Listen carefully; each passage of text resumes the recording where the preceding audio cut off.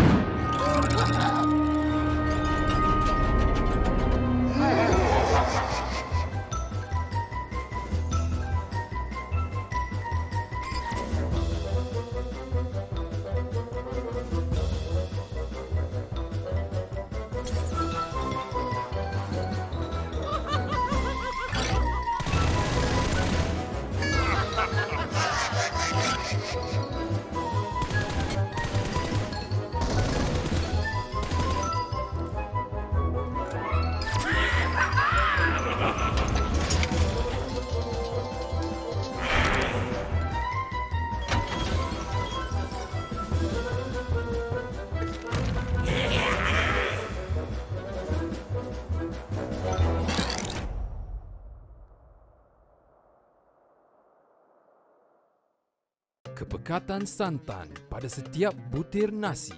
PUBG Mobile. Kepedasan sambal menjadi pembuka selera. PUBG Mobile. Ikan bilis, kacang serta timun. Nasi lemak, pilihan pertama di hati. PUBG Mobile.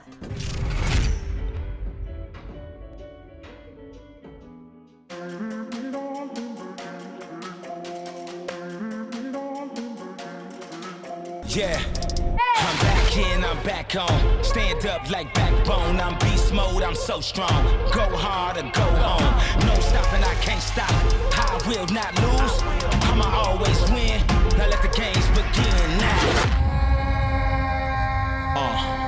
I'm never off my grind. I'm always on time. I'm ahead of the game, I'm first place. I'm in my prime. Hard work that pays off. I pay dues, I'm paid off. Cross me, get crossed off. I'm so fresh, I'm so raw. Go hard like a day. It's game time like game day. I ball hard and clutch play. It's game time like game day. Now let the games begin. Now let the games begin. Now let the games begin. I'ma always win. It's game time and I'm up one. Name something I ain't done. Name a body that's my type. Air Jordan, I'll take flight. I'm next level, I'm franchise. I'm top tier, I'm that guy. I'm the man of the year. I'm a man with no fear. I think like I'm a shark. The way I move so sharp. I go hard for the team. That's how I play my part. I'm solid like the foundation. I'm dedicated to greatness. I always knew I would win. Now let the games begin. Now I'm never off my grind. I'm always on time. I'm ahead of the game. I'm first paid off. Cross me, get crossed off. I'm so fresh. I'm so raw. Go hard like a day. It's game time like game day. I ball hard and clutch play. It's game time like game day. Now let the games begin. I'ma always win.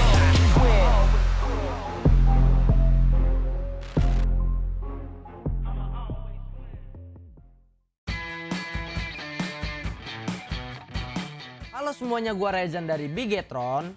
Selamat ulang tahun untuk PUBG Mobile yang kelima. Semoga game PUBG Mobile kedepannya semakin berkembang, semakin maju, dan semakin sukses. Nah, buat kalian jangan lupa terus ikuti perkembangan gameplay PUBG Mobile karena bakal banyak event-event seru kedepannya. Thank you guys. Merhaba, ben Türkiye'den Solkay. PUBG Mobile'in 5. yıl dönümü kutlu olsun. PUBG Mobile'in yeni yıl dönümü etkinliklerini sen de oyuna gelip keşfedebilirsin. Hello guys, it's me Suvin Kumar Prajapati र म team DRS नेपालबाट खेल्छु र happy 5th anniversary PUBG mobile र हजुर नबिर्सिनु होला 5th एनिभर्सरीको event आउँदैछ हजुर स्योर खेल्नु होला thank you Hello everyone, here is Lord from Iraq. I'm here to wish PUBG Mobile a happy 5th anniversary. Really happy to accompany PUBG Mobile through the 5th year. Hope to bring more fun contents to the players in the future. By the way, remember to try the new anniversary gameplay and rich activities for the limited time. See you there. Halo semuanya, gue Luxi dari Persija EVOS dan gue mau ngucapin buat PUBG Mobile buat ulang tahun yang kelima dan semoga PUBG Mobile makin rame, makin seru, event-eventnya juga makin makin seru banget deh pokoknya dan kompetitifnya juga terutama semoga makin ketat ya. Dan buat kalian jangan lupa ramein event nanti ada di game PUBG Mobile ya, di dalam game kita seru-seruan bareng di sana. Oke, sampai jumpa, dadah. Hello अस्सलाम वालेकुम, मेरा नाम आयुद उज़न और मैं आयुद का इन game leader हूँ। मेरे तरफ से पबजी मोबाइल को 5th एनिवर्सरी बहुत मुबारक हो। मैं ये गेम 5 साल से खेल रहा हूँ और इस गेम में कुछ नए एक्टिविटीज़ आने लगे हैं, तो चलो मिलते हैं वहीं पे। अल्लाह हाफिज़। Hello everyone, here is Jumper from Team Secret Malaysia. I'm here to wish PUBG Mobile a happy 5th anniversary. Very happy to accompany PUBG Mobile through the 5th year. Hope to bring more fun content to players in the future. Also wish PUBG Mobile to become better and better. By the way, remember to try the new anniversary gameplay and rich activity that are open at limited time.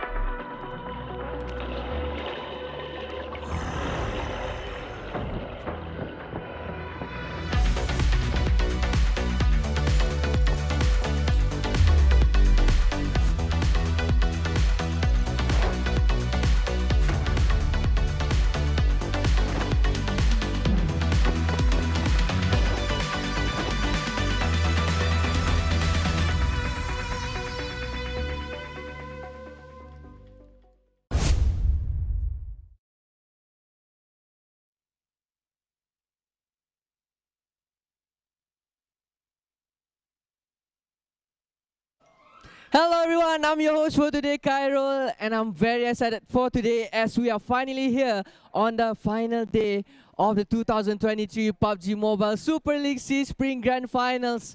And before we start, there's a new suit in town. PUBG Mobile has released a brand new X-Suit Steigen Leech. It has a very powerful and fantastic emotes that you can check it out in game. And now, today is the day we crown our champions of SEA who will take the throne and glory back to their hometown. Do shout out to your favorite teams in the comment section. But for now, let's interview some teams. And on my right side, we have a team from Malaysia and it's Yoodo Alliance. And I would love to invite Repo Boy to join us for the first interview session of the day, the IGL.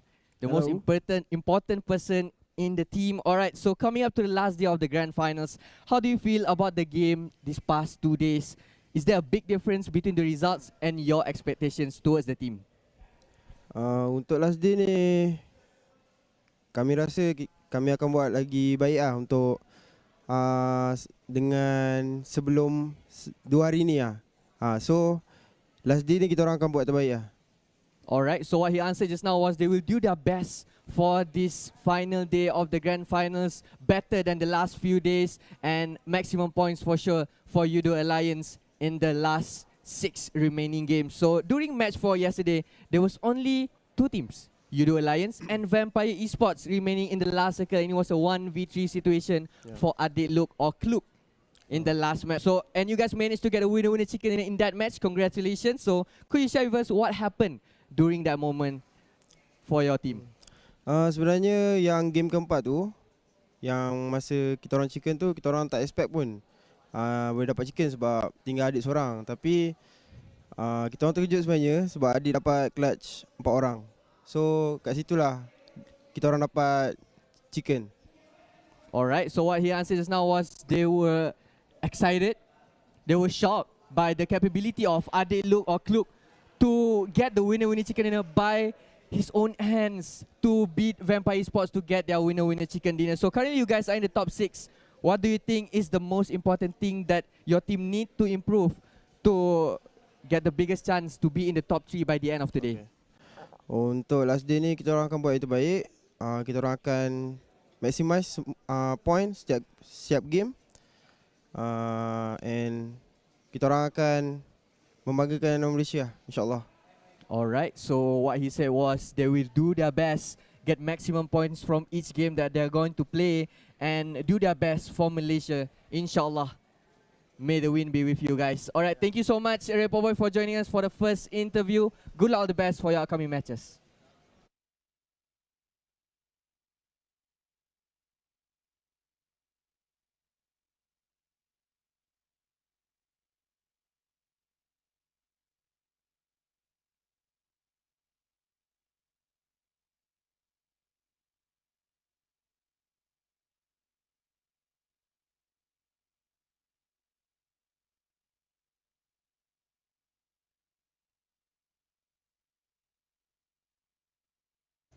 Alright, we're done interviewing the Malaysian team just now, which is Yoodo Alliance. And Repo Boy was the person that I interviewed just now. But behind me, there's a team from Vietnam, and it is Shine Like Diamond. As per usual, can we have Parajin, who you love to join us for the first interview of the day, and his interpreter as well. Looking handsome as always, Parajin. Alright, so today is the last day of PUBG Mobile Super League SEA Spring Grand Finals. And you guys are in the top 4 with a 24-point difference with the top 1 now. So do you guys have the confidence to overtake top 1 by the end of the day? Hôm nay là giải cuối cùng của PUBG Mobile, giải cuối cùng trận đấu cuối. Mình còn thiếu 14 điểm để đạt top 1 và đang hiện đứng ở top 4. Em có tự tin là ngày hôm nay đội của mình sẽ giành chiến thắng ở top 1 hay không? Dạ có ạ. Hôm nay team tụi em rất là tự tin để lấy chức vô địch ạ. Today our team is very strong, confident to get the top 1 of the champion of the games. You're always confident, man. Alright, so is there any preparation that you guys will make to keep your performance well and improve the ranking for your team at the end of the day? Em có thể chia sẻ là em đã chuẩn bị những gì để cho tăng điểm tăng hạng thưởng, mức hạng của mình và cũng như là đạt điểm cao hơn trong buổi hôm nay. Sau ngày thi đấu hôm qua thì tụi em xem lại giải và tự khắc phục lại các lỗi do ngày hôm qua xảy ra. Cho nên ngày hôm nay tụi em chắc sẽ thay đổi. For the yesterday, we already review on the play yesterday. We take our self revision, so we have more experience and also keep well for today performance. All right.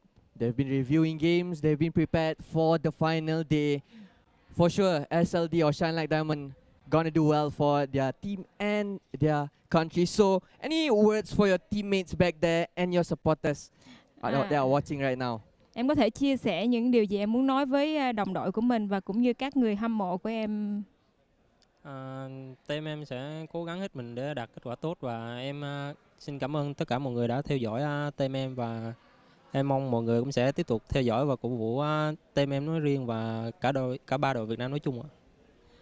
I would like to say to my team that we will try our best to get the best performance and also say thanks to all the supporters. Please continue to support us not only for our team, also for all the Vietnamese teams. Thank you. Lovely words from Parajin. All the best for you guys on the upcoming matches. Good luck, Shine Like Diamond. I think that's all for the first interview session of the Grand Finals Day 3. We're back to the casters desk. See you again. Bye-bye.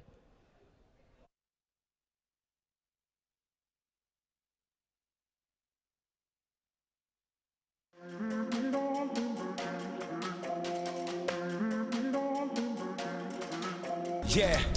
I'm back in, I'm back on. Stand up like backbone. I'm beast mode, I'm so strong. Go hard or go home. No stopping, I can't stop. I will not lose. I'ma always win. Now let the games begin now. I'm never off my grind. I'm always on time. I'm ahead of the game, I'm first place. I'm in my prime. Hard work that pays off. I pay dues, I'm paid off. Cross me, get crossed off. I'm so fresh, I'm so raw. Go hard like a day. It's game time like game day. I ball hard and clutch play. It's game time like game day. Now let the games begin. Now let the games begin. Now let the games begin. I'ma always win. It's game time and I'm up one. Name something I ain't done. Name a body that's my type. Air Jordan, I'll take flight. I'm next level, I'm franchise. I'm top tier, I'm that guy. I'm the man of the year. I'm a man with no fear. I think like I'm a shark. The way I move so sharp. I go hard for the team. That's how I play my part. I'm solid like the foundation. I'm dedicated to greatness. I always knew I would win. Now let the games begin. Now I'm never off my grind. I'm always on time. I'm ahead of the game. I'm first paid off. Cross me, get crossed off. I'm so fresh. I'm so raw. Go hard like a day. It's game time like game day. I ball hard and clutch play. It's game time like game day. Now let the games begin. I'ma always win.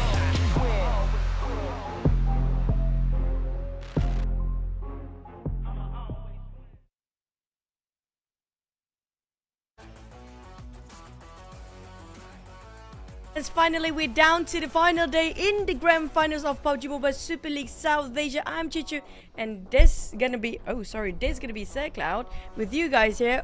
We both are super stoked and super excited. Speaking of today, Cloud, who will be the champions? Yes, today we will crown the champion as well as we'll know who will come in second place to move on to PMWI with a prize pool of $3 million as well. But of course, we gotta go through the formalities. You guys know this by now.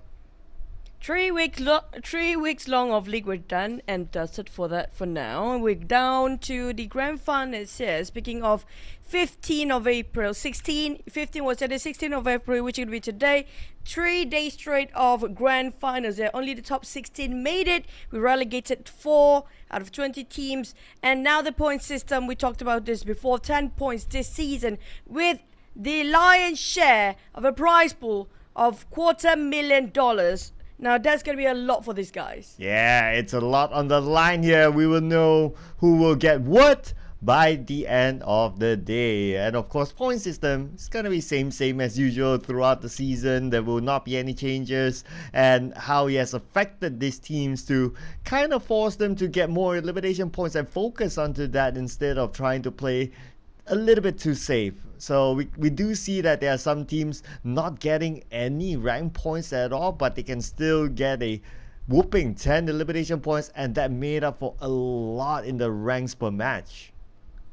Speaking of how this team started off when it comes to the grand finals, we do have the initial bonus point for their weekly rankings based on the league status and league's performance. Week 1, 2 and 3 bonus all total out to be the initial points, but not 100% of it. We'll only take half of the total bonus point of weekly, and it's going to be the initial points coming out from the grand finals, which I don't think that much of a difference anyway, because we saw the team taking number 1 spot for, like, example, for the teams that like FaZe.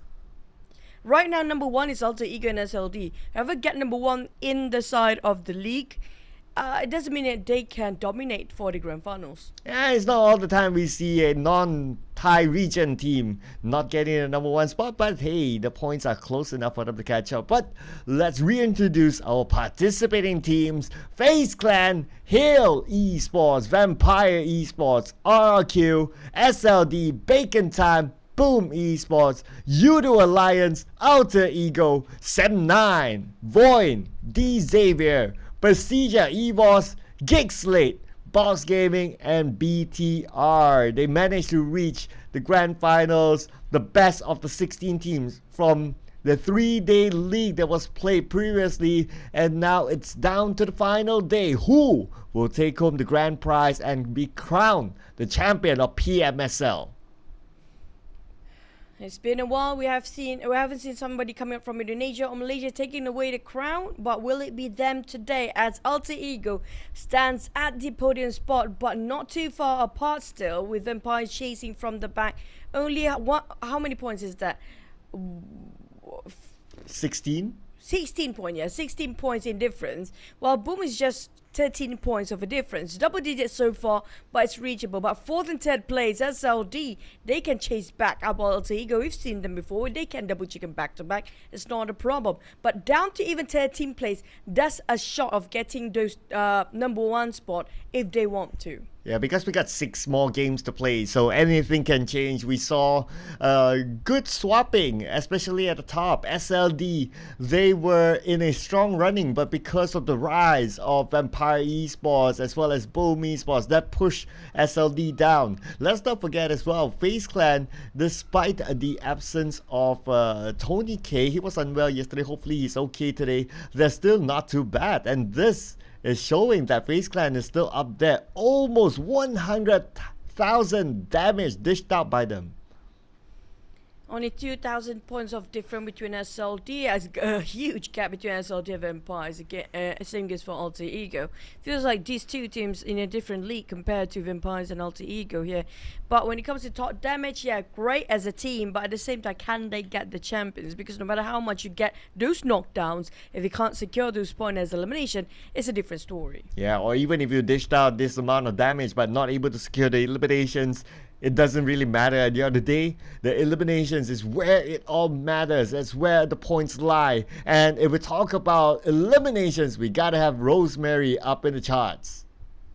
Speaking of Shrubs and Rosemary, I love this head-to-head. It's very fair between these two players because both playing pretty much the same role. It's just if you compare Rosemary and Shrubs, aggressiveness, you have to give it to Rosemary this time. Shrubs, I feel like after the CEC or South Asia Esports Championship, he's been tamed for a bit, he's toning down for a bit. When it comes to grenade, now Rosemary shows two different players when it comes to approaching those nades. You can see the grenade elimination is quite a big gap there between these two players. Shots more towards the opening or the entry fragger with his nades, and he barely misses his nades. But Rosemary, on the other hand, he loves his DBS, he loves those sprays. He's gonna go in with gunfire blazing out there. If you compare with these two players, Shrubs is a better, or I should say, more safer approach compared to Rosemary, who tank himself and being exposed to the others by, you know, spraying out there. Well, if you compare with tossing those grenades. Yeah, the main challenge of Alter Ego is to keep Rosemary alive, because for the most part, he gets knocked early, and when we speak about early, it's like very, very early during the looting phase still. But if Alter Ego is able to keep Rosemary alive till the end, he's able to show his stuff. So keep him alive up to like circle 5, circle 6 onwards, and we'll see the best of Rosemary. And speaking about seeing the best, we got a recap on whatever happened yesterday. The rise of Thailand. Basically, they were quiet on day number 1, but day number 2, as mentioned by Kwanji during the interview, they are a team that's capable of coming back. I agree. But can they hold today? We're talking about today is the final day, Cap. First day, very super aggressive. Compared to the second day, that was the day of judgment. But no judgment or no sort of judgment can recall it yet. There's no sort of nothing to see if there's so... We're talking about if somebody can dominate in second day. There's nobody can actually do that right now. And coming up for the final day, it feels like whether we're going to have a very silent game, very silent day, a very super aggressive day, due to how the teams want to chase out that number 1 spot, because the gap and the margin is just too little right now. Yeah, it's close, and that's great. At least we kind of know that, well, we'll be keeping anticipated until the final game, hopefully the final game. But speaking about the games that will be played today, so as usual, nothing's going to change here. We're going to start off with Sanhok, and we're going to play 3 Erangel maps. We'll wrap up the day with 2 Miramar maps, and then we will crown the champions of PMSL together with the second team, who will get the slot onto PMWI that will be played at a later time. So Sanhok, that final map, it's a wildcard map because of how the circle really affects the game. I agree. Sanhok yesterday, I mean, day number 2 was super challenging. At least the Miramar maps were nice and were fine. But when it comes to the first 2 maps, Sanhok and Erangel, it was completely blowing off our minds there. But for top sound performers, it's going to be alternating between Indonesian and Vietnam team. Alter Ego, Vampires, Boom and Bacon time. We saw Alter Ego closing up his second day quite strong, still consistent, but not as strong as day number 1 there. And they getting themselves quite a huge volume when it comes to the first day of grand finals for their chicken dinner, plus those elimination in Sanhok itself. But Boom and Alter Ego, we mentioned about this multiple times, very similar. Vampires are being at time. I'm surprised Hill and the rest of the other Thai team is not dominating for these grand finals. Yeah, Hale used to be in the top Sanhok performance list for a couple of weeks, I believe, but then again, they've been falling down the charts, falling down the pecking order in the top Sanhok performance. But does that mean that they are not a threat? Definitely not. Hale Esports, they are still able to put in a threat, and I believe that, you know, like what the interview said, and also the Thai team said themselves, there's a lot of respect given towards the Thai team. So do not look down onto Hale Esports, despite them being a little bit more quiet as compared to the other Thai teams. But here we have it, our caster predictions for today. Choo Choo, talk us through your predictions. I mean, like, you guys know by now that there's no way I'm not going to select Alter Ego in the grand finals. They're pretty much my favorite team right now. I do love the Octa and Rosemary. If it happens to be the last 2 fraggers, yes, but they always split it themselves into 2 different combos with Fnatic and Potato. But for Vampires, I feel like today is going to be the day they want to really push it out. But Tony K, yesterday he was not well. I'm not sure how he feels today, but I feel like today Vampire, really going to push it out. Due to yesterday, they have been benching out most of Tony K's performance. So today they want to redeem and have those compensation back. SLD, they're so close of getting it. There's going to be a huge drive coming up from their backline there, because they do know for a fact they almost closed number one. They had number one before, just they let it slip their fingers. Yeah, and I just mentioned about how I feel about Hale Esports, not a team that to be looked down upon, hence they are in my caster prediction. And GEEK SLATE, if you gotta think about it, they are getting a little bit more consistent recently, and they could be one of the surprise teams who could take that top spot, or at least the number 2 spot onto PMWI as well. They are amazing players. We saw how the 2v3 or was it 3v4 yesterday inside of that Erangel game, and it was amazing. It was one of the best closures to a round that they managed to get that chicken dinner, and it was great coordination by GEEK SLATE. It just shows that they still have it, and after the 4 days break, and now they seem to be a refreshed team. Probably they worked on their burnout, and they'll be looking to roll today. Boom Esports, well, you gotta have them as well. If you have Alter Ego, you gotta have Boom Esports. They also have this level of consistency that they can get, but it's a matter of how will the other teams fare as well. That will also affect like Boom Esports performance, because Boom Esports, they are a good team, but there are other teams that are even better that can pose a challenge to them. With firepower-wise, aggressiveness, we do know Boom and Alter Ego do have it. But if you talked about tactical, when you talked about strategy, I feel like it's more calm and collected and more composure coming up from the ties. But at the same time, we're talking about the Indonesian team mostly are coming in with aggressiveness. They want to go for fights. They are those scrappy players. They're forcing into fights after fight and initiating those brawls compared to the Vampires or the Ties. The Ties, yeah, they might actually go into the center of the circle quite early, but they want to play as tactical as possible. Very minute details, down to every single detail come up from the Ties to calculate every single thing before they open fire. But if you compare with the Indonesian side, they're more intuition and more sort of a game sense, following in more towards their hunch. So if you compare these two, I feel like one of the other have to win. But in this set of format, I do prefer what the Indonesian teams offered compared to the Ties. Yes, it's great to be very meticulous about every single thing, but the chicken is just 10, Cloud. Well, the chicken is just 6 now. 6 left, that is, for the teams to gather. And who knows, gathering the chicken dinner could be crucial towards the end. What if we get a tiebreaker? So the chicken dinner will be the first tiebreaker among the teams as well. So it's something that they need to take focus on, not only on getting regular points every round. Of course, that should be the main focus, but who knows, when it comes to the tiebreaker, that could happen because of how tight the points are. It could be in effect. And if it becomes in effect, then, well, you don't want to go out because of the tiebreaker. It's one of the worst feelings ever. Yeah. But at least if first and second place do have a tiebreaker, then both get the PMWI. I mean, the difference is going to be just the prize pool then. Well, and also, the crown champions, because, you know, people don't really remember who gets number 2 or number 3. People just remember like, oh, they were champions of that PMSL. People will remember it for a while. So I guess it's a big selling point too. But I think if it happened to be tied with the champion this season, and they happen to both be going to the PMWI, I think both would be remembered. But yeah, but it sucks to be a second Bass instead of the Bass. You cannot claim and take the title of you are the Bass in South Asia. But speaking of the teams, now we haven't seen the best of PERSIJA, EVOS, same goes for ARC. It feels like they want to show everything here, but today we can hear the cheers and everybody just having a bit of a high five there. It just shows the players already been queued up to be in the lobby. Thumbs up from all the teams, feel like they're not just cheering for their own team, they're also cheering for the other teams down there, giving a lot of support. These guys, they have friendship bonded throughout the years, even though they are foes, even it's their enemy in the game, but they are friends, super close friends indeed, actually outside of a game. Looking at over some of the lineups, right? 7-9 definitely has built a friendship within them. Looks like they're sticking to low U and long disc combo, and I do agree, you did mention before that you like that combo. I do like that combo as well, so they're sticking to their best possible combination now in this round, and 7-9 definitely needs that push because right now they're down there. They want to try and climb back up because all hope is not lost yet. Anything can still happen with the 6 rounds. So 7-9 putting on their best lineup. Let's see if anything changes.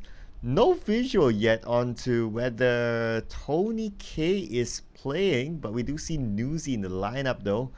Hopefully we're able to be seeing a Tony K, because not only he does perform for his team, but he's also in the running to be one of the top eliminators in PMSL. I feel that Tony K probably will jump in when it comes to Wrangle Emerald maps, which are going to be played more compared to Sunhawk. So maybe he's just resting it out for a bit, because he needs to make sure that he is in his peak form. It's going to be that, you know, you don't want to be that person when everything performs so well, and by the end of the tournament, just things will work out for you. The final day. And that sucks. Yeah, I know, right? It's like the timing is just not right there for Tony K. Hopefully he's able to come back, at least give him an opportunity to catch up on those the stats for the other players as well. GEEK SLATE, they are going in with the same lineup of Stuxnet, and we do have a first visual, first look on the trophy, and wow, this looks good. I think this is why there's a lot of oceanic circle. Look at the top there. That shows how it looks like the water in the game itself. But I like this. This is super, super sleek.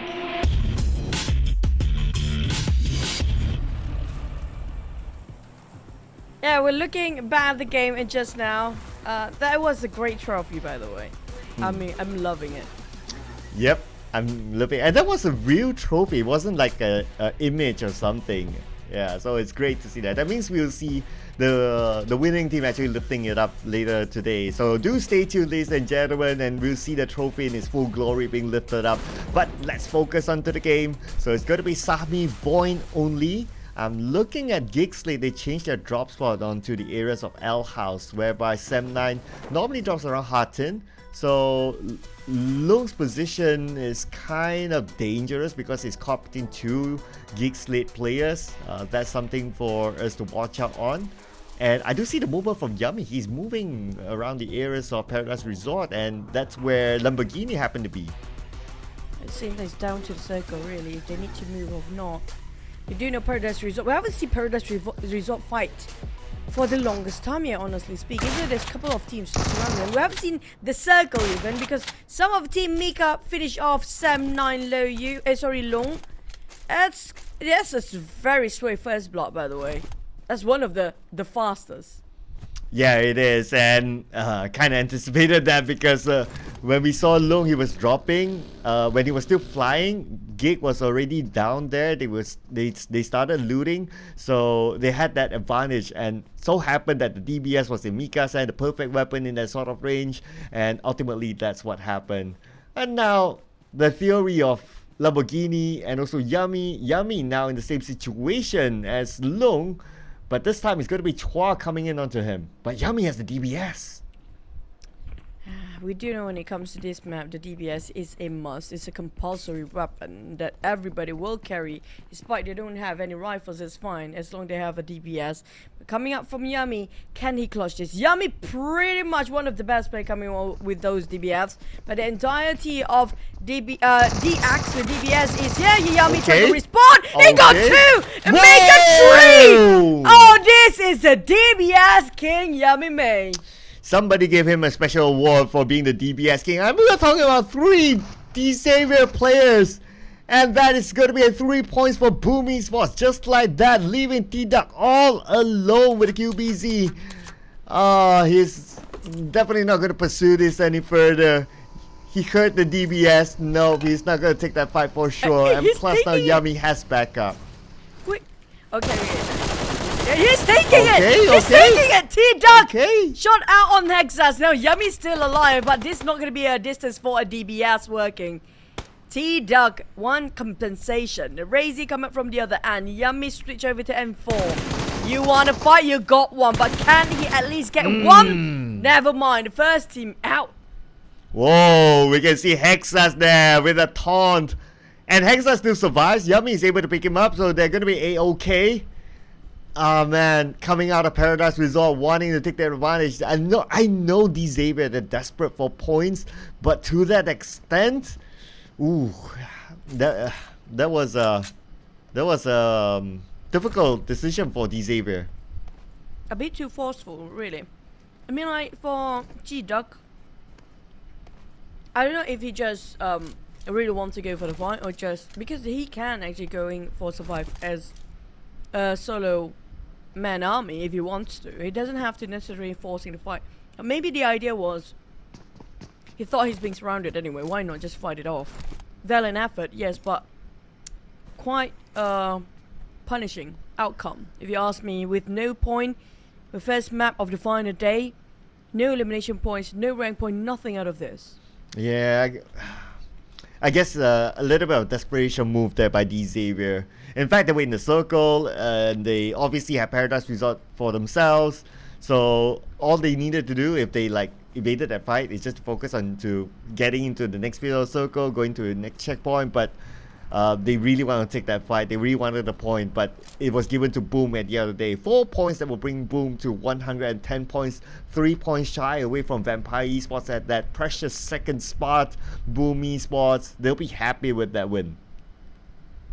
But every point is a dime right now, Cloud. We're talking about to the last wire for this team. The only difference is going to be that 1 point by the end of the day to make a difference between getting those champions or not. But Yummy, when you give him this DBFs, even no helmet at this point, his vest was almost totally shredded. But he clutched it anyway. That was incredible. Oh, okay, that was, I think that was a replay or something else. But anyway, Boom Esports, they'll be really, really happy with that. So 4 points in the back. And now, VOIN, the team at number 16, Vampire Esports. Alpha is just going to let it go. Oh no, they spot him out, so now he must take the fight. Alpha pretty low on his HP. Stone, not going to even stop. VOIN. Feels like this is a bit off for them, a bit too forceful with one player only in the front, 1-3. Max just made a big U-turn, cancelled it out. He wanted to help his friend just now, but a bit too late. What Vampires, we can see even though they're just working as a 2-player right now, maybe going for 2-2 formation, but they're not even reluctant. No sense of reluctant or panic coming up from Vampires. Casually, composedly pushing into it side of VOIN. VOIN on the other hand, feels like a bit messy here today. I'm wondering if he stayed put, would that change anything? I think it was spotted by Vampire Esports at the other day, so he had to react to it. But at least they managed to trade it back, so there's going to be one elimination. But Bacon Time on the other side seems to be interested to butt in. They're only outside circle, so it's going to be worthwhile they take this fight against VOIN. For Vampires, 2-2 formation, the other two going for the safer spot. The other two going for those kills and eliminations. It's going to be Straps buying down though. Like mentioned, the trade done, damage done anyway. But for the Vampires, what else can they do? They just work out the best that they can with the present. If they're a trio, they're still going to work wonderfully well. Rosemary on there then taking a lot of the blues and saying this for Sem 9. Now this is surprising. The entirety of Alter Ego, I'm not sure where they are at, but there's only one Rosemary. Happened to be solo-handedly going into this blue zone by himself. Maybe Octa is alongside with him. But this is going to be greeted by the side of 7-9. A big, big problem if they get shot down due to the blue zone is alongside with them. Well, unfortunately the circle didn't favor them, so they have to tank out the blue at some point. It's just a matter of 7-9 whether he can get a knockdown, and if it does, like what's happening now, depth, sharp shooting indeed. One knockdown there, and it's going to be low you on the Rosemary as well. Fnatic caught out, and he's going to be shot from the other side, but Adib's almost gunned down. Octa, there's nothing much he can do. You need to get out of this alone. They need to get out. Both teams actually do need to get out. A bit too far from the circle here. And this happens to be, whenever you see this coming, both teams might not make it to the top 5. You know that for a fact here. 7-9, they're starting off with 3. Managed to get a bit of damage to the side of Alter Ego, more than a bit. Heavy casualty on the side of Alter Ego, down to one last player. VOIN on the other hand, also down to only 3 players left. Caught by the side of GEEK, SLATE now firing back. Stuxnet now down on the ground. BTR coming on the other side with also FaZe. Now if they happen to keep it going for VOIN, they might get sandwich here. Looking at current VOIN situation, looks like they are pretty clear. GEEK on the other side should be able to pick up his teammate. That should be fine. They're just waiting for VOIN to just move away, just to be very, very sure. Now they're going to get the next compound over GEEK SLATE, and from this compound you're not going to get a good visual. So it's more of like VOIN just putting out that warning shot, managed to get that one knockdown, and definitely they're clear to come over. At least VOIN, what they're doing is that they're managing the road early on, since we're still stage 2 of the circle. So that's a necessary move for them. There's still a lot of space, absolutely fine. But Hale and Yoodo Alliance, it's not the first time actually we see these two fight inside of Camp Bravo. So it's been a while, but it's going to happen again now. Instead of vampires, they are trying to find the best position that without any sort of contest. Or maybe trying to find himself a spot where they can be the third party instead of the main attraction for the teams. Now boom, greeted by Box. Oh. That's going to be a clean spray coming out from Shino. 3 down, back to back, triple with the help of Capone, leaving only Razy behind. Razy, we saw how he can actually play alongside with all the other team against himself and just against all out there. Himself alone, he did it before, he can actually still do it, but he needs to buy a bit more time. Right now, Box just wants to get him out of the equation, but can he just slowly, sneakily get away with it? The moment he stands up, he'll be shot down by Box Gaming, so I think that he wants to try to win this fight, but it's not going to be easy, obviously, because Box Gaming has that elevation. Okay, he tries to get away. Box Gaming, okay, they happen to leave this area, so it's going to be clear for him. But for the news of Alter Ego, it's only one player left, and it's not going to be good as well. Same goes for Boom. They happen to have this, like, I don't know, this sort of like a connection. When one performs, the other does. If one doesn't, then somehow the other doesn't. I don't know, is it like kind of like a connection that they have because they have the same color scheme? Because it is. We do have Ghosty taking on PERSIJA EVOS. Hill Tiger shredded his, I think his helmet almost entirely gone. With Barn being the next last few circles, we do have too many teams coming from the southern side. Out of 15 teams, there's going to be like, what, 4 or 5 teams only from Paradise Resort and Camp Bravo. The rest of them will be gatekept by GEEK, SLATE, FaZe and Bacon Time. And that's going to be a huge haul for them if they stay in the southern side and gatekeeping it. SLD taking on RRQ back to back now. Not sure what is happening on the other end, but PERSIJA EVOS, this is very peaceful for them. Well, another one FaZe versus GEEK, SLATE. It's not peaceful for GEEK SLATE now that FaZe Clan is in the compound, same as GEEK SLATE. Mika now only one still standing, but GEEK SLATE couldn't stand the fire coming in for FaZe Clan, and GEEK SLATE became the second team to go out with only 1 point in this round. DBS is everywhere. 3 elimination coming up from FaZe. 1-0 on Mela. But Mela, will he actually clutch against Bacon Time? Yes, he is. Shetty down on the ground, finish off straight away. Mela wants 1-2. Now they got a 4 for the entirety of FaZe. Already clutched the entire squad. But Bacon Time greeted by the hands of Mela. Touch now not happy with that. Reply with a fire to the side of Mormon. Now Noise on the other hand trying to find any sort of Mela. Wait, what? Why Mela? Well, why Mela? Too bad it has to be Mela. And now with Mela down, it's firepower down for FaZe Clan, but Venturas has a good amount of firepower in him as well, but it's up against a DBS helped by 9 Noise. 9 Noise will finish off Mela. And now it's only Onzens on the other building with Venturas down. Bit tough coming up from the ones that are actually in the blue zone, but Bacon Time, I feel like this is definitely in the center. Bacon and FaZe are dying to get their hands onto this compound right now. Boom fighting against Sem9, if I'm not mistaken. Whilst the side of Bacon sharing the same compound as FaZe, they're paranoid running, especially FaZe is running low of man. Sem9 finish off Boom, where Dex are going to be eliminated, but at a great cost. Left with only 2 players left coming up from Sem9. Bacon Time on the dead spot. 100% shot! He can see through those! And Touch taking it away, saying it's for Noise. FaZe have to bow down at 13. Nicely done by 9 Noise. That was a good move by him. Not needing any prone shot to connect the shots. Beautifully done. That is skill, ladies and gentlemen, and that is you knowing how to play the compound. That is, of course, that of course relies on a lot of knowledge to play the game. SLD on the other hand, Yoodo Alliance came out of their camp, and now it's going to be SLD feeling the wrath of Yoodo Alliance, but Alter Ego is out, while Vampire and SLD is still in. There's going to be a huge opportunity for Vampire, especially for them to actually take away that #1 spot and stay and maintain up there. But SLD will try to fight for it as well. They tried to take down a Yoodo Alliance, and VTR coming out from the other side. Sam9 got themselves the circle, while Ghost and the rest of them have to cut across Yoodo Alliance and Box Gaming after they're done with this. While Yoodo Alliance realize they're not inside of a circle, even they try to get into where Box Gaming is, but we're a bit too late now. They do have the middle ground instead of the high grounds. SLD now cornering Yoodo Alliance. They split themselves into 2-2 formation right now. 2-1, sorry. PERSIJA, EVOS, Luxy take it on Vampires, and Stoney's on the ground as well. Oh no, they can't take the #1 spot if they're being eliminated early now.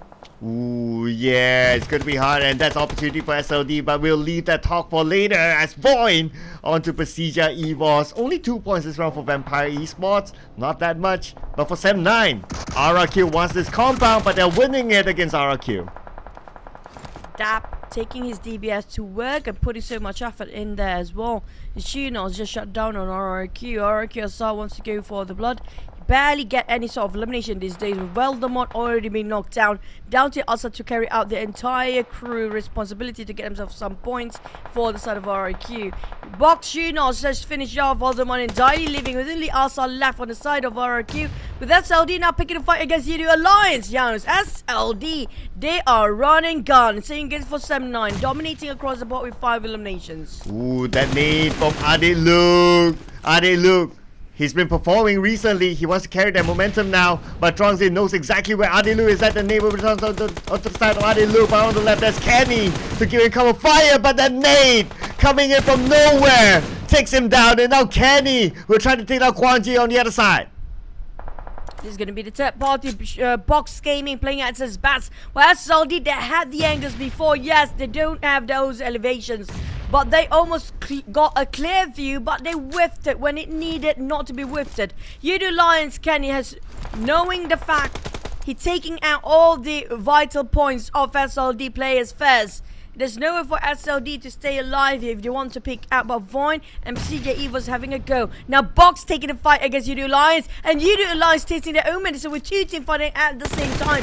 Box being the third party, while PERSIJA EVOS just finished the last play of VOIN and Yoodo Alliance back to back out. That is it for VOIN, but they managed to get 4 elimination points at least. Kwanji will be eliminated by the zone. That means SLD is out. All the top teams are currently out. We're left with mostly page 2 teams now. It's all down to the ranking points to make a difference here. We don't think there's going to be any budge when it comes to the top 5 of the overall ranking, but unless if it's going to be coming up from the second page teams here, which most of them except for Hill, and if I'm not mistaken, Bacon Time and Sam9, BTR and Box have been grinding themselves since day #1 grand final, couldn't get any double-digit points. This is their time to push up the ranks. Now Box playing this very intelligently. I'm talking about genius plays as a third party from afar, not investing too much when it comes to utilities and the ammunition, resources wise, being preserved. So they're just taking the fights in a very long fights and just trying to poke from the sidelines instead. That is smart, but the thing is, you can't play like that to secure the chicken. They still have to fight the brawls. Well, you want to fight, you probably get it soon, because BTR is just next to Bacon Time. Bacon Time on the outside, BTR on the outside as well. They need to clear their flanks, and BTR is aware of the threat from Bacon Time, but the zone will push them anytime soon, and by then 2 teams will need to come out. The moment that happens, then the fight will begin. For side of Bacon Time, they're trying to open up the angle as wide as possible, just to make sure they will not be cornered, will not be jumped down by the entirety of one nade to finish the entire cluster. So Bacon Time, they're trying to open up the spaces and angles, so just in case if there's somebody behind there, will backstab them or some sort. But Gen Force definitely wants to go in for Bacon Time. He heard the audio cue, he heard the engine started. He knows for a fact they're a bit too busy to just navigate themselves in the center of circle, but it's a bit too late now. The moment he tossed those nades, there's nobody there. Okay, speaking about tossing nades, let's see if any nades would land Right now, Ice, he has an exit plan in case Nine Noise and his teammate 3touch wants to get out of this. Right now, they're left behind, and then nade from Nine Noise lands onto Gen Force. This could be an opportunity for Bacon inside the circle, obviously moved away. And with that signal, Ice is coming back to give cover fire. They are rushing into the side of BTR, knowing for a fact if they don't take down BTR, they will be backstabbed by this guy. They need to force a fight anyway. Ryzen now trying to save Janforce along the process. Only a couple of the players left here. But where is the one player coming from BTR? Where is Bovel? I believe he's just behind, probably looking for an exit point, because if they stay too long here, the zone will put pressure onto them. Bacon Time has the same idea as well. They managed to pick up each other. So now they're going to rotate to the left. Scouting work was done, so they know that on the left is clear. Sort of a bit hesitant coming up from some teams. Knowing nothing about the position of the other side. Box taking the middle ground while BTR taking those elevations right on top of Winnie. But Box do have a 4. They have a huge chance to win this. Seeing it for Hill, which not taking any part and finally breaking the silence. Ryzen taking on to a side of Lavi got the opportunity he needed. But at the same time, the Blues are against BTR. They have to force forward, but can't do so due to Box now firing back. But random spray by Giant's Force in the smoke. Clip another one. Down to 2 players. They are forced to take Box King for this fight because they don't have a choice. But they make it so clear and so clean by BTR. Oh, but it was Flash nading down Capone and helping BTR in the process to get into the circle. But of course, there's a point for him. He'll be happy with that. And now BTR kind of saved by Hill Esports, and they can move in, but they're still being shot at. Tiger will support Sky only from the back line, while Bacon Time are trying to open up as much angle as possible as a trio. Down to 3 players. Hill got the most men, going with 3-1 formation. The flanker will be the anchor for the team. He will pivot so much when it comes to getting those off angle and the blind shots. But the side of Hill, they're going back to 1-2-1 instead of 3-1 just now. Knowing for a fact it's going to be more than 1-2 they have to deal with. They have to open up the angles. Bacon not going to waste time. They're going to hop onto those vehicles while Touch remaining as the back line. They're just going to bait out with 2 players in those cars. And Noise managed to advance forward, getting an off-angle position. Now this can be a crossfire for Bacon Time. This is smart. This is just cornering Sam 9 all around. Oh yeah, 7-9 caught between 2 teams, and both teams are eyeing that compound, but who will make the first move? Anyway, the answer is here. Adeb's on the 3-touch. Managed to eliminate him. And now, Bacon Time down to 2. Hill Esports still has the numbers, but none of them really needs to move yet until stage 8.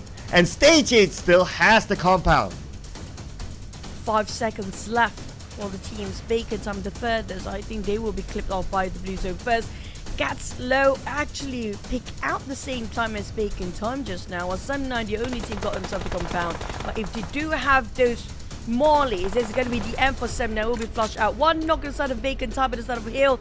Gats Low will chunked down by the Blue Zone. But here comes Flash. Trying to clear the corners with those Mollies and the nades. Great at Sam 9. Now they're cornered. Can they counter fire? Tap on his knees, saying it's for this Sam 9 being obliterated in the hands of Hill with 5 eliminations now. And Molly well placed, and now it's going to be 9 Noise against the world. Looks like it's going to be Hill Esports Chicken Dinner. They have control of the circle. They have the numbers. They're going on to 9 Noise and Hill Esports. As we miss them inside of Sand Hall, they say nope, don't miss us, because this is our chicken dinner. They were quiet almost the entirety of the fight just now. And they were coming up where nobody else was. They come out from the side of the north. And it was well worth it. They waited for a long time for somebody to pass by, but nobody passing by, so they have to take the fight. They have to go to those fights. And Hill, like as per usual, Cloud, when it comes to Sunhawk, you know for a fact the team that not being given those attention to on the other side of those hills will be the one taking away the chicken. And Flash, he didn't even try to push out those damage out. 400 over, he got himself 4 eliminations. Like, why not? Yeah, it's pretty much like everyone he hits, he gets. And he kind of helped BTR as well at some point with the nade. So even from that range, he's still able to secure elimination points. Beautifully done by Flash overall here. Hail Esports, the least amount of utilities used. Almost the least, yeah. Okay, Box Gaming had the least, but that's pretty low for a chicken dinner team. Hail Esports, we got Bacon Time on the second team to watch. 7-9, at least they're there, and they have a 1 minute 19 full squad time because of the elimination of Long very, very early on onto GEEK SLATE. But yet they're still able to stand up and get a third place finish, which is not too bad. I agree. I mean, like, Sem 9, we haven't seen a lot of them when it comes to the entirety of the grand finals. This is a good start coming up from the last day here. We do know for Box, yesterday was their rise, was their level up time, where we talked about the second half of the map, where they start to getting those eliminations. But Bacon, it has been up and down hill, starting from today. I think today might be their day here. Yeah, that's why. I'm just putting it out there. I got them my prediction, so that's one for me now. I'll be looking forward to see if I can get more. Congrats. Seems like we've been scoring quite some of the chickens when it comes to our prediction. Last, I mean, like in the history of our prediction, we barely get any back then, right? Yeah, so I'll be happy to get that first one still. Well, there's still more to come. Of course, it's only game number 1. We got 5 more games to go. If we can score all 5, that will be the perfect scenario for both of us. But anyway, we're going to celebrate Hail Esports with this highlight. And look at the fights here. Bacon Time, BTR, and then Hail Esports had to come in from one area.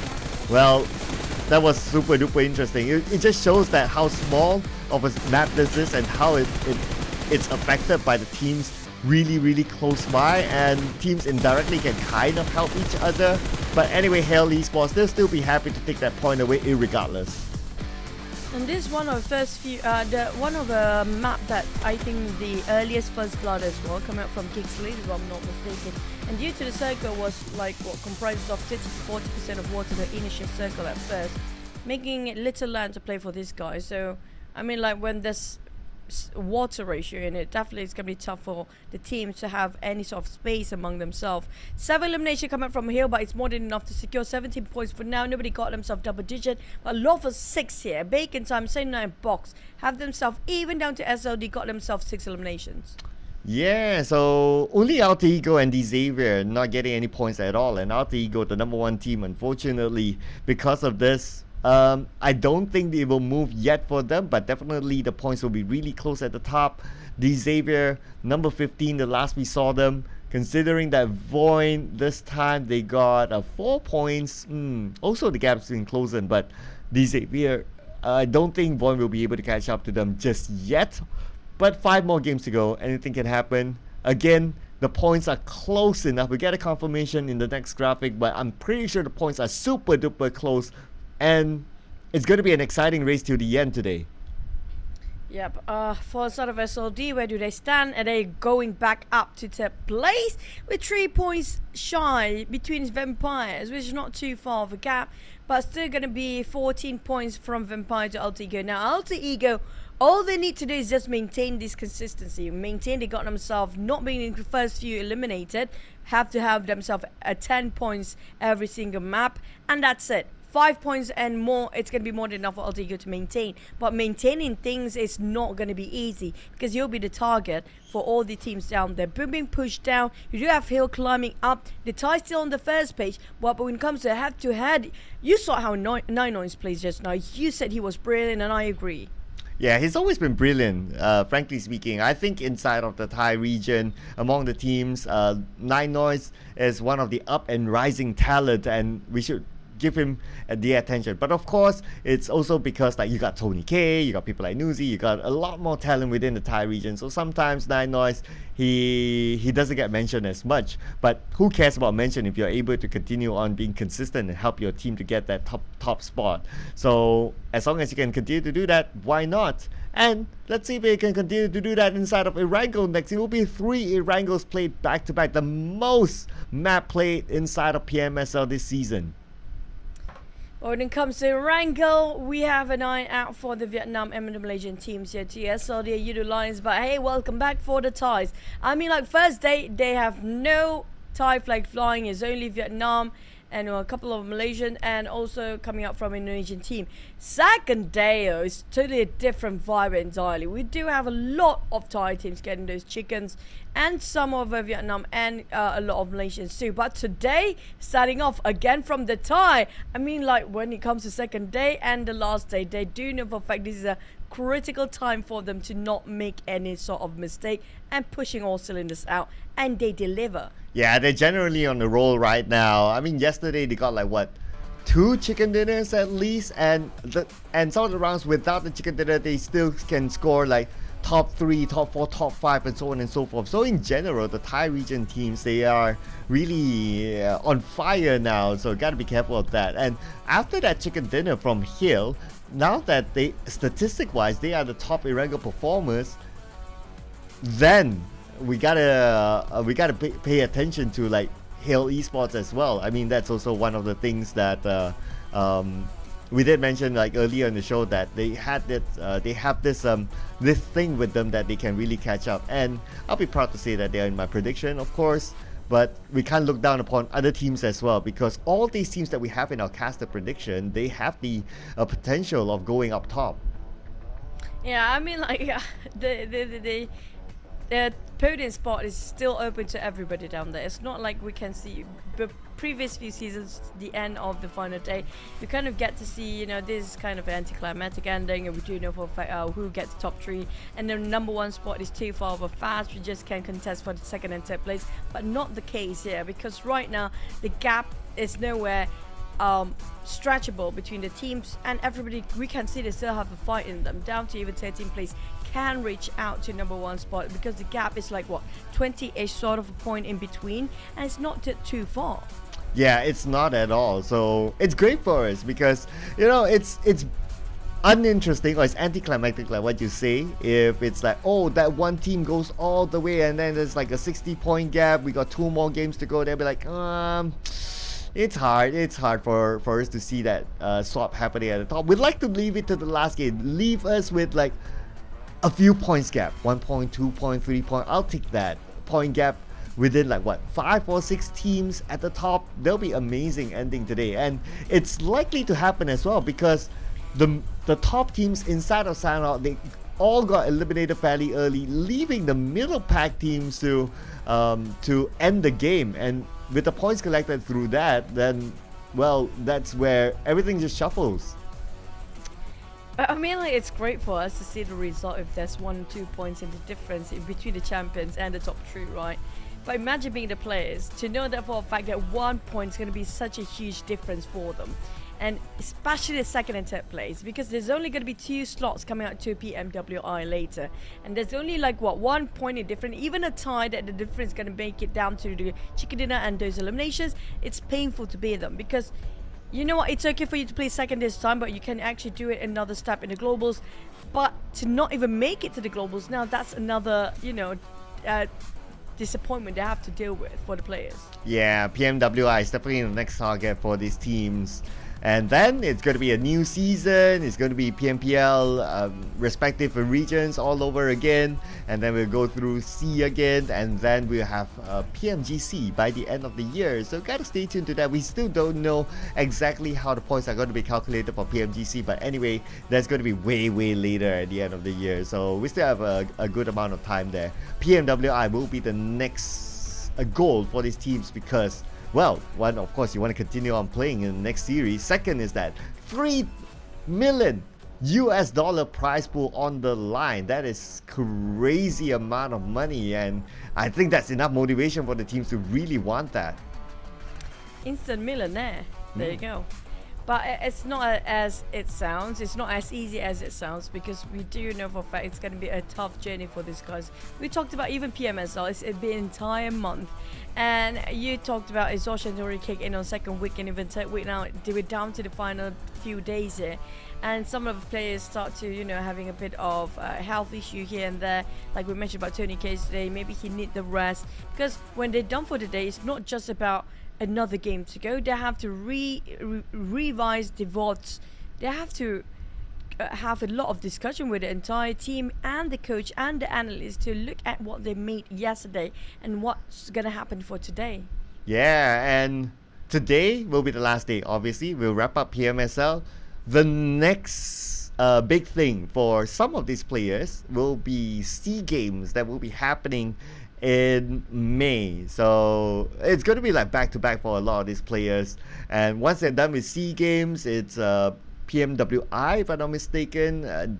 Don't know the exact date just yet. And then it's back onto PMPL following season for the year. I mean, it's just a full-blown calendar for these teams. So maintaining good health, maintaining good mental health, physical health, and also sorting out whatever personal matters that they might have is important, because this entire year is just jam-packed for the players. I agree, and we haven't even reached the topic about being homesick. Man, you gotta miss your mom's cook right now. You happen to be away for such a long time. But for these guys, you know, they know their focus, they know their main objective, they know their purpose of being here to be the best in Southeast Asia, one step at a time. Now, DX, they do have Lamborghini playing here today.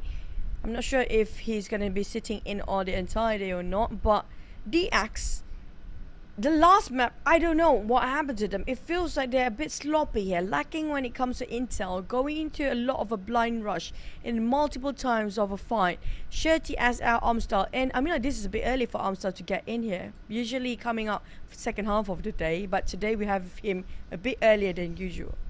Yeah, normally yesterday he came in like the last game, the last Miramar map. So this time they're going to switch things around, freshen things up a bit. Maybe it's also because of fatigue from some of the teams, or hopefully we don't get a team news of someone is feeling unwell, because we always wish everyone, not only the players, the people behind the scenes, production, even you guys at home as well watching this, do keep yourself healthy as well. We do wish you guys always in good health, as are the players as well, because it's going to be a long day, long journey for them being a player. A lot of sacrifices are made, and you talk well, and you mentioned well about like being homesick. These players, those are some of the things they need to sacrifice as being players.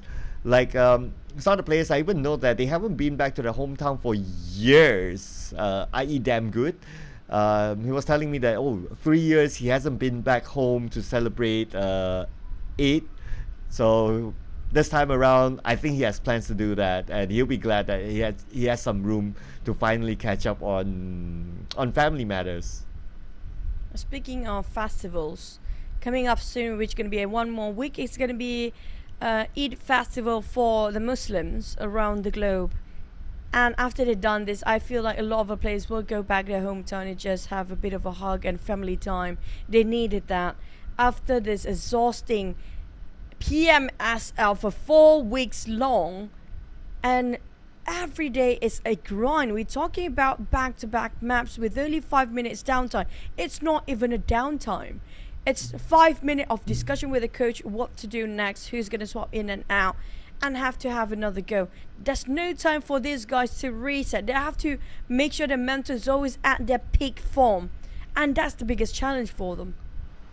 Yeah, it is. It's actually a lot of days and a lot of games with this sort of format. And even though if you're not playing, even though if you're like, you're sitting on the bench, maybe you're taking a break, but still you're still involved with the teams. You're still involved with whether the teams perform or not, and you're still involved with discussions with the team. So you're still actively working, even though you're so-called like being benched because you needed a break and so on and so forth. Yeah, you're taking a break from the game, but you still don't detach yourself entirely, and that is just exhausting for the players. We can see them like, okay, this is the last day. Some of the players are already like, as compared to like day number 1, we can see a lot of cheers everywhere. But today, you can see the difference between them in today versus day number 1, and hopefully they'll be able to cope up with that, because in order to be the best, you gotta do that, you gotta get through it, and let's see if they can continue to be the best inside of Erangel.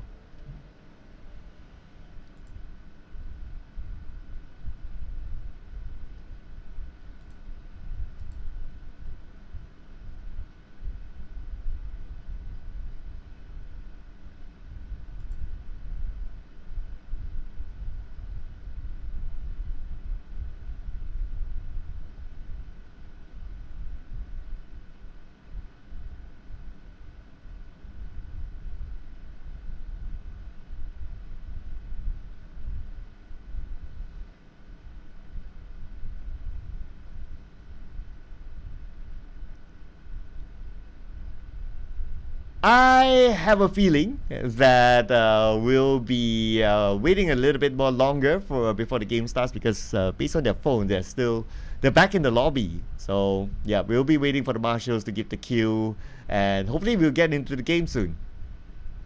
Yeah, it feels like there's going to be a sort of a remake for now. For the players, at least they have a bit more time to recollect their thoughts about how to approach Erangel next, because Erangel, so far, SLD is quite strong due to they are the one that are getting a lot of Erangel maps. Chicken by far the only team got 2 chicken back to back in the grand finals in Erangel particularly. But right now we do see the high five. We're going into the map this time. So are you guys ready? Finally heading into the OG map. We can't wait to see who will take away the champions in Erangel. Who do you think it will be, Cloud? Ooh, it's gonna be tough, right? Because like the top teams eliminated early, and in sign-out we see the middle teams instead. So it is anyone's game at this point. All of them are great, awesome teams. Of course, if I were to answer your question, I would like a team from my prediction to actually hit it. So, you know, bragging rights. SLATE is there as well. Maybe SLATE because, well, yesterday they were great. And if they can continue on their performance today, they could be one of the surprise teams to break into the top 3 or top 2. I think right now we're heading into our maps. So let's get straight into Erangel now. Not wasting any more time. Starting a day, last day of the grand finals of the second map of the day, the first ever of Erangel. Where will the circle be? How will the flight path be? But before that, we still have a minute to go. Thank you for the timer again. And also, I want to taking this opportunity to thank all the production. I mean, like these guys working tirelessly by the clock. You know, they definitely exhausted as well for the entire month. I've been working every single day for production crew. Thank you so much, guys. You've been awesome. And all our talents too, including you, Sir Cloud. You've been amazing. And our viewers out there. Don't forget to like and share because you guys are awesome like that. I want to give the finger heart, but we are not in the caster camp. So finger heart to you, Choo Choo. Aww. Yeah, aww. You're being sweet today. Thank you. Oh yeah, I had a little bit too much sugar today. But hopefully the players are pumped up as well with sugar in their body because they're needed to get through the last 5 games of today. Without further ado, the timer is counting down. Let's go. Let's head on to our most played match on PMSL. Other than Erangel.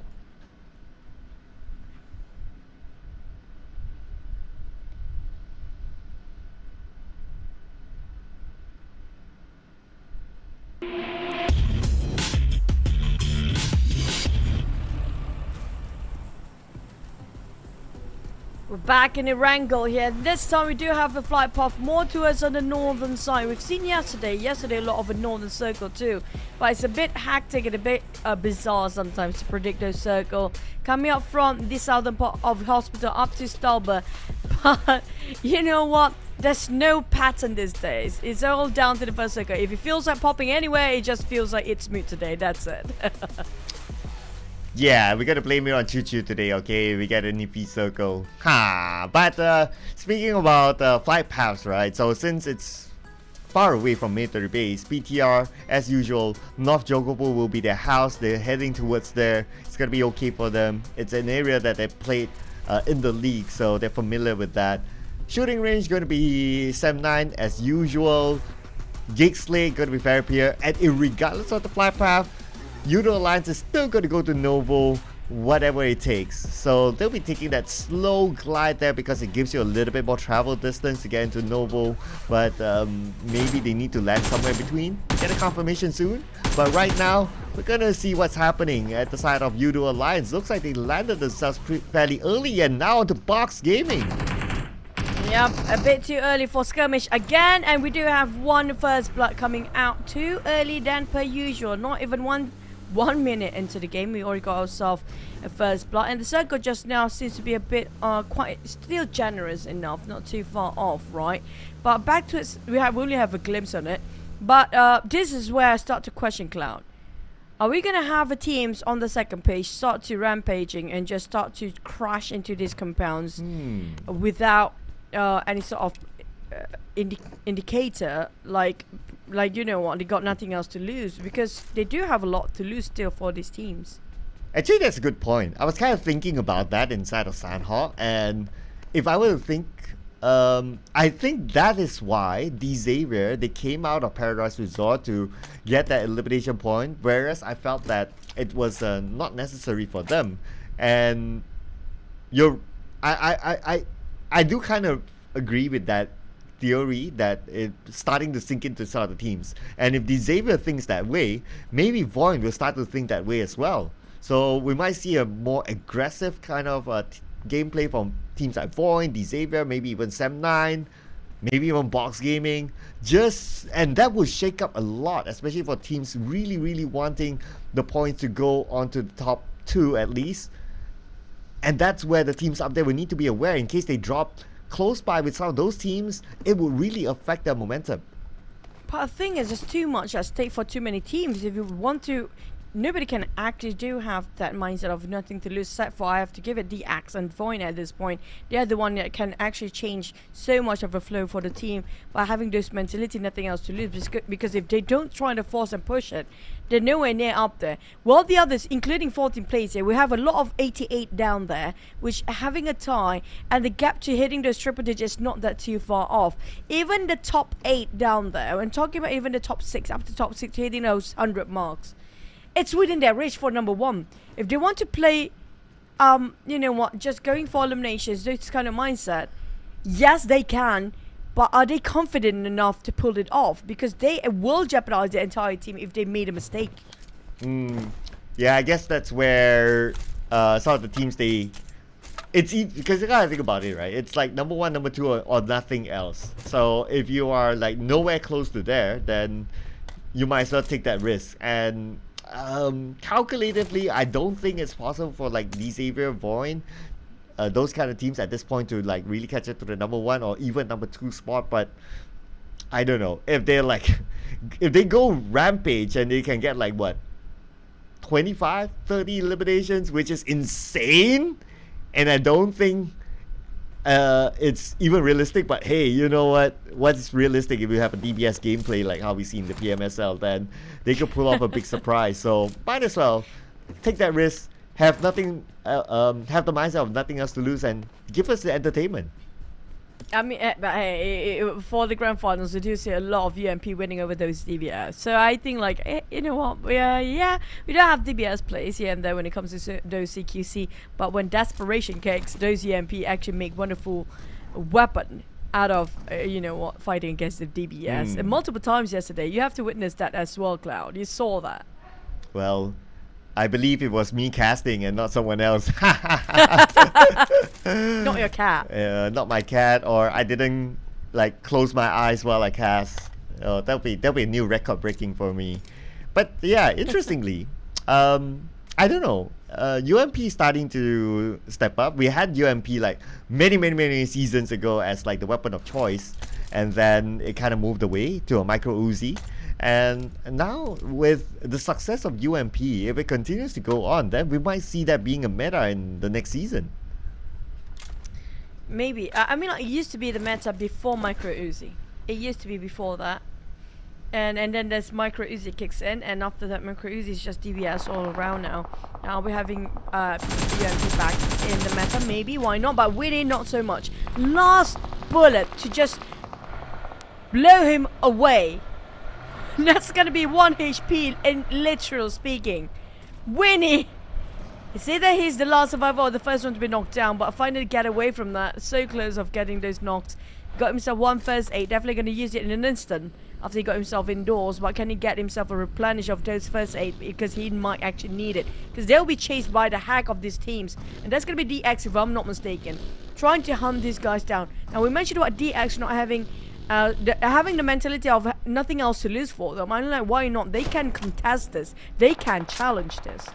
Yeah, I was kind of hoping that they crash into that one compound, but looks like they're not. Maybe they want to play a little bit longer because the previous game was just too fast for them, and you're not satisfied if you like drop and then in like 5 minutes and you're done, and you have to wait even longer than your play time, so that's not fun, obviously. So maybe Xavier, they want to play this a little bit longer this time. But if they do crash into compounds mercilessly, that'll be something I'll be looking forward to. Of course, it's entertainment for us as viewers. It's not entertaining if you're losing your spot for PMWI though. That's going to be one thing. That too much at stake for the players. And Alter Ego even played this a bit slower, taking himself into blue zone. Same goes for the side of VOIN. Boom on the other hand, taking the Gakka Mountains area. Now we do know for a fact the Circle did cover this side of a mountain. It's a great place to get those eliminations. One of the highest vintage point in the Circle before this, but we do have Zaki in the first one. I don't know if the Circle are going to hard shift towards north. If that happens, we might actually do have Zaki Circle this time. I do hope for it. I do wish for it, but I don't know if we do get right. Like the stream is over. Like it's officially done. Like you guys can like okay take a break. Okay, just wait for the results on social media and that's it. But nobody's inside Zaki yet, I think. I don't know if there's anybody wanting coming out from the side of Zaki because most of them are focusing on the side of Gakka and the Gakka Mountains. But if it happens to be in Zaki, I'm like, that's going to be the first ever in my entire career of PUBG Mobile for the past 5 to 6 years to get a Zaki Circle. Yeah, it was usually it moves away. Yeah, they'll be like, nope, we're not gonna give it to you. Nope, the stream is not gonna end. Nope. But what is a yes is that we have seen this. This is the third time that we've seen this kind of circle, kind of tuck on the left. So we saw what happened the last time when this happened. All the teams coming from one angle, as we can see here, meaning that we will see fights happening really soon this time. And while they're moving, they're trying to find places to park themselves, and that's where we'll see them either take fights or they get shot down while they move. But because of you mentioned how many times Circle been playing this way in this sort of a pattern, a lot of teams are now trying to fight over for Hospital because that's the last few Circle that happened to be there. And speaking of Hospital, Yoodo Alliance already popped himself inside. Send 9 passing by. Have the idea of want to get into the Hospital too. We're talking about more than 2 teams in here. Even Boom is placing himself on top of Hospital because there are a chance that the Hospital will be the last few in the Circle. Sam 9 will have to crash and have to force a fight against Yoodo Alliance if they want to be here. They can't make the big U-turn because the moment you try to U-turn, you saw how many teams come out from the back line as well. Okay, speaking of the back line here is Adi Luke being taken out by Depth. And Yoodo Alliance will lose their main fragger in this compound. But the rest of Yoodo Alliance, they're on the warehouse on the right. There's Kenny as well as Flex. Sam9, they want to win this compound entirely. So they gotta flush out. They gotta take out the rest of Yoodo Alliance. Sam9, they're not losing any men yet. Tap secures 1 elimination, but BTR is closing in. Same goes for the side of DX. We saw Boom passing across at the other corner, lurking around this area. It's not safe for Yoodo Alliance and Sam9, both in jeopardy, and Yoodo Alliance got themselves those warehouse. Sam9 do have definitely more space here. They got themselves those Morley on the side of Sam9. They can flush out Yoodo Alliance, but at the same time, BTR seems to be very interested in these 2 fights. Yeah, they're looking for the fight to start and maybe crash in as a third party to be the mop-up crew. But now the fight is going to be more like a staring contest for now. I guess Sam9, they are not taking that big risk, but they can do it though, because they can be one of the teams that with that mentality of like nothing to lose and just flush out the rest of Yoodo Alliance. Maybe they're cautious the fact that they don't know exactly where the rest of members of Yoodo Alliance are at. But look at the current circle, they might still have the next circle, so it might take a while for them to make that move. But at the same time, BTR is watching, and BTR is a team that can still catch the top, so they'll be interested to take those points away. But right now, intel or information is the key for the teams. They cannot blindly get into or crashing into this compound. The entire team will be blown up because of how many teams are taking their place inside on this side of a circle. And they got himself, you know what, the airdrop is not even trying to help the players at this point. Even the circle is making it worse with a bit of water ratio in it, around 20% or 30% up to this point. I think around 30 to 40 is fair enough. But BTL got themselves center, Sam9 and Yoodo Alliance. That's why everybody's trying to take this away. I did mention about on top of Hospital. It feels like it's attracted to for this circle. GEEK, SLATE, Rosemary taking on PERSIJA, EVOS. GEEK, SLATE waiting for the side of field to start to move first. They are in between 2 teams at the same time. I think that's going to be, what, Box Gaming or Sam9 on the other end. But Alter Ego, that's good. That's quite far. Well, you have a compound, and You win it in circle, I think it's okay for them. And plus with this kind of circle on the left, you don't get many spaces to play with. Very little place to hide, especially on the beach. And they're somewhere by that area. So for them to hold on to the compound first and allow other teams to move since they still have the circle anyway, I think it's okay. It's a matter of after that, they need to prepare to take necessary fights to get in. I'm just surprised how Alter Ego managed to shut down players from PERSIJA EVOS just now from those distance, and they were taking elevations for the side of PERSIJA EVOS. Alter Ego were down there, still managed to shot one on down, but can't translate into 1 point of eliminations due to the distance in the first place. But VOIN, they have to cut across this open field of a haystack. We do know for a fact the only thing that can work around with 4 other players are those haystacks and the terrain. But here the problem is, do they have enough smokes? Yes, they do. They can actually put it up to good use, but the problem is, when it comes to this sort of a field, this flat plane, the moment you pop those smokes, everybody gonna looking at you. Yeah, that's where you attract attention. Just like how SLD Kwangji attracted the attention of RRQ. He's all alone, just at the bottom of this hill. But PERSIJA EVOS not alone as they have Boom. Left, right, center, PERSIJA EVOS trying to corner them, but being outplayed instead with Razy. Responded as swiftly as he could within seconds. And in an instant, PERSIJA EVOS eliminated. This is what I mentioned before. If you need to rotate and crash in, the info is so important. Same go for Bacon Time. Trying to get a third party, but Razy have to fight this for himself now alongside. Never mind. Yummy managed to flee, but Razy have to be the scapegoat as Bacon Time taking advantage as third party coming in. A housekeeping team. Well, Yummy may land onto another house and he may be, well, keeping his life. Okay, I'm trying to find a connection there, but okay, I kind of failed. But anyway, it's going to be VOIN versus Yummy, 2v1 in this compound. Yummy needs to reset. Yummy managed to do it. Yummy with the DBS. We saw how he clutched. 1v3. Can he do it? 1v2 again? Did it 1v4 before, but not so much this time. VOIN came prepared. There's another team behind on side of VOIN. It's going to be both game. You start firing on them. Same goes for Vampires. Now VOIN have to find their corners without being exposed to the world outside. Everybody's staying indoors. Levy on the other hand tried to side poke them on the sidelines. Hill on the other side of a circle. I think there's going to be GEEK being knocked down. Damn good the fragger. They are rushing into this compound for themselves, but Vampire's going to be taking the advantage as a third party. They know for a fact they want to be part of this. Just waiting for them to pick out and just waiting for those fights. A couple of knockdowns, they just finish the kills anyway. Okay, let's see if they can finish the entire job now. As Dambu gets volleyed down by Tiger, gets slow on the rooftop. Gotta be careful not to overexpose themselves to other teams on the other side. And that's going to be Vampire Esports, but now they're going to focus on the GEEK. GEEK sharing the same compound as Hell Esports. Vehicle blown out, Stuxnet has nowhere to go. Tiger trying to find something out of those smokes. Barely see any player, but got himself flash.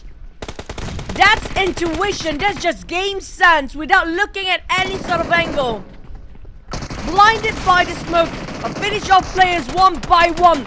Bit of a trading with GEEK. Gatso getting on Stuxnet. Schweppes. Now here comes the Vampires. The ones winning this one is going to be a different team inside. Not Hill, not GEEK. It's going to be the Vampires. Yeah, shooting him from behind. Whoever exposes themselves to the side of Vampires, they'll be happy to take the point away. Now Snipes is alone, the last member of GEEK. Can he clutch it out against Hell Esports? Flash is resetting himself. At the same time, gets low, picking up his teammate too. Flash, now gonna toss a nade on the side of Snipes. But Kwangji, what happened here? Xavier came in.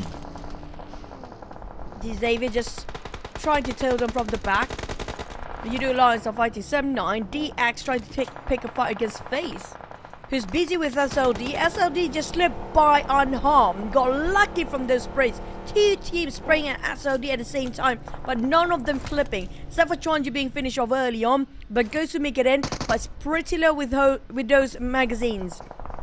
not enough when it comes to surviving as long as he needs. Noise to get on VOIN. VOIN having a bit of a problem, but SLATE, here comes the rush. Okay. The entire uphill is greeting Snipe. Okay, ooh, almost getting a second one, but then again, at least Snipes managed to get one out of them. So that's gonna be GEEK SLATE not going home empty in this round, but it's only 1 point for them. Now, Xavier coming into the circle, evading fights as they try to get into their next area, but looks like there is another team waiting for them, and it's Alter Ego. Xavier just crash in.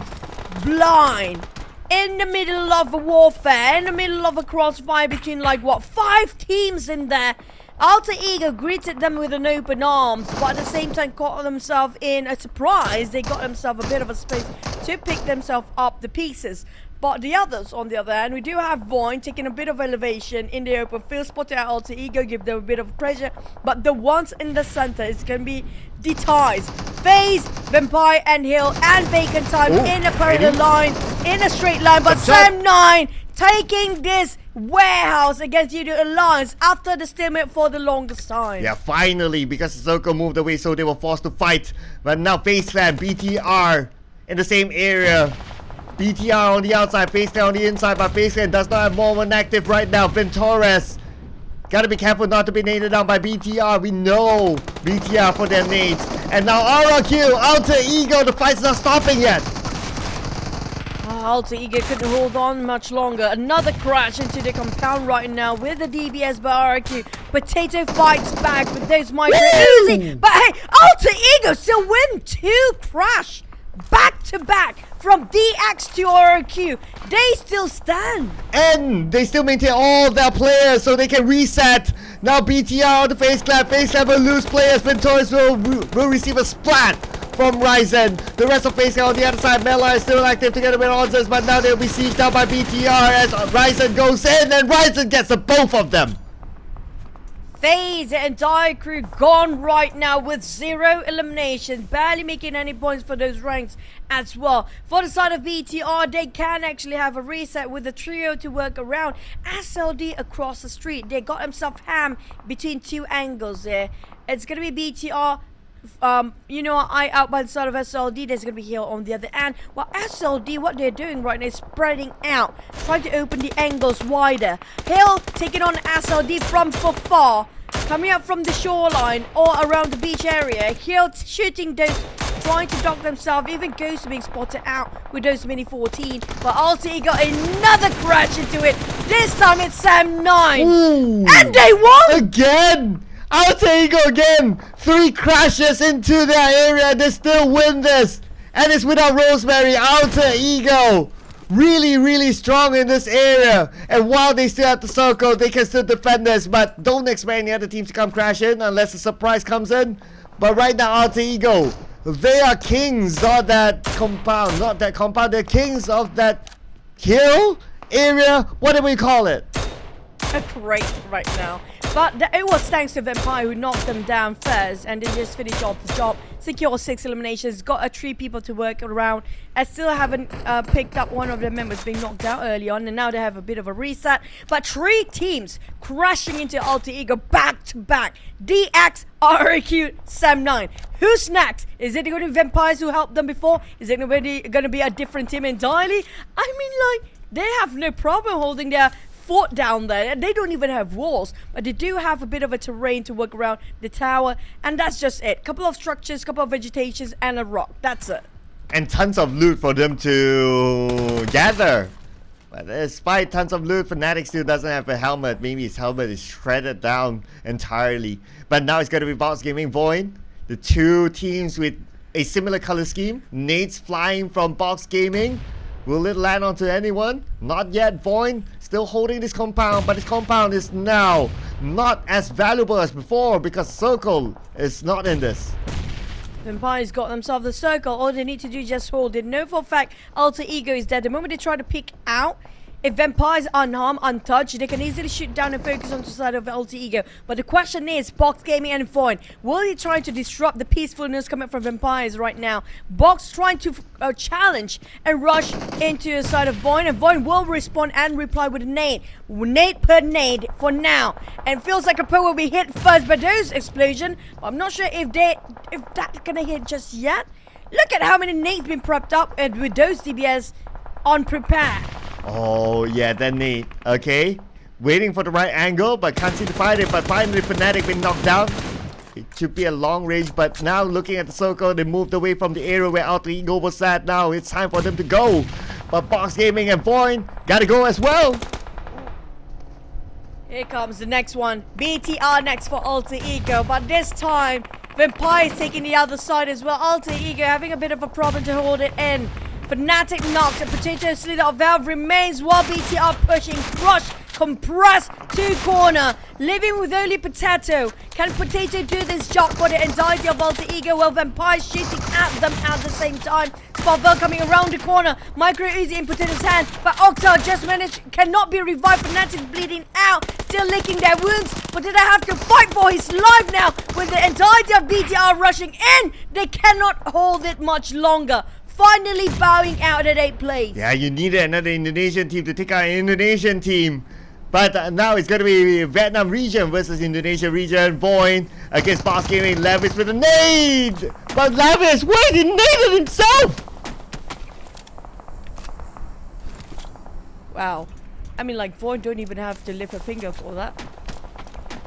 It's a good deny of a point, but I'm not sure if that coincidence or an accident or intentionally did it, but we're gonna have to wait it later on. But that was really surprising coming from Box. Ever cooked themselves that nade. It's gonna be a free win coming from VOIN. But the Vampires, on the other hand, they got themselves 3 eliminations, 7 by the side of BTR, and VOIN got an 8. And this is the VOIN that we speak of the first week. They're coming back in the tournament, but will it be too late for them now to catch up to those points? Well, Vampires eyeing out to the side of BTR. Nobody's touching VOIN on the other end due to the kills separating them and BTR. Well, to a certain extent, that's what happens if you put the mindset of nothing to lose when you're at number 16 and they can win fights. And now BTR still have the mindset of like they can catch that number 1 spot, but they may lose Swavel to this. But at least BTR in the circle, stage 7 could still favor them. Look at the amount of roads inside of the circle. It's going to be hard for the teams to manage this. Oh, this is pretty open right now. Except for Vampires compound, that's just it. There's nobody else got themselves a building to work around. Vampires do definitely have the most space. They even got the next circle. Same goes for BTR.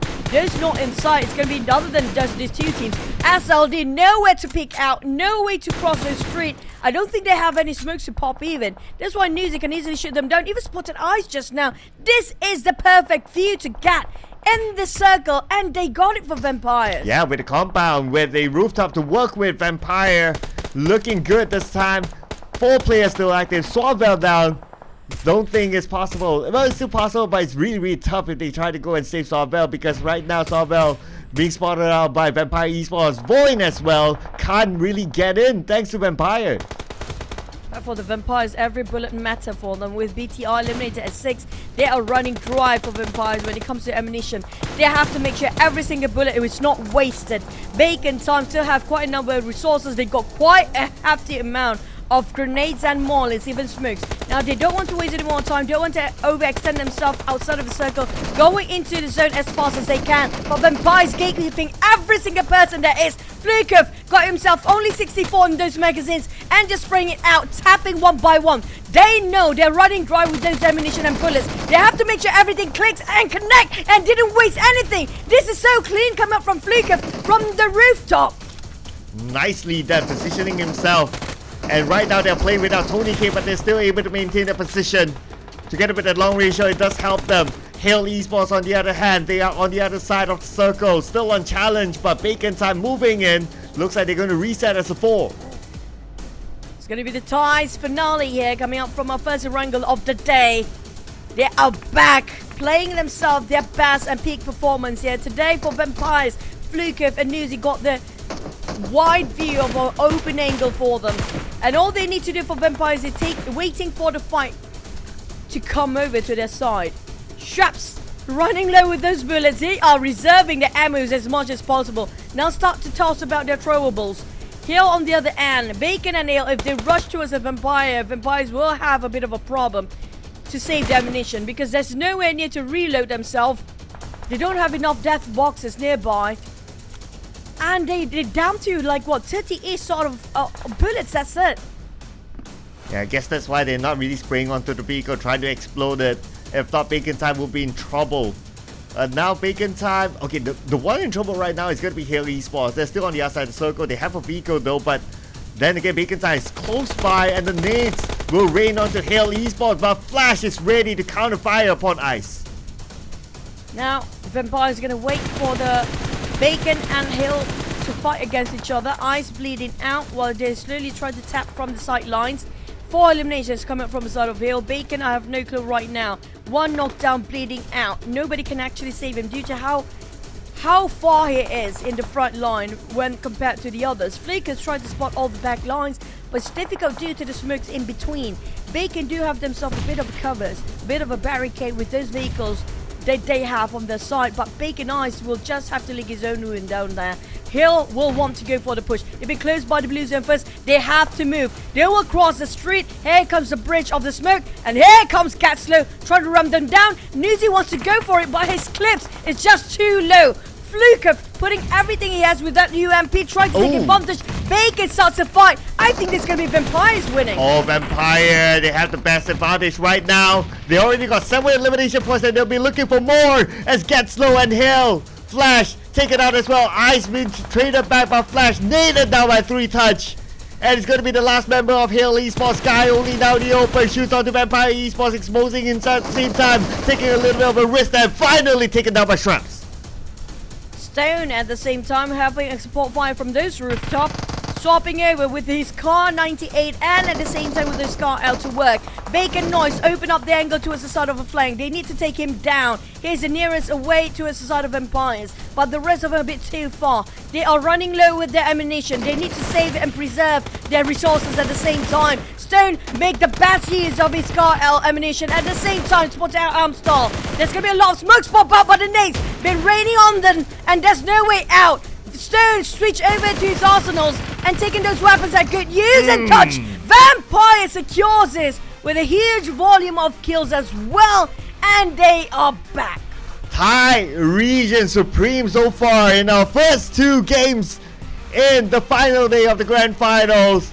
Vampire Esports is the next one to get their chicken dinner, and Vampire Esports, they are in the running for the #1 spot. Teams like Alter Ego, gotta be careful, that #1 spot will be in jeopardy. We do know Vampires, they're already shooting up themselves at the top 5 right now, and they are in the top contender. They can easily just push down all the players down there. And this is the Shraps. I remember his nades were remarkable. Coming up from CEC, I saw this guy has a huge potential. Arguably can be one of the best players in South Asia too, but he just don't pop off that much compared to Rosemary and Mela if it comes to PMSL. The Shraps has been downplaying the entire league, now coming back in the final day of the grand finals. Vampires, are they taking the throne away in the last minute? Well, I'm surprised by the ratio though. 2 eliminations per 1,000 over damage. Yeah, that is a lot of work there by Shraps, but it seems to be Newsy stealing most of it away. Probably stealing it from Shraps. But anyway, it's a team effort, so they got a good number of eliminations despite them staying at that compound. A lot of long-range shots being taken by Vampire Esports while reserving their ammunition. It is efficiency shown by Vampire Esports. In fact, look at the travel distance. Didn't really need to travel that much, meaning that they don't get to loot as much as other teams, but they still manage to make do. Yeah, I mean, like, we saw for a fact they're running low and running dry with those utilities and resources. So speaking of their ammunition, they were having very limited amount of it to use because of they were in this compound for the longest time. They didn't leave. They have all these long fights coming up for them instead of going for CQCs. That's why Vampires couldn't actually have those upgrade of loot coming from those dark boxes because they've been taking the fights from a long distance. But you have to thank to Fnatic because Fnatic opened up so much space for Vampires to get those damage dished out. they've been helping Alter Ego and the rest of Alter Ego team when they were in the same compound as they do. Look at that. They've been taking a lot of knockdowns from afar. But look at Vampires. Whoa. They're keeping the distance. But Alter Ego, you have to give respect for this team. Oh, I respect that. Why they talk? I mean, like there were like 4 teams back to back crashing into the compound. Yeah, it's a lot of excitement shown there. I can totally understand that as well. I mean, if you can win against 4 teams crashing into them, not only you got the 4 teams, you got the points, you got that amount of loot because every one of it was close quarters combat. I mean, they have the reason to celebrate. So it's a great round there by Alter Ego, irregardless of the points collected. It's a great showing by them. I really want to see the points right now for Alter Ego, especially because of how many teams they managed to defend their ground against. And here it is, Alter Ego. After all that, only 8 points, but okay, fine. I would have expected more. I mean, I get it because of how they've been kind of segregate their kills and elimination with other teams, including Vampires at that state, and there's also a BTR around there as well. So there's a lot of third party coming in, so it's where Alter Ego was standing. But they definitely defended the hack for their compound. There's nothing to take cover except for the slightly crate of where they stand when it comes to those terrain. But Vampires, all they need to do is just stay indoors and shoot it out. Nobody trying to flush them out from those from those buildings just now. Yeah, everyone was like focused, especially on the areas of Alter Ego. That building wasn't a focal point, or maybe it's also Vampire Esports. They managed to defend it really well, like a lot of warning shots from them. So they kind of chased away teams who wanted to take that compound. But you kind of think about it, Choo. This is a Vampire without Tony K, and they still can perform. Everyone is pulling their own weight. I agree. I mean, like when it comes to teamwork, this time Vampire just shows they are the one of the best. It's just 1 point, 1 point of a gap here. This is not even funny anymore. We're talking about 1 point between becoming the champions, taking the hefty amount of cash in your hands, or just the second place. That just 1 point different. But SLD and Boom, including Hill and FaZe, even Bacon Time and BTR can snatch it away. Yeah, assuming that right now they are the same point, Vampire Esports would still win it because of the tiebreaker. The rank points tiebreaker will come after the chicken dinner, and Vampire, they are looking like a scary team right now towards Alter Ego. In fact, all of the Thai region teams, they are on page 1. And the points for all of them are close enough to catch up to number 1. Too close, including Yoodo Alliance can actually still make it in. But the one that's really scary right now is going to be Bacon Time. The only team in the first page without any chicken dinner. But still maintain the first page anyway with almost hitting those triple digit. But when it comes to Shrubs and QEON, I mean, like, we haven't seen VOIN the longest time. And it's been a while we've seen one of the VOIN player in here in the grand finals. Yeah, VOIN have been doing really well, and I think this is what they really need. Like, just have that mentality of like nothing to lose, and we'll see the best of VOIN in general.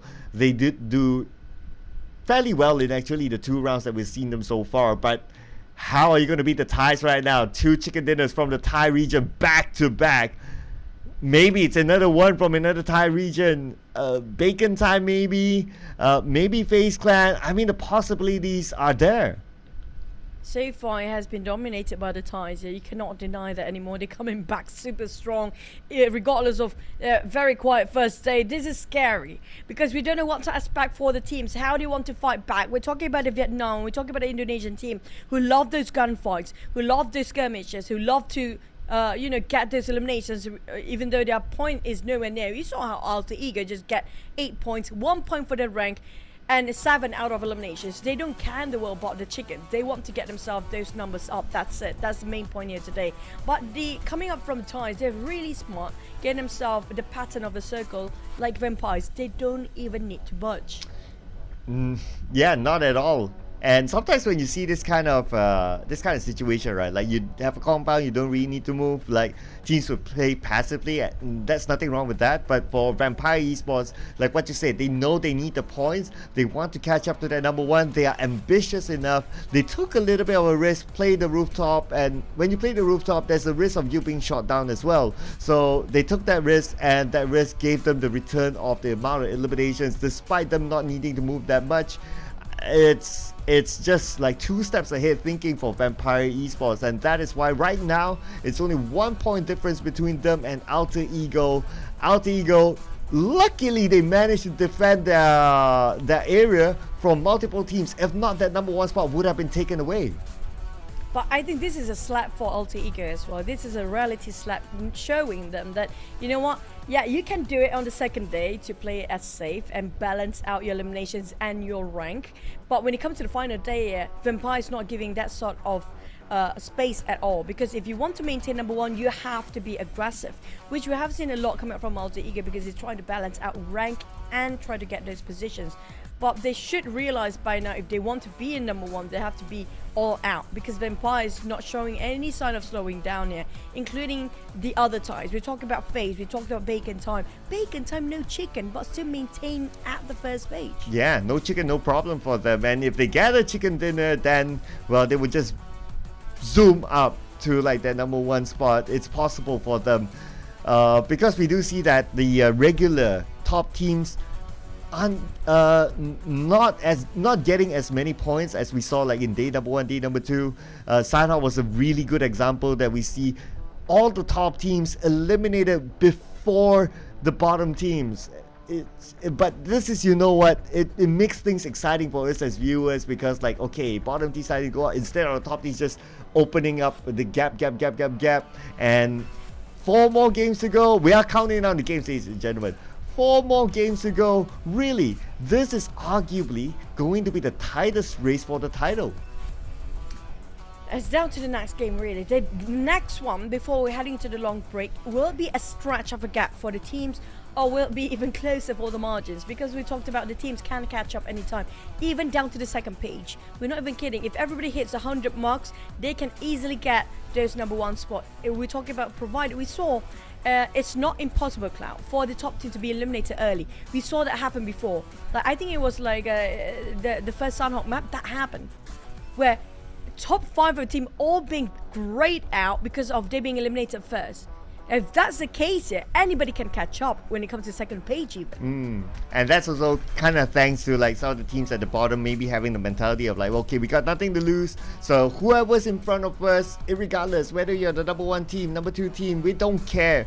They will take them out, and if they get taken out, then, you know, it's like a ripple effect, right? Like, it will affect the other team's sort of points overall, and that kind of allow some of the teams potentially able to catch up to that to those top spots. So really, 4 more games to go. Anything can happen. We are down to the last 2 Erangles, and it's going to be super exciting. PMSL, PUBG Mobile Super League. It's a superb experience so far at the grand finals. But Choo, we're going to get an interview after this, so we're still waiting for a confirmation from production. But I'm pretty sure we're going to see the 2 Thai representatives being interviewed. But I do want to have a bit of maybe even the other teams that's pretty close as contender up there. I mean, like, we're talking about Alter Ego and also come up from Vampires, this 1 point different. And the Thais got it back-to-back. I mean, like, whoever they interview right now, it's a treat for us. And it being here for PMSL is already a treat when the competition is this tough, this tight. And we have no clue. I mean, like, I'm asking you the same question. Who do you think will be the champion today? Can you actually answer that by now? Well, I can't answer that, but maybe our host can. Let's see if he gets the answer.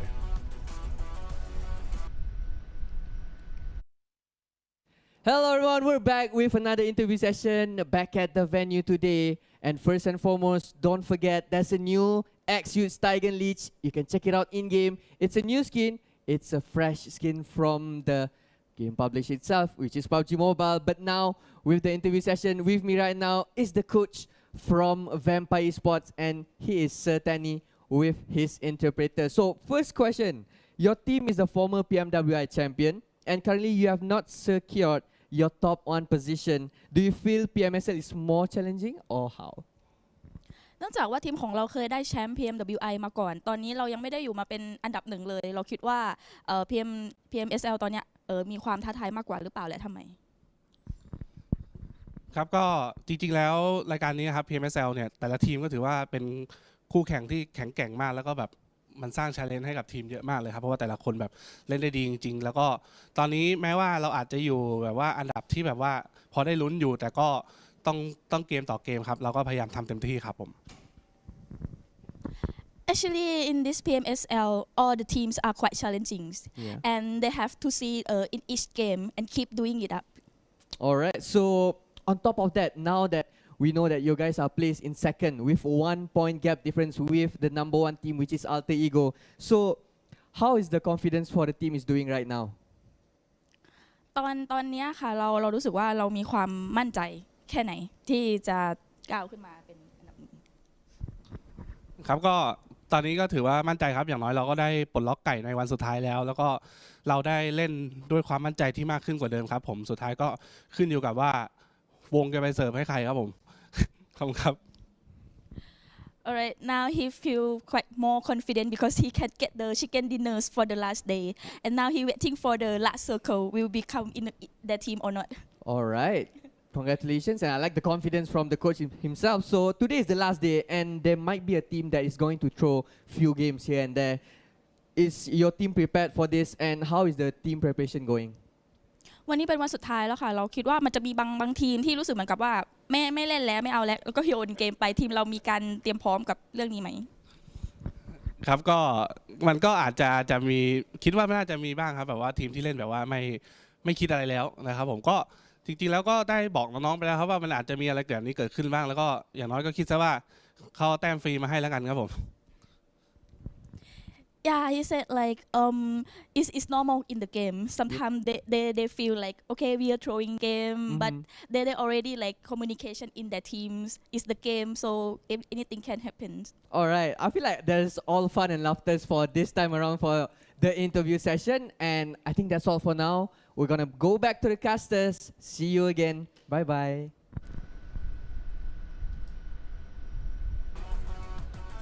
If we have the most happiest coach award, I would give it to Sertani. He never failed to smile, no matter how tough the situation is for the team.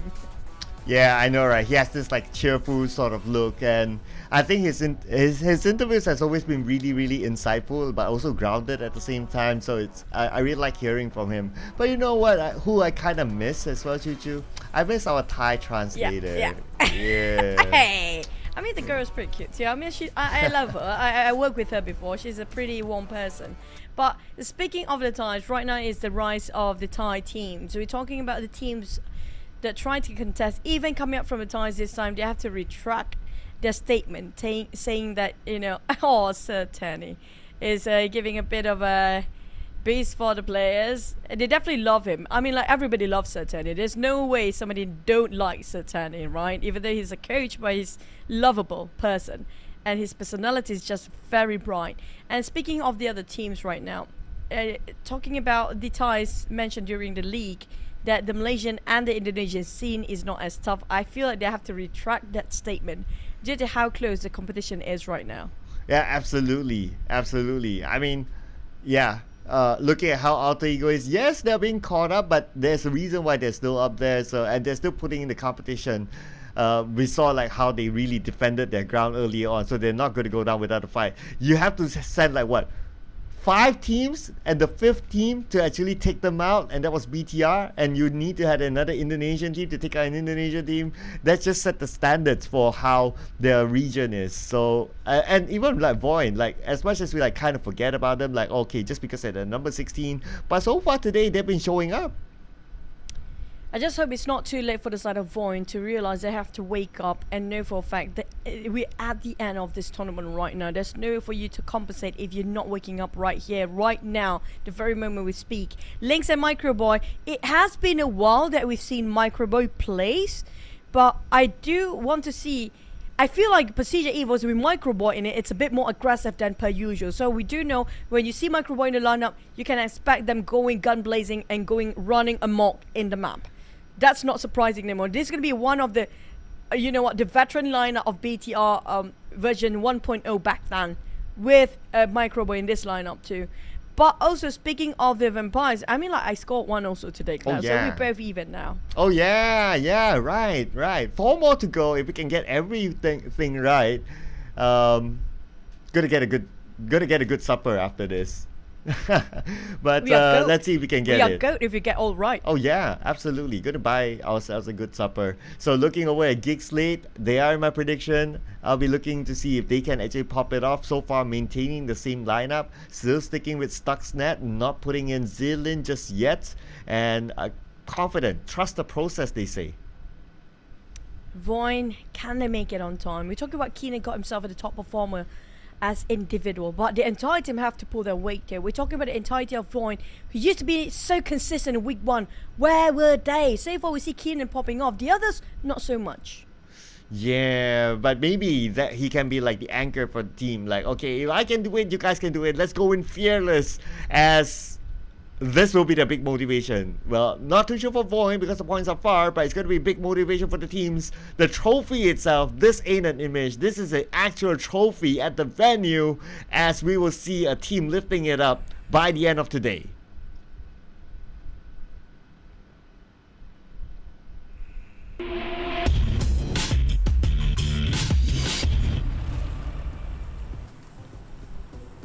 Today we will know who will be the best in Southeast Asia. Regardless of their past performance, their past achievement, nothing matter now. Because the now is always the latest season. Are you that good when it comes to this season? Yeah, you were the champion in the last one, but can you do it again? And those underdogs, the one that never get themselves a champion title, can they contest it this season? It's a very different format, a very different game. The same map, yes, but different timing of Blue Zone and also the Circle. Circle is just crazy these days. And we do have the flight path more towards the south. Last time we had more towards the north. Now, will the Circle be somewhere in the middle this time? We got a tough one in recent games, so if we do get a middle one, although I want to say like, okay, it's time for a nice chill Circle in the middle, but you know, keep it going, right? Might as well, because it's the last day anyway. Keep it going, give us a tough Circle, go all the way to Kameshki, go up all the way to shooting range. I'll take that as well. Mid to the base, come on, might as well, right? So yeah, I'll take a tough one since it's the last day anyway. But for the teams, they definitely don't want to take the tough one. BTR, not that tough since they can drop straight into mid to the base, but we're going to get a 50-50 between the areas of Rossog and shooting range. I feel like it's going to be ended up on Roshog. It will end up right on top of school as well, because we've seen multiple school circles, Cloud. Don't forget about that. We had that quite a number of times in the first day. So, I mean, I'm not surprised if that happens again. And speaking of school, and even the previous circle on top of a hospital, it was predictable because vampires know exactly where they're standing. Are they doing the same thing here, going in early to the side of school for the circle to just guard it over? Because they did it before. Can they get it back to back? Well, definitely school with this kind of circle is still a good area because it's in the middle. But of course, it's really down to the RNG at the end of the day. But if it's kind of like a 50-50 circle, right? It would be nice to like be somewhere at the bridge so it's easier to cross over when you get a hard shift onto any other side. So I think that might be one of the focal points for those teams. If not on those bridges, then somewhere on the right, like Yasnaya area will be great as well because there's a lot of ground and it's easier to travel as well, lesser choke points. So we might be able to see like those key areas being the focal point. If not, if the team really wants a compound, then Rossog is still not too bad because you can still get onto the other side easier as compared to like putting yourselves like really far away. Right, I'm looking at PERSIJA EVOS. They're nowhere near getting themselves a vehicle. I feel like they are rushing towards the side of... Feels like they're rushing towards the side of school as fast as they can, possibly. It's quite far, though. Can they go there without being spotted out? And they can't even spot one buggy. That's the case. It's a really difficult task if you want to stay alive without any vehicles. On the side of school, we already have a first team to be touching down on school, which can be RRQ. And if they can hold this ground for the longest time, I feel like this might be the last few circles as well. Just might as well just get as much loot as you can right now, because there will be a third party coming in if that happens. Now, some of the team are dropping around Jogopol area. They will take their time. We do know for a fact they're still inside of a circle. But those come out from SMBO. Talked about choke points, you talked about gatekeeping. I don't think anybody tried to go for a boat route because of how accessible it is for the land right now. But for Yoodo Alliance, if they're being smart, someone can go up to Starboard even at this case. But we're not sure who's going to go there. Well, normally it's let's see here. Normally it would be okay. I can't recall for now. Starboard, yeah, last we saw is there's no team, but maybe because it's Fight Butterfly Path. I was kind of thinking about the point of the boat ride as well. Normally with this kind of circle, teams won't want to take the boat ride because if you land, it's still quite a distance to get into the circle. Plus, you need to kind of pray that you get the vehicle because it's RNG at the end of the day, just like how PERSIJA EVOS had to face. That kind of reminds me of like in PMPL Malaysia Season 2, Damansara Flash Region. They dropped into Ferry Pier. The circle was way on the right and it pulled all the way to the right, like mansion and above. And they had no vehicle the entire way. And what happened was all four of them went out to the zone. And it was the last game whereby they had a chance to secure the slot in the next season. So it was devastating. I remember that moment because, yeah. Yeah, I think I was remember with the players this that time. too. I mean, like, what are the odds that you cannot even land a vehicle after such a long time rotating and navigating the circle? That's like, it's either pure bad luck or it's just a bad day. There's nothing else going on there. I mean, if you're talking about luck, you have to put in the factor of luck in this game. No matter how good you are, if that 5% of luck is not on your side, yeah, you're doomed. Yeah, and it was unfortunate because it was the last game and they had an opportunity to, like, if they could rack up a certain amount of points, they could still secure the slot because that time it was like bottom 4, you get eliminated from the next season, something like that. And because that was the case that they couldn't get a vehicle, they had zero fighting chance at all. Like, there was no chance at all for them to get a single point. So it was devastating for the players. Like, at least you get a vehicle, at least you still fight, and if you lose the fight, that's fine. You still be satisfied, but without even the fighting chance, then it's totally devastating. And I believe there was some talk, at least in recent seasons, behind the scenes of like, okay, maybe the vehicle spawn should be kind of like reworked. But at the end of the day, I don't know exactly whether it's reworked because of course now these changes, they don't really tell you because, yeah, if they tell you, then, you know, that defeats the purpose of the whole RNG thing. But looking at the case right now, it has been quite rare that the teams don't get a vehicle at all. Like, at some point they will still get it. I just hope that's the case of PERSIJA EVOS. I think they do land themselves a couple of vehicles. If they don't, then blame SLATE for it. You call out for them. I was just speaking history, okay? I was just talking history since we were at the point. Just putting out the curse is no joke, Cloud. Sometimes we mention about certain teams, they must got themselves some vehicles, right? And that's where they don't get any. So that's not the case here. If not, I mean, like, I wouldn't mind if they're blaming us at this point. But speaking of the Nat Circle, we have no clue about the Nat Circle where we will be because it's too obvious. Like, it's too vague right now because a lot of the good points are, you know, I said the circle, you know, it's going to be ended up there. There's nowhere else it's going to be landing into it. But for this circle right now, first circle pops, it's just so many good places. It will attract a magnet to the side of a circle that going to favor them, that as an ending. On the side of Boom, Yummy May, that was a good trigger discipline coming up from the side of Boom. They were being challenged by Bacon Time, but they're not willing to give away their position, not taking up the bait. Now, Bacon Time, due to lack of information coming up from the side of Boom, and the hill between them is separating, and they have no clue about the position of all the other players coming up from Boom. They don't want to open fire, but they're just going to open fire something that they can definitely see, not just by the ODQ, but something physically they can see with their eyes.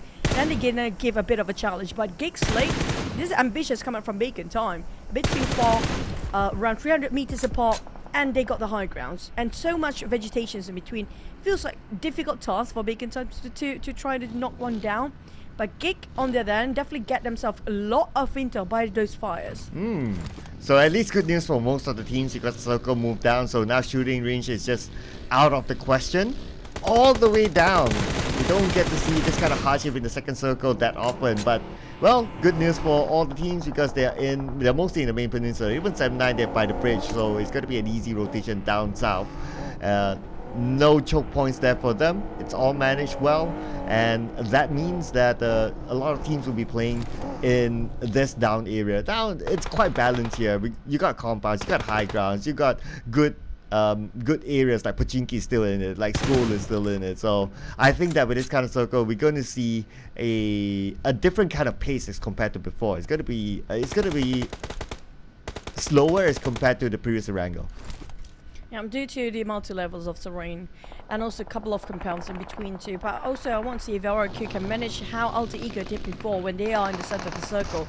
They definitely will have a lot of teams to contest around the area, but DX taking the fight into the hands of Hill here.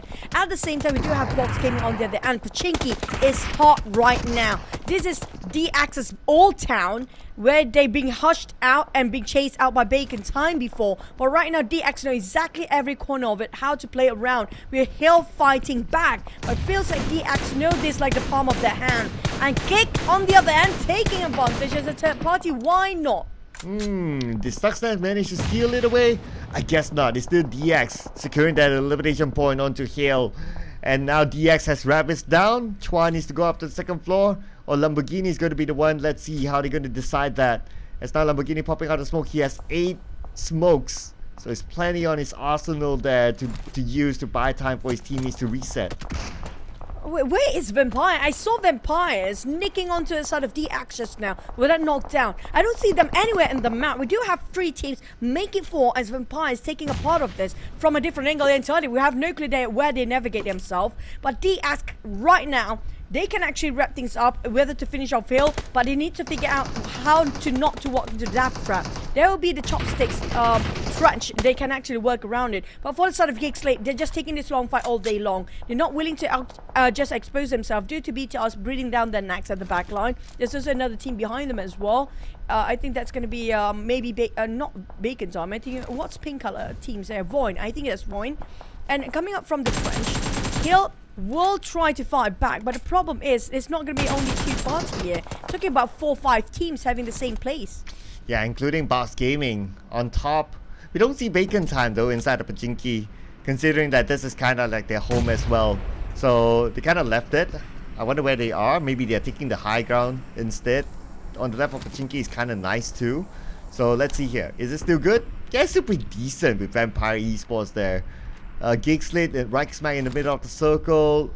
I guess the next interesting area would be from the north coming into the south. We got like 3 teams still up there, but we got 2 teams still taking that northern side. We got Bacon Time there, FaZe Clan there, so we might see crashes between PERSIJA, EVOS and FaZe Clan perhaps.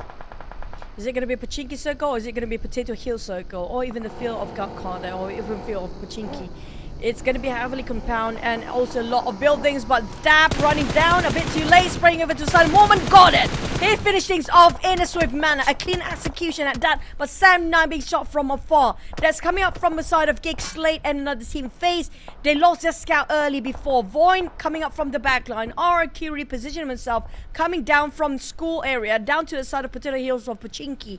Now this is where we talked about the circle plays such a big part. Even though you got yourself compounds before, but being, you know what, moved away by the circles, you have to figure out how to exit out. And the moment you step out from here, there's going to be an open field. So much flat plain here, Cloud. Yeah, there are multiple kinds of terrains here in this kind of circle. That's why in the center of Irregular, it's kind of like balanced. You get all sorts of stuff here. So it's up to the teams whether they want to play compound, they want to play flatland, whether they want to play high grounds. It's totally up to them.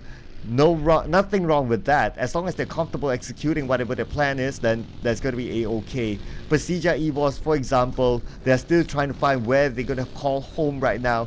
I think they don't want to manage the road. That's why they went into that compound that was just right in front of them, and then they'll be like, okay, nope, there's another team on the other side of the road. We're not willing to go through it. Let's go through a different rotation. Stage 3, you could still do that. But if it's like stage 5, 6, then they have to take the fight. I agree. Right now they still have a bit of a space here. We still have 16 teams intact, walking into stage number 4 in less than a minute. Now that's very limited amount of, how do I say, land left for these guys. And Pochinki is right on top of it still. We don't know, is it going to be urban warfare or not, or is it going to be somewhere outskirts in the open field of Pochinki?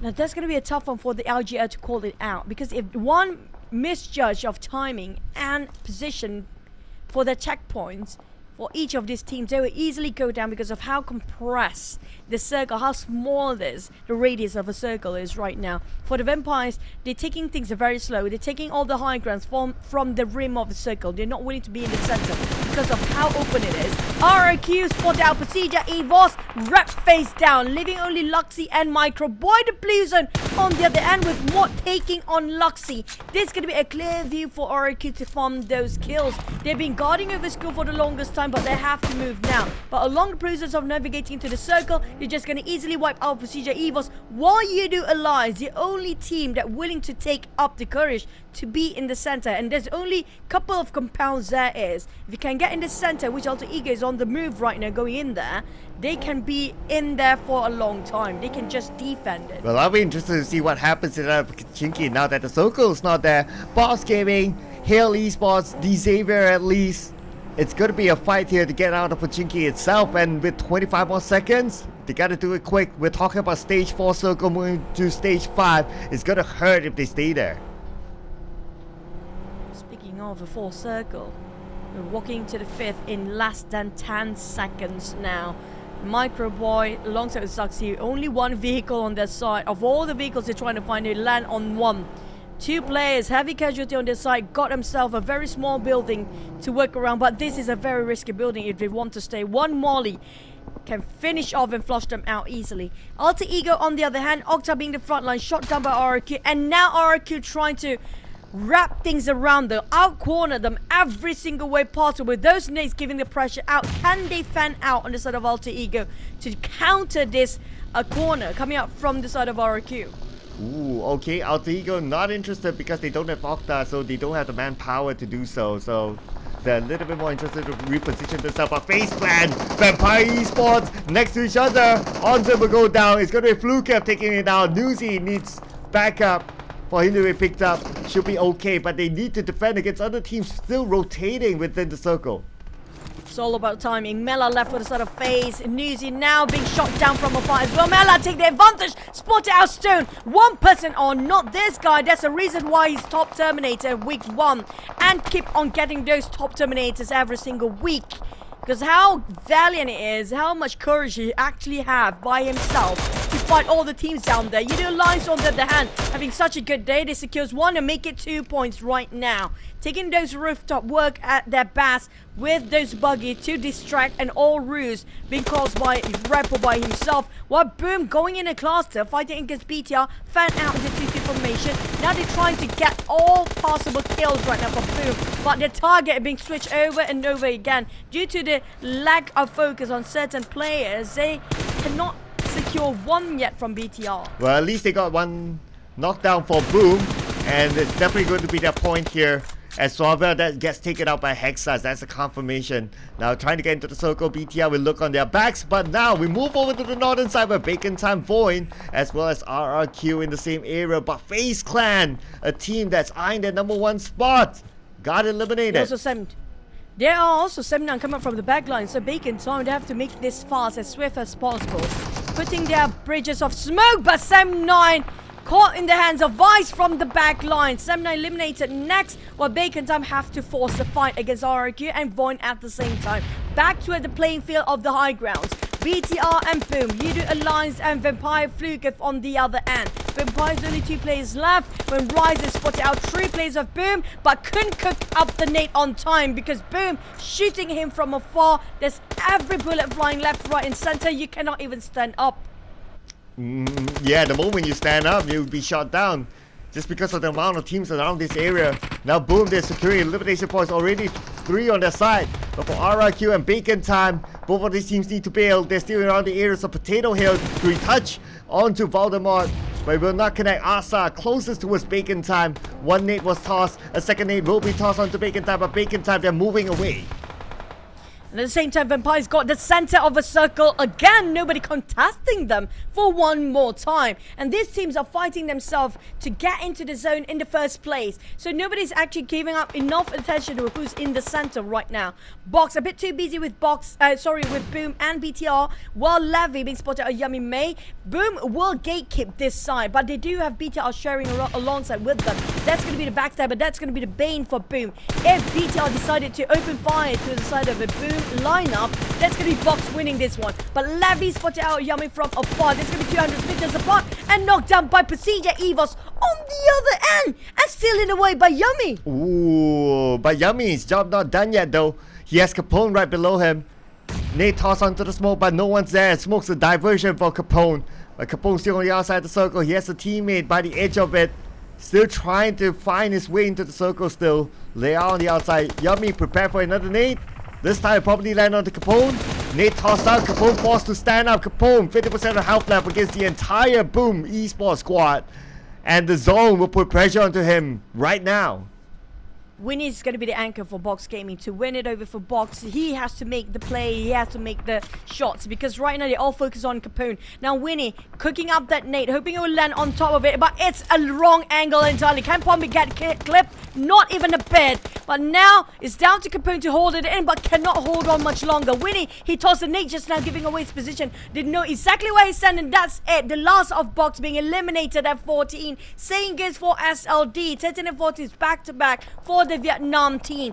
BTR Chen Force will be the bane for Boom. He's not being discovered just yet. But RRQ now fighting at the Legends with PERSIJA EVOS, and they have Alter Ego on the other end, and also Bacon Time on top of them at the same time. Oh, Zaxi spots out the smoke, popped up by RRQ. Tries a couple of shots there, but the hit marker isn't connecting. And now Voldemort at the forefront. Microboy with the nade. This is going to be Microboy's debut today. If he can get a knockdown, if he can get an elimination to Voldemort, that will be a good one for him. But look at this. Hale Esports is out as well. Our top 3 teams are still in this though. Vampire, Boom, and Alter Ego, especially Alter Ego and Vampires, both are losing a lot of men here. D-Axe start to take the fight against Knights with those DB-Axe working well and easily secures 3 elimination in the hands of Rabies. And T-Duck secures 2 for himself. Rabies just finished off the rest of GEEK SLATE with left only damn good on the side of GEEK SLATE, but VOIN closing in the distance. Talking about Vampires, they can get a back-to-back chicken since they are unharmed, untouchable in the center. The closest to them is going to be Bacon Time, who split it into 1-2 formation right now. Yoodo Alliance taking the most of the right side of the circle, while to the right of RRQ still fighting against PERSIJA. Microboy, slither of health remains. That Molly did not clip him just yet, but Microboy still bide his time. Speaking of the inevitable, can he defy the odds? Oh, looks like the DBS gameplay will answer that. PERSIJA EVOS only 1 point this time. It's going to be RRQ. RRQ already has 8 points, 8 elimination points at least, without Nebeko, and doing well this time around. But now the next challenge is to get into the circle. Alter Ego will be looking at them. Rosemary bleeding out, got himself 2 eliminations. While Fnatic angle, this angle is perfect to just guard over whoever tried to breach in. But RQ had those pins being pulled off just now. Straight away going for a U-turn and just change their rotations into the circle. Now Alter Ego, they're not safe either. They have to push forward since they are outside of the blue zone. But here comes a crash. But Fnatic and Alter Ego, we know for a fact they have been defending so well in the wrangle. Can they do it, and can they pull it off once more? Well, pretty much a necessary crash here for RRQ, but they don't have the numbers. Fnatic will take him out. And it's going to be the last man now for RRQ, still on the outside of the circle. The blue will be on top of him right now. Next to them is going to be Bacon Time. I'm not sure if Bacon Time trying to be a third party, but they're definitely shooting towards the side of Alter Ego. VOIN caught the hands of Rosemary. He's down and finished off. Alter Ego down to 2 players, Potato and Fnatic. Their fraggers, the main fraggers, both are down. Octa and Rosemary nowhere to be found anymore. While Potato trying to prep up the nade to avoid Mort from breaching in, but he got in and slipped by anyway. But the response coming from Fnatic, with that UMP running low, he needs to make sure every single spray counts. Yummy on Boom side got himself a couple of eliminations too, but RRQ, they are on fire. They got 9 eliminations with 1 player left. Mod, can he clutch 2v1? Oh, Bison in the hand of Potato, and now he's kind of low, and the Potato will take him out with the Bison. Now RRQ out at 9 with 9 eliminations, not too bad, but damn good. Oh no, he's low and the zone has arrived. Damn good. He should be taken out. There's no time for him to heal himself up. But he managed to slide by, but the zone is still pushing him through. And finally, Xavier will eliminate him. Lamborghini bleeding out, still licking his wound after being picked up by the rest of the team. I'm not sure if they can make it to actually pick him up. They're down to 6 eliminations right now, but a huge amount of bullets flying on their side. Flying in their angle, it's gonna be Boom. Boom, run and gun they go. 8 eliminations and make it 10. With 4 full-man squads still alive. Boom have a shot at winning this. While Vampires have Fluke remains with that DDS, it won't work. But VOIN shut them down. Vampires out. Alter Ego still standing at number 1. Alter Ego there, Boom Esports there as well. Look at Boom, they have 10 elimination points in hand right now. Yoodo Alliance, once more, they will take out the members of VOIN with Flax there. And now Keenan is down. Alva, it's going to be hard to pick up his teammate. Right now, Alva will need to decide, does he want to go for it? Plus, he's on the outside of the circle. He got 40 seconds to decide. For Boom, they got the previous circle as their control of the circle as well, but now it's slipping away from them. They only got Razy inside of the circle for now. They're trying to dominate on the left side of the circle, while BTR Genforce has been the longest one alive by himself. While we're looking at Touch, trying to shut down by Potato, Alter Ego cannot have the freedom to spray easily because they were giving away the position. They're down to only 2 men. Bacon 2-1 formation. They took up the bait, going for Touch, and that's been 1-to-1 trade with Yoodo Alliance shooting from behind. Alter Ego leaving with only 1 man, very low HP at the same time. While Kenny of Yoodo Alliance getting 2 birds with 1 stone. Why not? And there was almost a splat there, but Kenny had to stop that splat from happening. No splats around in this round. Yoodo Alliance themselves got 9 elimination points at this point. And now Yoodo Alliance taking out the blue as they gotta get into the circle. Alpha, nowhere to run. Ninos who are happy to take the point. Kenny running low with this elimination right now. They need to figure out how to reset their ammos up because the sprays, if they blindly spray, couldn't even clip and knock. Kenny running low definitely, but I didn't look not so much. He can secure those eliminations once being knocked down. Can he resort to throwing those grenades to a side of Bacon Time? Bacon Time surrounded by the hands of Yoodo Alliance, smothered by their bullets. No way out. Noise left, right, center. There's going to be shots coming in and the nade being tossed.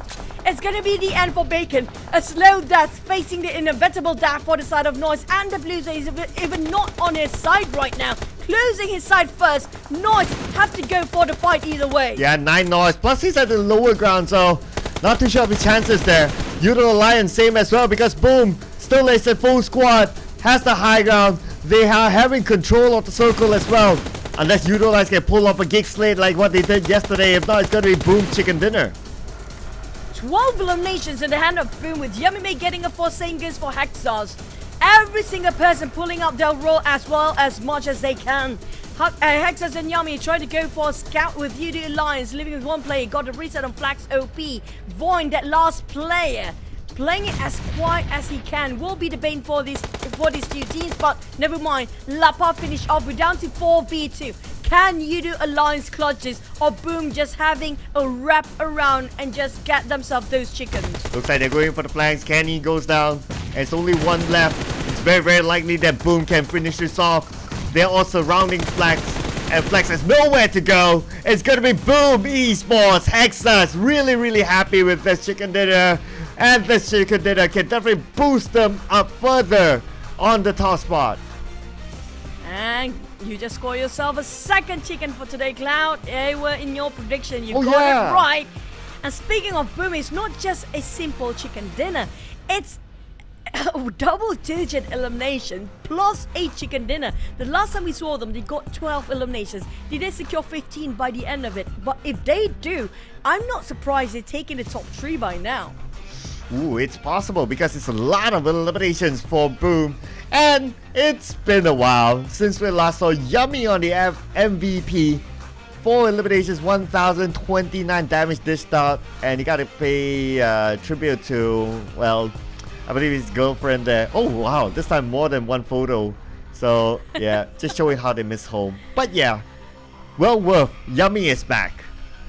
Yeah, Yummy. I mean, like, it's been a while. The moment you give him DBS, this is the king of DBS. We saw he pulled it off earlier today. And coming up from Boom, they definitely got themselves the most comfiest spot there is, but it was still a hard one. They were grinding themselves to defend those spots. Seeing as for RIQ got themselves school in the first place, they didn't actually travel as much. This is what we mentioned before. If you know exactly the circle pattern, you can secure those chickens. Vampires actually get those center, but the problem with them is defending in it. But this time we have more Indonesian teams taking the last few fights compared with the previous map, and the Indonesians are back to keep the challenge up with the ties. Yeah, no Thai teams in the team to watch this time around, though we saw like Bacon time they lasted quite a bit, but maybe not that many elimination points. That's why they don't get themselves up here. But let's see later on how big of a gap it is, or how small of a gap it is later in the overall charts, as we enjoy the highlights from this previous round.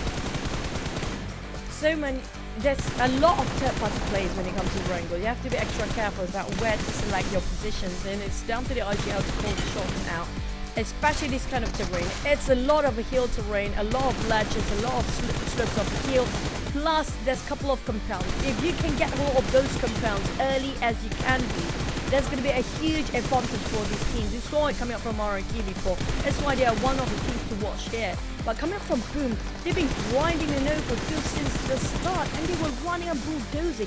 Every single team down there, they are on fire in this map. Absolutely.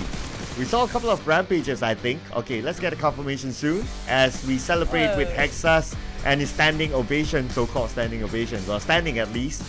Now, Boom. Ooh, how close would it be? Okay, let's look at the numbers. 26 for Boom Esports. Yoodo Alliance, 11 eliminations, bringing them up to 17 points in total. But RRQ, no rank points at all, but they still managed to get 9 elimination points, boosting them up to number 3 in this match ranking. Yeah, I think it starts to kick in the reality for them, knowing for the fact, you know what, ranking is a bonus point. Instead, go for eliminations. That's why everybody going crazy this time. But Hill, Box, and SLD. Now, this is going to hurt SLD the most when it comes to the top ranking, because they used to be in number 1, number 2 spot. Now, slowly being pushed down with 0 points. And we're talking about the teams down there in the middle pack, who have more motivation and drive to push themselves up. We're talking about these are the teams that didn't score any of those chicken in the first 2 days of the grand finals, and now rise up to the occasion, just start to wake up and smash down all the numbers in the top 3 right now. Yeah, even for VOIN, they managed to get a decent number, 7 points in total this round. But on the flip side, we see FaZe Clan, only 1 point. Hail Esports eliminated early without a single point. So it looks like things will definitely change on top. And boom, Alter Ego, number 1, number 2. The Indonesians up there. Feels like the Indonesians are dominating when it comes to the final day here, but the gap is not too far. Talking about small margins here, 4 points away for Boom and Alter Ego. Alter Ego, they know all they need to do is just get more than 5 points every single round. They can still maintain, but it's sort of a, you know, a gray area, we can call it, because if they just have less or just tiny bit of mistake, is more than enough to pull it down to its 5th place. No kidding, they can be pushed down to 5th place for Alter Ego if they're not being careful. For Hill and SLD slowly being pushed down, Vampire still in the top 3, but the gap is just incredibly close. Yeah, it's like what, 4 points, number 1, number 2, and then you got 2 points, number 2, number 3. And then you have a little bit of a gap, but because we got still 3 more games to go, that gap is still able to close. So anything can still happen. I mean, we got a good amount of teams here who can go for that number 1 spot by the end of the day. And this is a tight race. I'm loving this. I'm loving the fact that it's a tight race. And the fact that it's not like, okay, one team up there, 60 points difference, 80 points difference. No.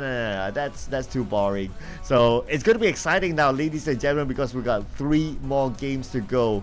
But after this, we're going to take a break this time around. It's about iftar time in, at least in Kuala Lumpur. Well, of course, it depends on wherever you're at. It's going to be a slightly different timing. But anyway, we're just waiting for the queue for production, and we'll take a 1-hour break very soon. And speaking of the overall rankings just now, if you notice for the trend, right, Cloud, the top 2 teams are the teams that are having the most aggressive plays. We're talking about the most elimination coming up from the top 2 teams right now. Alter Ego, and the same goes for Boom at 86 eliminations. That's the highest across the board. While the second is going to be Alter Ego at 83. That just shows how important it is for them to force a fight. And if you want to play ranks, I mean, you can nowhere near be up there.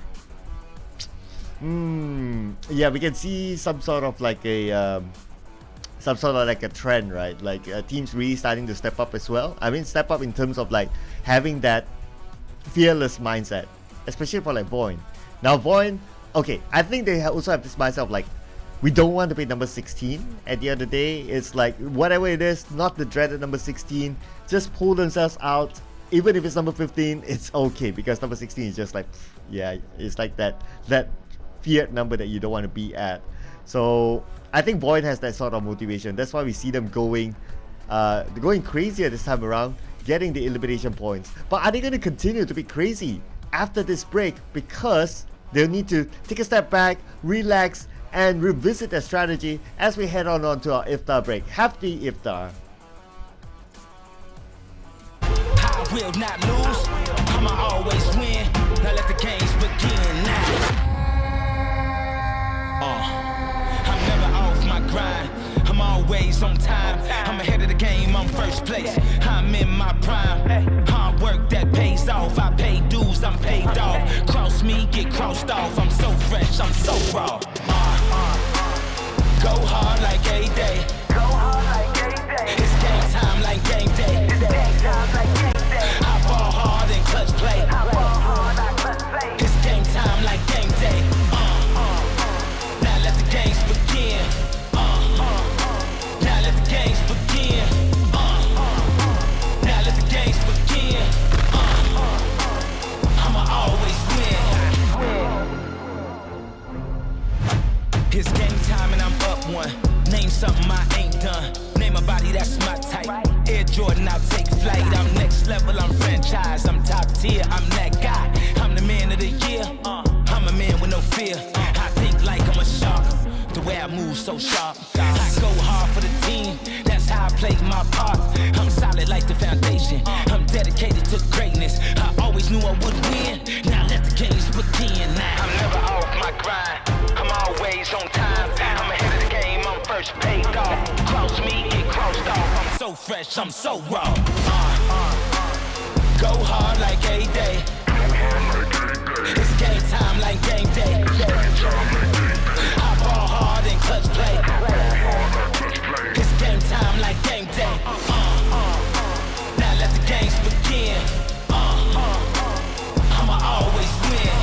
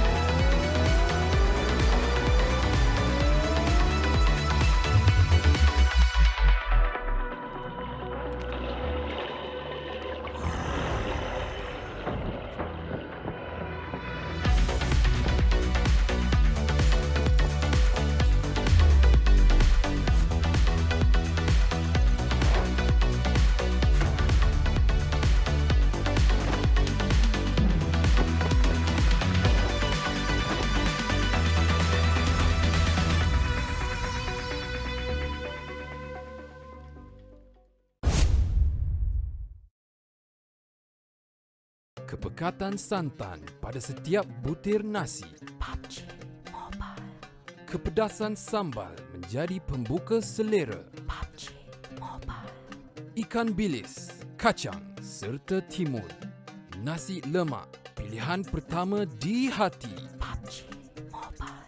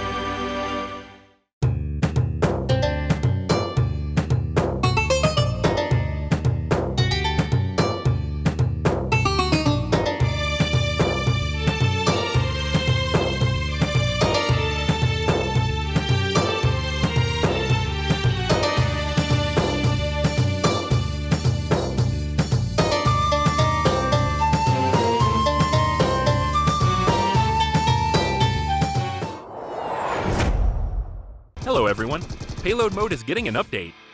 This update brings a new, powerful weapon, the tank. Experience the adrenaline of Payload with all new tank battles. The new tanks will be found in Erangel. They have incredibly resilient armor and immense firepower. They can seat up to 4 players. The driver will control the tank's direction and can also look through the tank's gun sights to aim and fire at distant vehicles and enemies. The co-pilot can fire the tank's machine gun for even more firepower. The tank gun and machine gun can both rotate a full 360 degrees. The tank is extremely durable, and passengers will not take damage from gunfire, grenades, red zone bombing, vehicles, or other physical threats. But that's not to say that the tank is invincible. When the tank's durability is reduced to 0, it will explode, dealing damage to the passengers. Of course, the sturdy and powerful tank also has downsides. For one, its large size makes it easy for your team to be discovered. It's also quite slow, making it easy to chase down and surround. When you're facing a tank, firing on the heavily armored front doesn't deal much damage, but attacks from the rear deal additional damage. Shots fired at the tank at a 30-degree angle or less will ricochet, dealing significantly less damage. Attacking the tank's weak points and firing from an optimal angle are the keys to taking them down. You can also use a bit of strategy, lying in wait while within firing range, and launching an ambush when the enemy comes within range. In order to help players find tanks more easily, this update will also add a tank airdrop. Find the tank flare gun, and use it to call a tank into battle. Aside from that, we've also added purchasable recalls. Players can now opt to spend shop tokens at shops to recall eliminated teammates. If it's too dangerous to get to a recall tower, this is another excellent option. So call your teammates and dive into Payload to experience exciting, all-new tank battles together.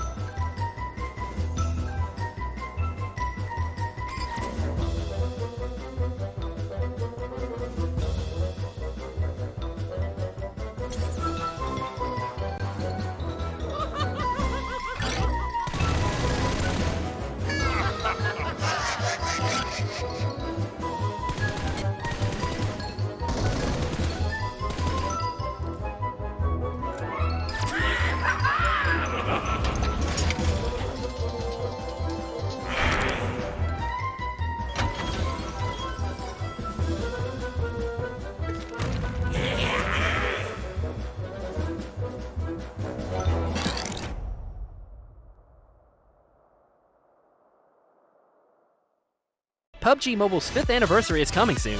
Let's take a look at all the new content. In version 2.5, we'll be introducing the new World of Wonder feature, which includes tons of maps for different gameplay. Apart from the classic Battle Royale gameplay, you can experience unlimited possibilities in PUBG Mobile. In World of Wonder, even more gameplay maps will be coming in the future, so be sure to keep an eye out on updates for more details. On March 18th, the all-new themed gameplay, Imagiversary, will be available. In this new gameplay, players can use 3 themed items: block cover, portable trampoline, and the dual-purpose cannon. Use them to complete all sorts of creative maneuvers. Block cover can generate 3 different shaped toy blocks, which can be used as a bridge or cover. It can even be used as an elevator when placed below the player's feet. After placing it on the ground, you can touch it to bounce to higher ground. Players can launch themselves with the dual-purpose cannon to travel long distances, or launch all kinds of throwables as ammunition. It's way more powerful and effective than a regular throw. Get your creative juices flowing and come up with different combinations to unleash unexpected tactical effects. Furthermore, your backpack comes with a unique item, the supply converter. You can use the device to get new supplies by converting them 2 for 1. Give it a try, and you might just discover something unexpected. At the same time, the large new themed area, Imagination Plaza, will appear in Erangel, Stalber, and Quarry. Battle it out to occupy designated locations and compete for a vast amount of advanced supplies. The small themed area, Imagination District, will also appear in Erangel and Livik. Explore these areas and get your hands on supplies. Classic Mode has also undergone several updates. DP28 and M249 can be equipped with a new gun shield attachment. Once equipped, it can be used to block enemy gunfire. Supply shops are now available in Miramar, Vikindi, Senok, and Payload to provide players with an extensive array of tactical options. In Payload, powerful and heavily armored tanks will be available. Drive them into battle. In Metro Royale, there will be loads of updates to items and mechanics for you to explore. Creation Mode will also be undergoing an update. You'll have access to many creative functions, such as change outfits, emote change speed, scene effects, and more. More options will be added to the camera and chat, so showcase your brilliant captures. The all-new Nusa Tycoon event is available in the new version. During the event, each player gets their own island. Nusa coins can be used to upgrade buildings, which raises the prosperity of your island. As your island's prosperity increases, your island's appearance in the lobby also changes. Upgrade buildings and manage your island with friends now to unlock more advanced appearances. For more details, follow our official PUBG Mobile community. Winner, winner, chicken dinner. See you next time.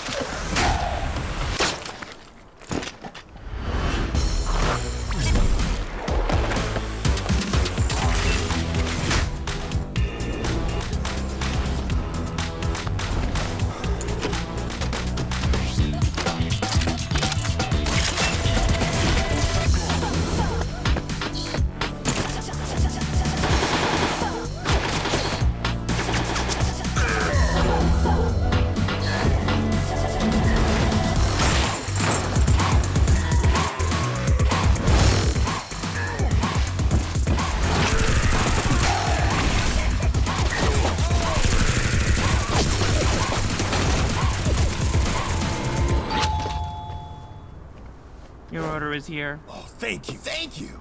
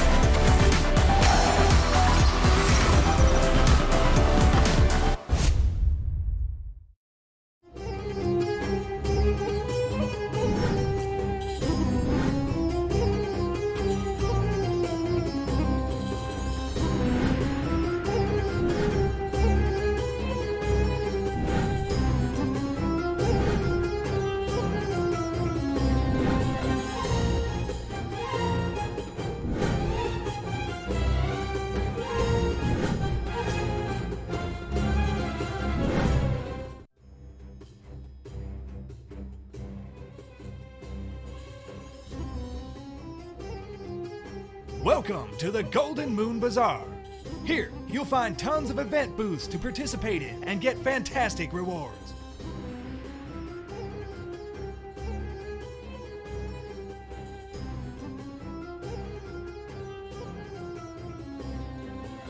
Call your friends and participate in Golden Moon Showdown together. Team up with friends and spar with opponents to win rewards.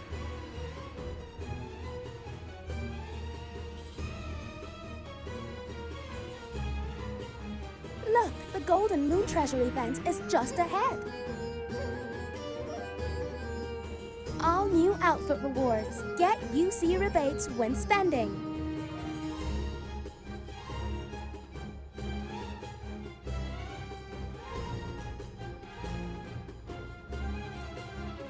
Receive gifts to improve your popularity rank. Compete for a limited Golden Moon lobby theme, Moonlight Bazaar.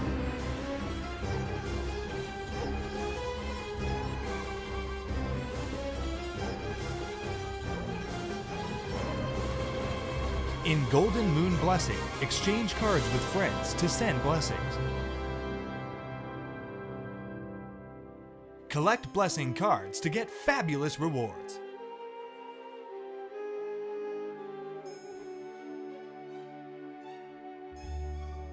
It's finally time to put your culinary skills to the test. Show us what you are capable of. The Eid al-Fitr feast welcomes you to relish the delicacies. Create a variety of dishes to get item rewards. Golden Moon Bazaar awaits your discovery.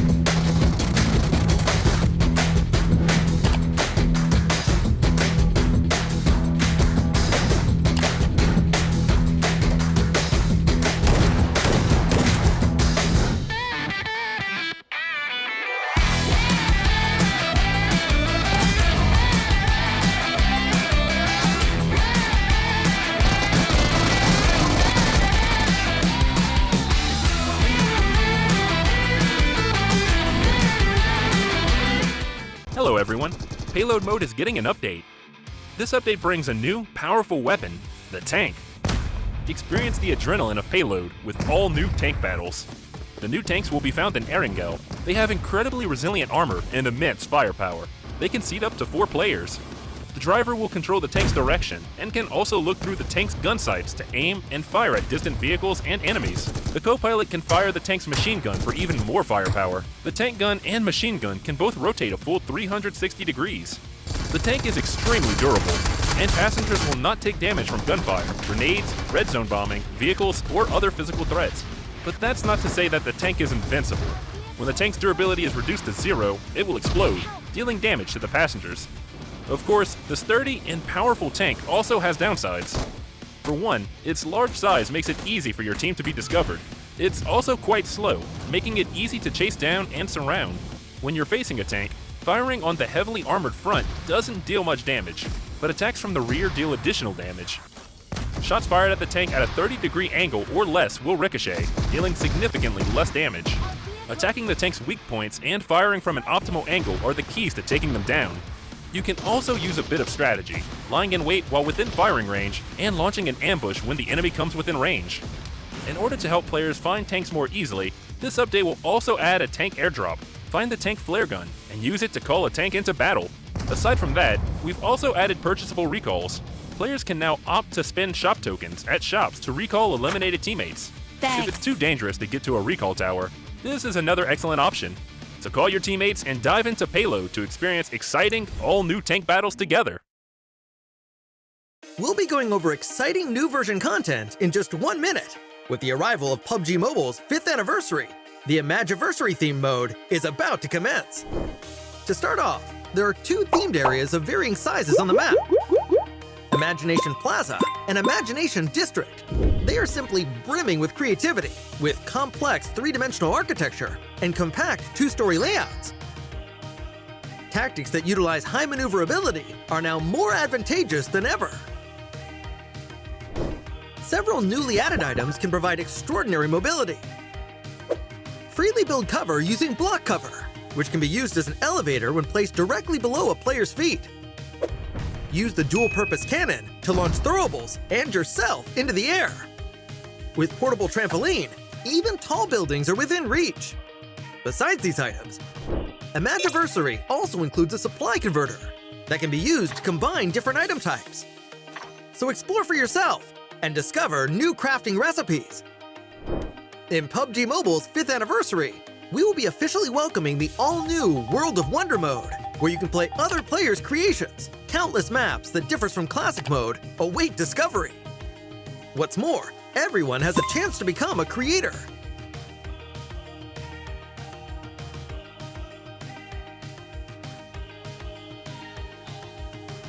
Publish your own creations in the game for everyone to enjoy.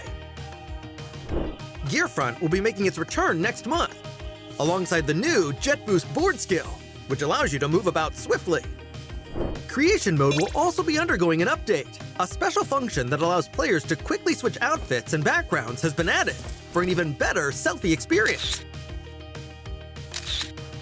Moreover, we will be introducing a new gun shield attachment for the M249 and DP28.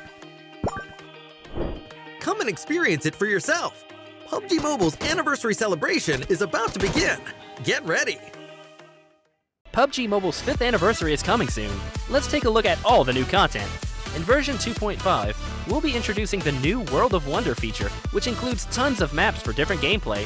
Apart from the classic Battle Royale gameplay, you can experience unlimited possibilities in PUBG Mobile. In World of Wonder, even more gameplay maps will be coming in the future, so be sure to keep an eye out on updates for more details. On March 18th, the all-new themed gameplay, Imagiversary, will be available. In this new gameplay, players can use 3 themed items: block cover, portable trampoline, and the dual-purpose cannon. Use them to complete all sorts of creative maneuvers. Block cover can generate 3 different shaped toy blocks, which can be used as a bridge or cover. It can even be used as an elevator when placed below the player's feet. After placing it on the ground, you can touch it to bounce to higher ground. Players can launch themselves with the dual-purpose cannon to travel long distances, or launch all kinds of throwables as ammunition. It's way more powerful and effective than a regular throw. Get your creative juices flowing and come up with different combinations to unleash unexpected tactical effects. Furthermore, your backpack comes with a unique item, the supply converter. You can use the device to get new supplies by converting them 2 for 1. Give it a try, and you might just discover something unexpected. At the same time, the large new themed area, Imagination Plaza, will appear in Erangel, Stalber, and Quarry. Battle it out to occupy designated locations and compete for a vast amount of advanced supplies. The small themed area, Imagination District, will also appear in Erangel and Livik. Explore these areas and get your hands on supplies.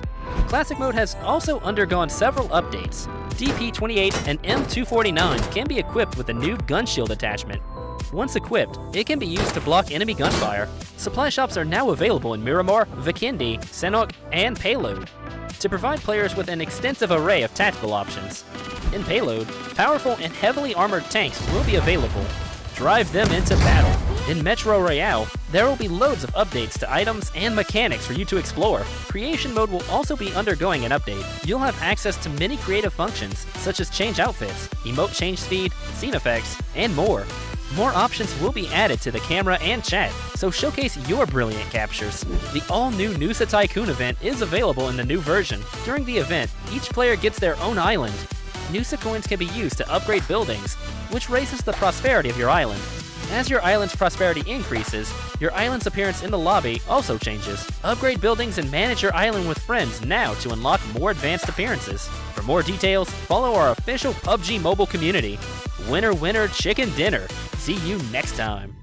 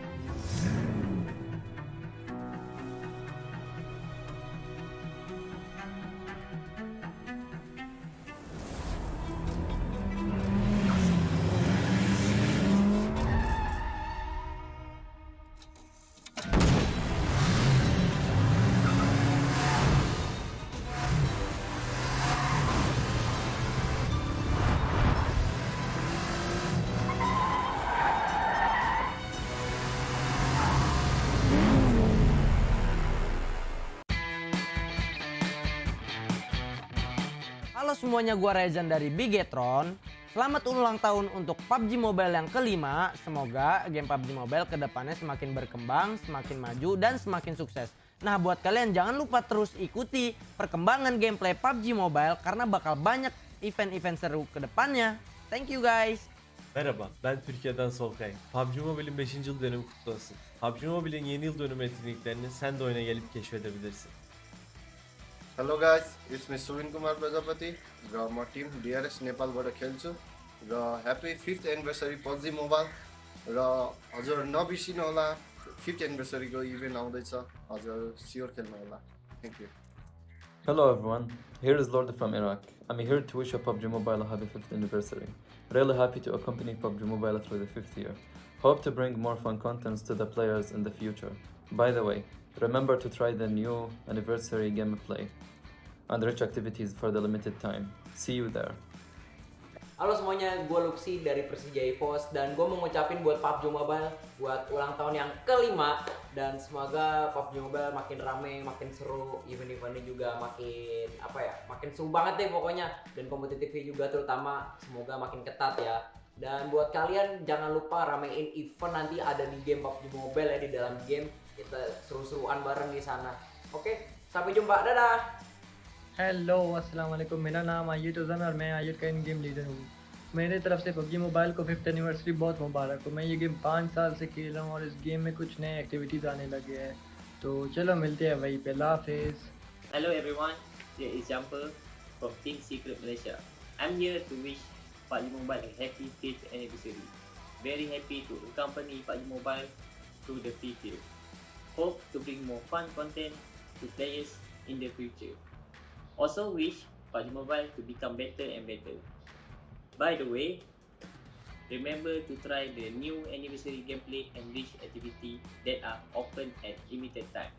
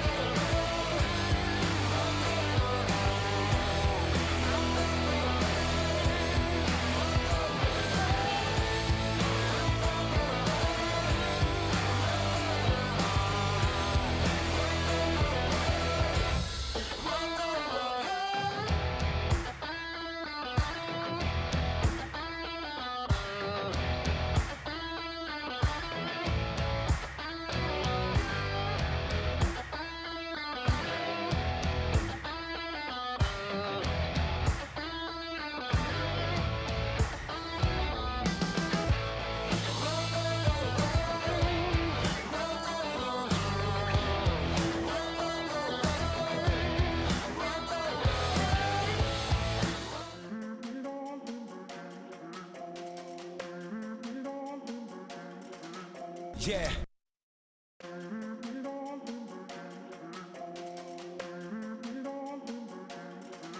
Yeah.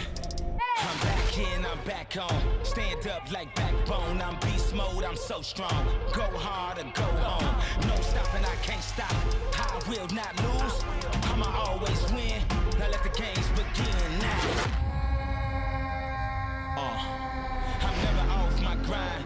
I'm always on time. I'm ahead of the game, I'm first place. I'm in my prime. Hard work that pays off. I pay dues, I'm paid off. Cross me, get crossed off. I'm so fresh, I'm so raw.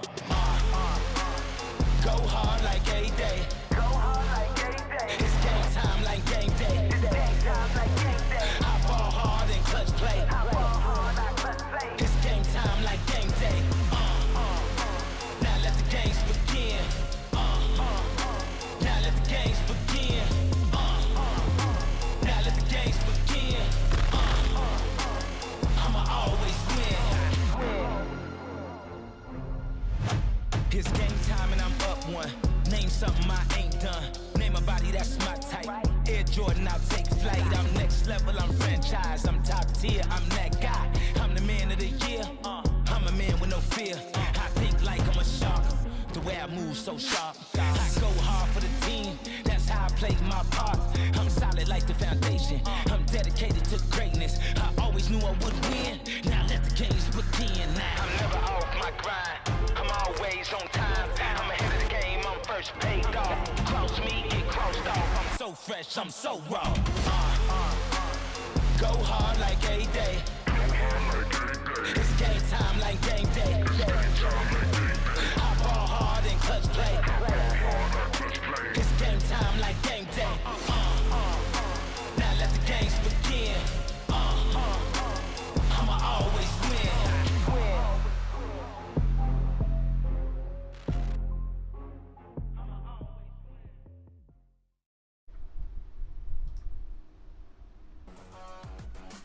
Welcome back. Here we are again for the finals of PUBG Mobile Super League Southeast Asia, and we're down to 3 more maps to go. I'll be Chicha, your caster, and alongside with the amazing Sir Cloud as always.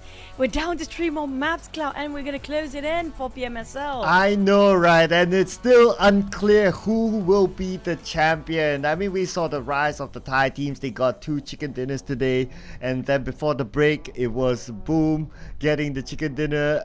It's just going up and down now, just like a stock market. And Alter Ego is only 1 point away from their #1 spot to be stolen. Yeah, and we do have an interview after this. I do want to hear a bit coming out from Alter Ego about the position right now, which is nowhere safe. And then speaking of Boom, 1 point shy, I mean, like, I do want to listen coming out from the side of the Thais too, regarding how the Indonesians bringing their A game in the last day. Yeah, if we can get the both of them, they'll be great, right? So it'll be. I noticed that we've been getting like mixed interviews a lot more recently, and that's kind of fun because you can kind of like put them like, oh, what will you say to them? What says to the other person? And they can compare notes to each other. So that's going to be great. I think we can expect that later on. But if we can't think about it as well, it's been a while since we talked about teams from the Vietnamese region. Yeah, the closest one to actually get that #1 is going to be SLD, but they used to be #1. It was like what, the second and the first day, and then after those double chicken in a wrangle, they kind of lost their compass, and I'm not sure what's happening on the side of SLD really. Yeah, I don't know as well. I mean, for the others like Box Gaming and Xavier, we can say that with 3 more games, it's pretty much out of contention. SLD is the only hope right now for the Vietnamese region. But you know what? That's our theories. We'll hear it out from the players themselves. Let's head on to our interview. So Cairo, take it away.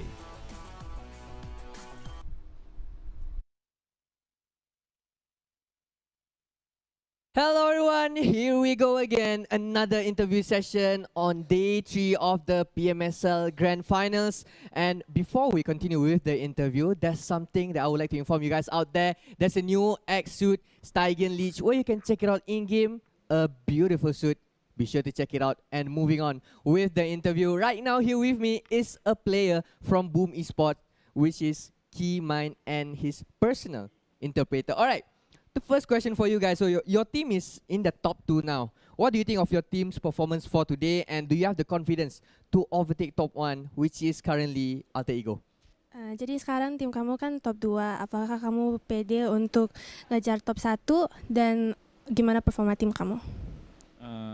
Kalau performa hari ini bisa dibilang cukup bagus, dan kalau untuk ngejar top 1 kita pasti pede sih. Dengan kita abis chicken tadi kita percaya diri buat ngejar top 1. So today's performance is quite good, and they are very confident in chasing and overtaking the top 1 because they just had a chicken dinner, and that made them more confident.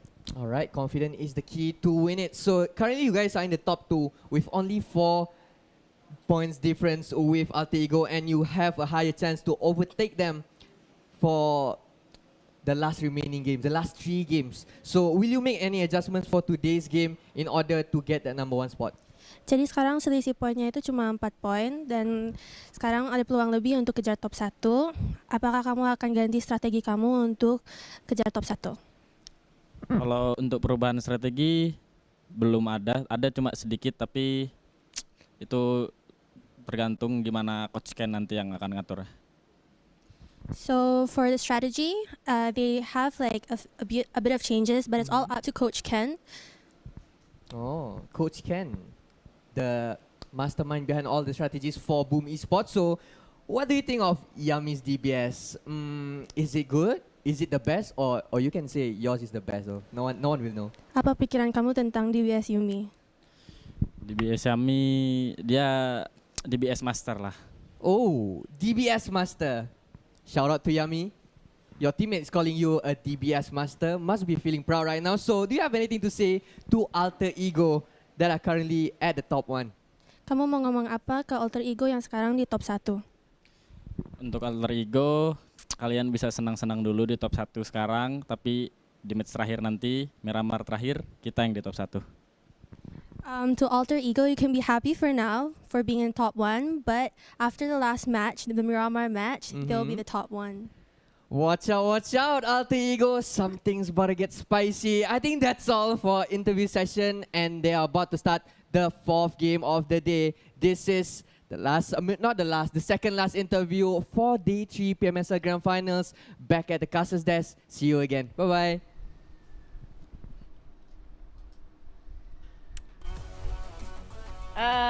He will be number 1. I mean, like, yeah, maybe Alter Ego, maybe Boom, but don't forget about Vampires, SLD, Hill, Yoodo Alliance, and Big in Time. And also, these are the teams that are actually currently in the first page as well. And speaking of the point, it's not that big, Cloud. This is as close as we can get. Yeah, and like what T-Mind says, right, it could be until the last game.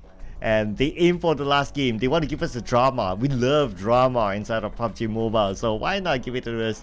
But we're gonna give it to you guys because we gotta review the top performers from the previous round, and we almost got a full Boom squad. The only one that's not here right now, who was it again? Definitely Boo Boo, who didn't play.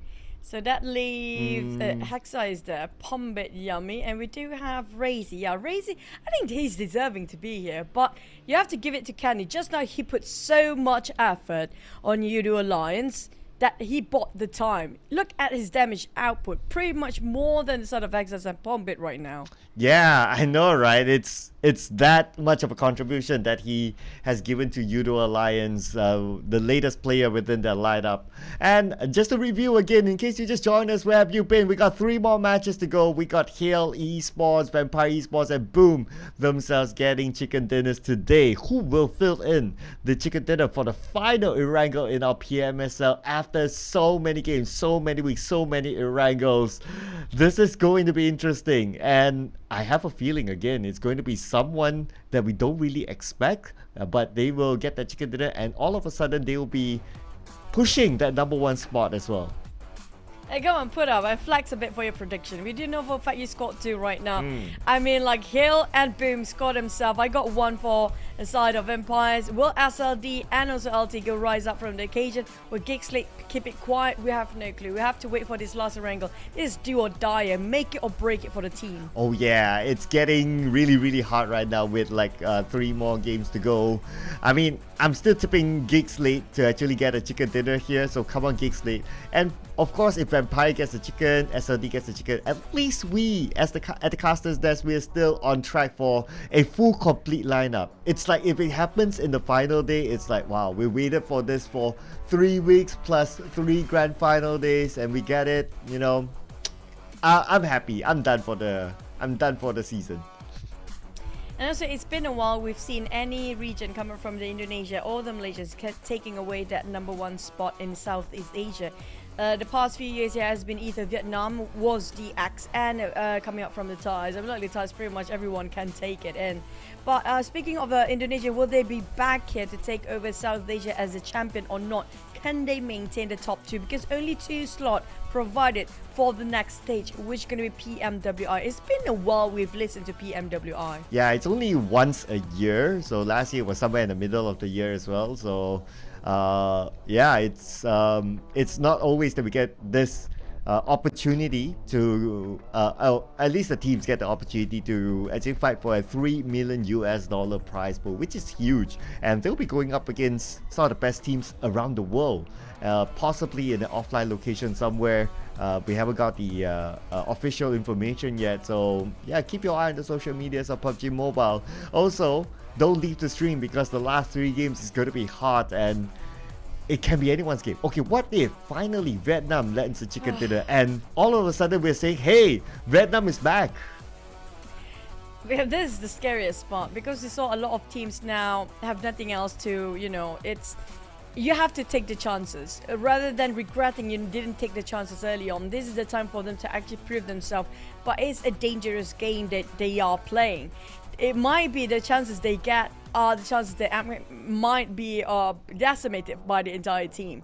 One silly mistake, we saw some blunders happen to be, was it Yummy just, or was it Mela? Who was it again that self-nade happened to be in a very short amount of time, and at the same time there's somebody rushing in, right? So you don't want those blunders to happen. Those silly mistakes, those small errors cannot afford to be here in the last 3 maps. Not at all, especially for a team like Vampire Esports who's gunning for that #1, and we don't see Tony K yet, so I guess he might be out for the rest of the day as well, unless he makes a surprise return inside of the Miramar map. But for now, no Tony K in sight. Box Gaming, so much hope after that week #3, but unfortunately down there. But because of their playstyle that is so unpredictable, like in one game they can pop up with a lot of elimination points, that can potentially disturb the teams at the top. Now, I think the minimum condition for these guys, having 3 more maps to go, to get #1 spot, they have to be cracking that triple-digit numbers, right? They have to be 100 and above. PERSIJA, EVOS, GEEK SLATE, REGUM, and BTR right now in the 90s, close enough to get those triple-digit, but can they make it in time? They have to win back-to-back chicken, those placing themselves at 8 until the 12th place. But for those actually on the top 7 or top 8, which are already cracking those triple-digit, they need to get a chicken plus double-digit eliminations, and not just that, it have to be 2 rounds at least to be high kill volume. Even though they can't secure those chickens, they have to get high kill volumes, and that's a lot at stake here. Not just the slot, is a $250,000 as well for the slots, and it's just too much. I mean, like, this is a lifetime of opportunity for each of the teams up there. Yeah, you wouldn't know if in the next edition you will still be in this. Of course, they are top teams. It's likely to be, but you know, just sometimes you never know. Surprises can spring. So when you have the opportunity right in front of you, you gotta take it. You gotta take it back home, and that's going to be the motivation for the teams that can eye for that trophy that was shown to us. And I saw a story as well from one of the production crew holding up the trophy, and it's as long as like how do I describe this? Like assuming like it's almost as long as your entire body, like your top body. It's that tall? The trophy is that tall? Yeah, it's tall. God. Yeah. It's huge. I mean, just hope it doesn't snap then. If it's long and slender, I mean, like, hey, well, yeah. I just hope it doesn't snap. But I did notice about a Boom lineup just now. I'm not sure, was it Boo Boo Who entering in just now? And we don't have Hexas, if I'm not mistaken. I don't know if there's any swap for players for now. You did mention about Tony K has not been playing since yesterday. He played a couple of match only yesterday and not feeling well. Now this where every single A game players and best of the best player have to be playing for the last 3 maps. Is it okay for Vampires not letting Tony K play? And I think Lamborghini is going to play the entire day, and we do have Microboy come up from PERSIJA EVOS, but we haven't got the impact coming up from Microboy as we hope it would be. Well, speaking about the Tony K thingy, well, they still got a chicken dinner without him, so it just shows that everyone inside of Vampire functions just as well. So I think it's okay if they continue to stick with it. They are still pushing the top buttons. And to answer your question about the lineup, Hexas is playing. Obviously, you can't remove Yummy, you can't remove Pompey at this time, but it is Boom Esports at the other day. Who knows? Miramar, the lineup could change. So far, there's no intel or any sort of a swap from the players. Just shows that today, so far, all the players playing are the main roster for each of the team. But the question is, will they get the champions? One map to change everything, and this is the last Erangel, Cloud. Last one. Yeah, last Erangel of the PMSL, and no seal inside, but VOIN looking good so far, and they could really disturb the top teams. And let's see, will they continue to do that inside of this final Erangel of the PMSL, the first edition of PMSL. We're gonna have a look at the trophy before we jump into the game, just to give a motivation to these teams. Let's head on to our final Erangel game.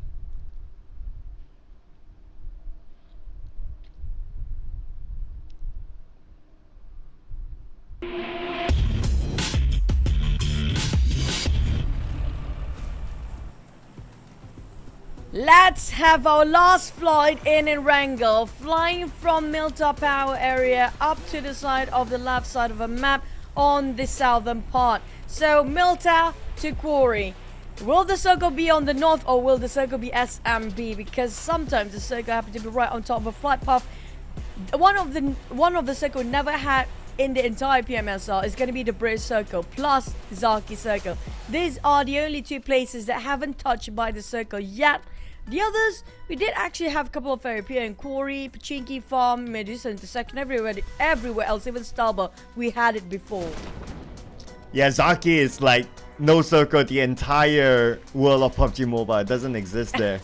But the bridge, yeah, I don't remember by now since when was the last time we saw a bridge circle. So I'm not sure. It could probably be a back end change that we won't get a bridge circle. But if it's still there somewhere in the back end coding, then a bridge circle will be cool as well. Since this is the last Erangel anyway, you might as well give us one of the rarest circles around, and possibly the most entertaining circle as well.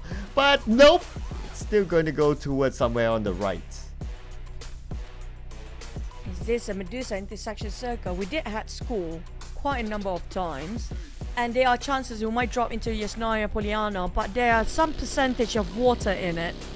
And speaking of Alter Ego, they drop right on top of Lipovka. I have a feeling a lot of teams want to go from the north, which they can if they are early.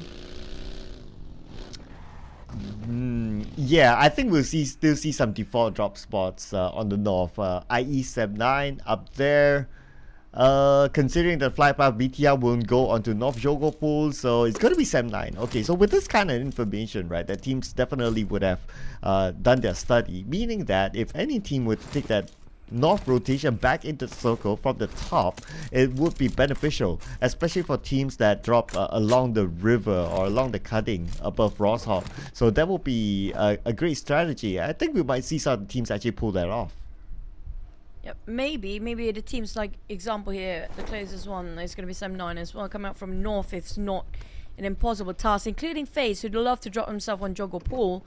They can just cut across on the northern side to shooting range and up to Stalbo if they need to, because we do know for a fact there are high chances the circle might end up north. But given the past few days, we know for a fact the circle can hard shift down south all the way. That's going to be Medusa intersection. Over and on the right side, all the way to the side of Kamishki. Who knows, right? But speaking of the next circle, we have to wait if there's any sort of early skirmish.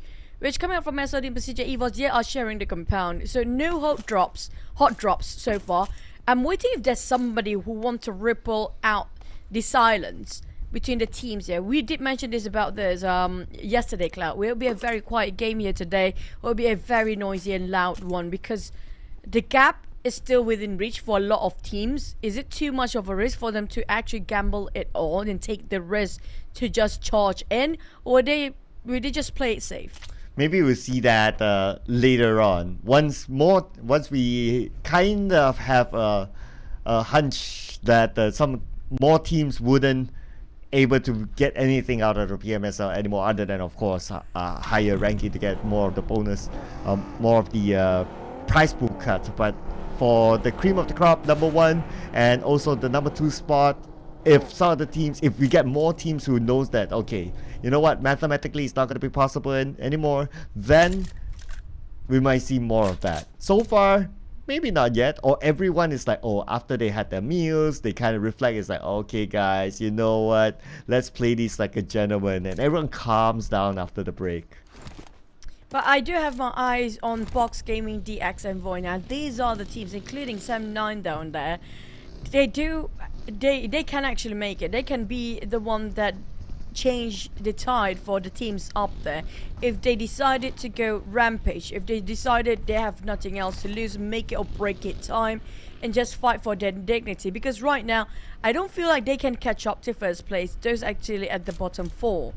It feels a bit of a far-fetched within just 3 maps for them to actually gain at least like what 60 points minimum. Like the 60 points will not even make it for VOIN here. Yeah, a common number I would say is about the range of 20 to 25 points if you get a chicken dinner with the current meta. So if you kind of like times that, you probably maybe get 60 to 75 points. Still, it's not enough for a team like VOIN to actually get the number 1. And we have to consider that the other teams will still gain points too. So rough mathematical calculation, it's not going to be possible. Maybe even for like teams like, let's see, you mentioned Sam9, okay, PERSIJA EVOS, probably not as well, because yeah, remember that the other teams will still add points too, so it's really tough for them. I think maybe if we want to give more focus, maybe up to like I'm just pulling out like maybe FaZe Clan on FaZe Clan above.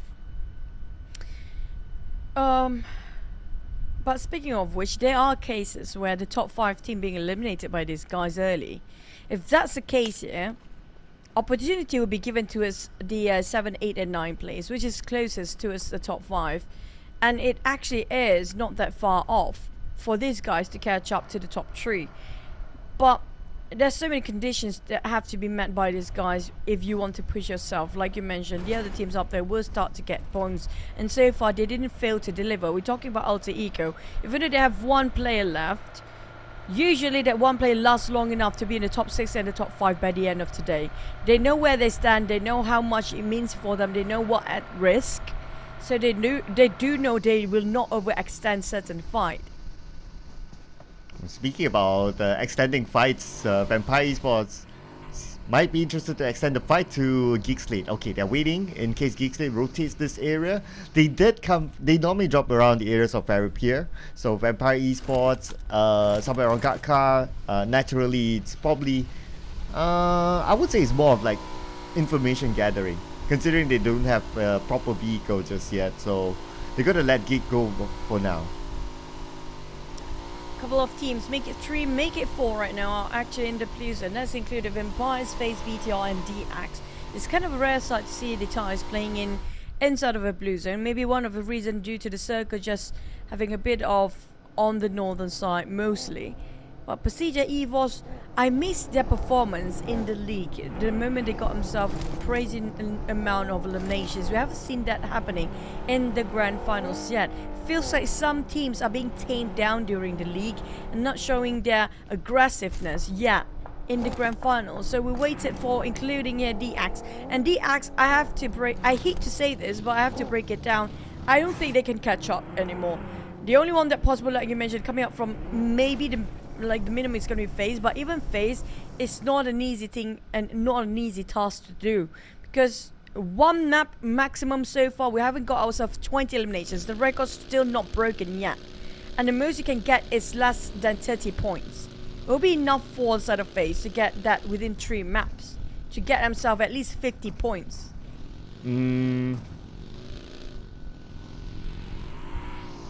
Taking a long pause here just to really think through. I would say no as well for FaZe. Taking into consideration that the top teams will also gain points, then probably not as well.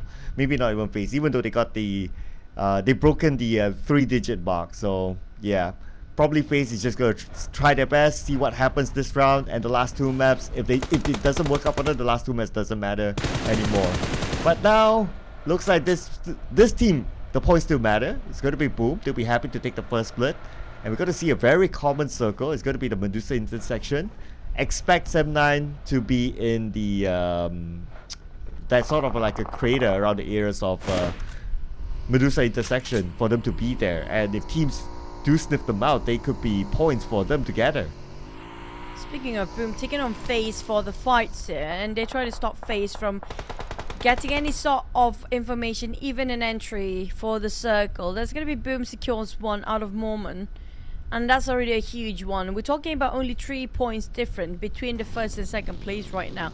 Alter Ego, can they defend their throne? Because right now, I feel like Boom, they don't have a candle wall. They just want to go for the kills. They know for a fact that if they want that number 1, they have to make it extra. They have to break the barrier. They have to fight their fear and just let everything loose, unleash everything they have in the last Wrangle. And we do know Wrangles, this is where you still can fight the ties, because when it comes to Miramar, they can go crazy in there. Yeah, the stats definitely, I'm pretty sure it will favor the ties as well. But we remember inside Wrangle, like the ties do have a good stat too.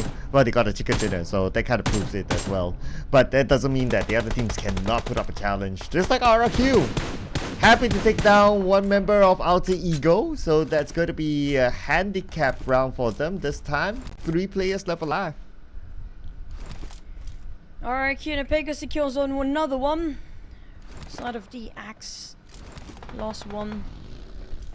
Some fights just here and there, just giving a couple of warning shots even. If Alter Ego lost 1 earlier as well. Not great. But RRQ, they are in the top 10 here. Still can make it, but they have so much conditions to be meeting up to be number 1. We're talking about back-to-back chicken, double-digit eliminations, make it 20 eliminations. If you want to have that 1 round of miraculous run, that's the number you're aiming for, 20 eliminations. But BTR sharing with Box Gaming on top of score. We've saw this before. Now, school will be so many teams trying to cut across this. There'll be a lot of visitors passing by. So you don't want to overstay yourself here. And BTR realize that after so many times we do have the Wrangle, School Circle, and the Medusa intersection, a lot of teams want to just stay here for a bit longer. And the circle shrinks. Feels like very close to the last one, right nearby the potato hills of Pachinki. But the Medusa intersection is still there. Yeah, so looking at 7-9's position, looks like they're not taking the common Medusa intersection area. Maybe they don't want to make it cliche anymore, because teams really would start to notice. I mean, even if we notice it, I'm pretty sure the teams would notice that as well. So they're trying to go for a different approach. And with the current circle, I am a bigger fan. I always have a preference for, like, if you talk about the school, like whether it's school compound or school apartment, neither one of those for me. I would like the school high ground just on top of the school apartment. And that's where BTR is at. But now we can see RRQ. They might lose 1 player. Mort is close by with Voldemort, but because Vampire Esports there, so they're not going to take the risk. And you're feeding the beast down there. If you keep on giving away the points with the top team. Speaking of Boom, they secures 1. Vampire might want to go for another. Alter Ego been playing super safe here for the entire day. And they are not safe nearby the side of the Blues. And they lost 1 man earlier on. Vampire got knocked on Voldemort. But the problem is, those eliminations were taken away by another team, right? And Vampire is definitely devastated by that. They know there's going to be more than one team just based on how they're knocked down just now, being stolen away by the other teams out there. And do they want to respond to this, or RRQ, will they crash into it? Because RRQ, make it or break it, man. This is a time where you want to go boom, and boom is going down right now. Another player out. Razy knocked. But did they secure those eliminations? Ooh, looks like the answer is no. They're going to be in the other compound, and it's going to be a long reach for Big in time. But Potato Hill, focal point for RRQ and FaZe Clan. And RRQ, they're playing with 3 players, so they gotta calculate their risks. They gotta take the calculated risk against FaZe Clan. Mela, keep the pressure on with those nades. This is gonna be one of the FMVP player for the race. Asa will respond with a couple of smokes first, and the Peko just gonna make an all reason distraction on this side, just to confuse FaZe about their whereabouts.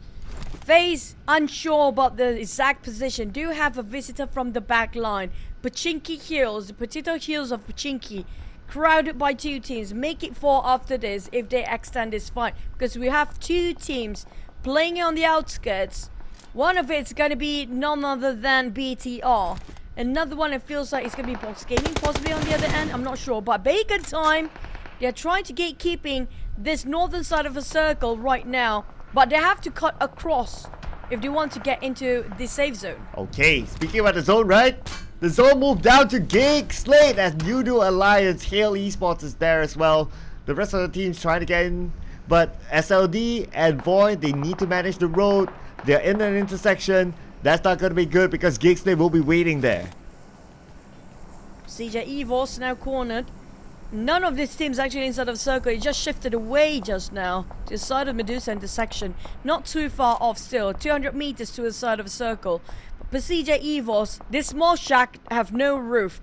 They have to pray no mollies flying on their way here. Yoodo Alliance, spotted out RRQ, Rapper Boy and Kenny. Rapper Boy has been playing the grand final the past few days here, Cloud. It shows that he's back for his game. Yeah, Olio has been taking a backseat instead. So Rapper Boy with him in the lineup. So far, Yoodo Alliance not too bad. And with 3 games to go, 35 points difference than Alter Ego. It's still doable for Yoodo Alliance. But of course, like what we talked about earlier on, they need to start it now. Like chicken dinner with a lot of eliminations, and it's still possible for them to pull off a surprise. Speaking of surprise, hello Tranji and Armstar having a go. He popped himself a smoke, and SLD, the entire crew is there.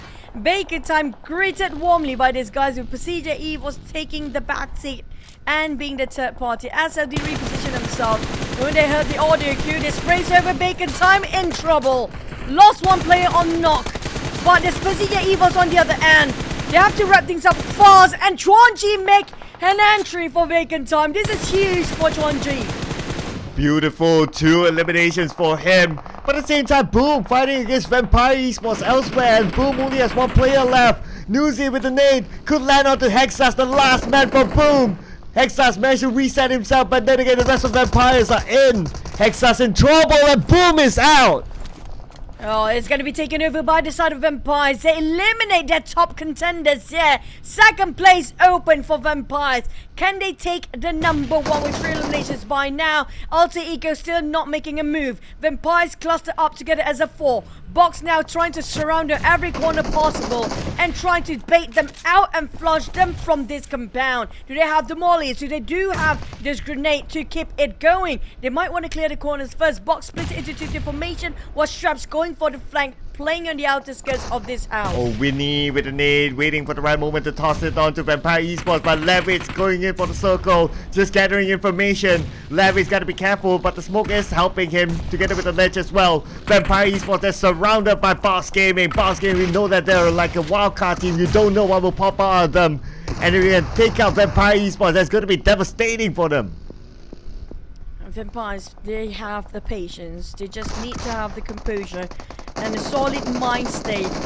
Winnie, perhaps the Nate Newsy, you'll be the next contender, but coming out from Box, Winnie, open up the rest of Box Gaming. They will be crushing the dreams for Vampires to take the 2nd spot. If they manage to secure this fight, this skirmish, a scrappy plays from Box. forcing Vampires to be uncomfortable. And the next number 1 spot is going to be still Alter Ego. Vampires being wiped out. Oh yeah, that's good news for Alter Ego. Let's see how many points can they secure. What's the gap that will be after this round. SLD now onto D Xavier. Twas splat by Parjin. And that's going to be a point in the back for SLD. For SLD, 1 man knocked, they still can revive here. On the other hand, Box Gaming, due to the fight against Vampires, is still in the blue zone. Alter Ego nowhere near to be found around this corner of the map for now. D acts with 2 players, Rabis and Lamborghini. They try to force the fight. Rosemary, they have to be extra careful. Top 2 teams are out. Alter Ego being the next target for this guys, and they're going in for the hunt. Sam9 taking a head-on strike against Alter Ego, but trying to distract him with those buggy fanatics. Try to make sure Loyu cannot focus on Potato, but Loyu is committed to it. Almost got a splat. Take it down. Pulled over. Fnatic secures on Loyu's side. But the rest of Sen9, how did they respond to this? Oh, precise prone shot there by Fnatic. And now Depp is all alone at the forefront against Alter Ego. Rosemary and the nade, they know exactly where Depp is set. The nade will be tossed on the Depp's side. 2 nades evaded by Depp. Fnatic is going to go in for the wraparound. Lost Octa for Alter Ego. That's gonna hurting them quite a bit because of their main fragger down, as well as Rosemary still there at least, but never mind. Dab close, but still clutching over Alter Ego. This is gonna be their bane. 1 play for Sam9, but being shot from afar. Yoodo Alliance saved the heck for Alter Ego for now. They still can sell number 1, but the rest of Sam9 is there alone coming in to finish off. No, top 3 all gone. Oh, and look at this. The taunt coming in from the Sam9 camp onto Alter Ego. And with that means that the number 1 spot will be unchanged for now unless SLD can pull off something insane. But Yoodo Alliance now, they're busy with Hail. SLD and the rest of Yoodo Alliance, they can actually go up for number 1 if they need to. The top 3 is almost gone now. They can't actually get any points aside from Vampires early on. That's it. Kill the next contender for the top spot, but caught himself in a sandwich. VOIN and Yoodo Alliance compressing them multiple angles at the same time. Lifting those elevations, spraying on top of the smoke. 1 knock on side of Hill. Yoodo Alliance have 3 eliminations by now, and now they click once for 1-1 for himself. VOIN on the other hand, spotted out by Sky. Now the one that can actually stop Yoodo Alliance is going to be coming up from VOIN, but Hill caught them off guard. Max is trying to reposition himself. The nade almost clipped entirely to a Sky, but the smoke will buy them a bit more time. Oh, but how much time does he have right now? Because Yoodo Alliance getting closer and closer. Sky only critical health right now. Adelu is going to go in with a UMP in hand. He can't spot his opponent, but finally he does, and that means Hail is out. Yoodo Alliance is not done yet. They have VOIN to deal with. Max here shredded almost his vest and his helmet here, hoping that Vehicle can catch a couple of players, pick them off 1 by 1. QEON finish off, Mort taking on FaZe Mela, but Yoodo Alliance still have a 4. VOIN left with only 2 or 3 players here. They'll be shushed out from the zone. They'll be denied the entry by the hands of Yoodo Alliance. Lamborghini down to last player for the side of DX. Same goes for SLD. SLD, they have a shot for the number 1, but they cannot afford to lose it. Oh, yes, they cannot, because the top contenders have been eliminated. This is actually an opportunity for SLD to try to catch up. But now it's going to be the zone that's going to be the pain for them, as well as D Xavier. D Xavier with a nade. Drongs in right now. Managed to pick up Parjin. But it's going to be the duo that's going to do it to the end. Now we're back to VOIN versus Yoodo Alliance. Lapar left with only the last player for side of VOIN and keep the fire open, but Adeglik finally scored for himself. 9 eliminations for Yoodo Alliance now.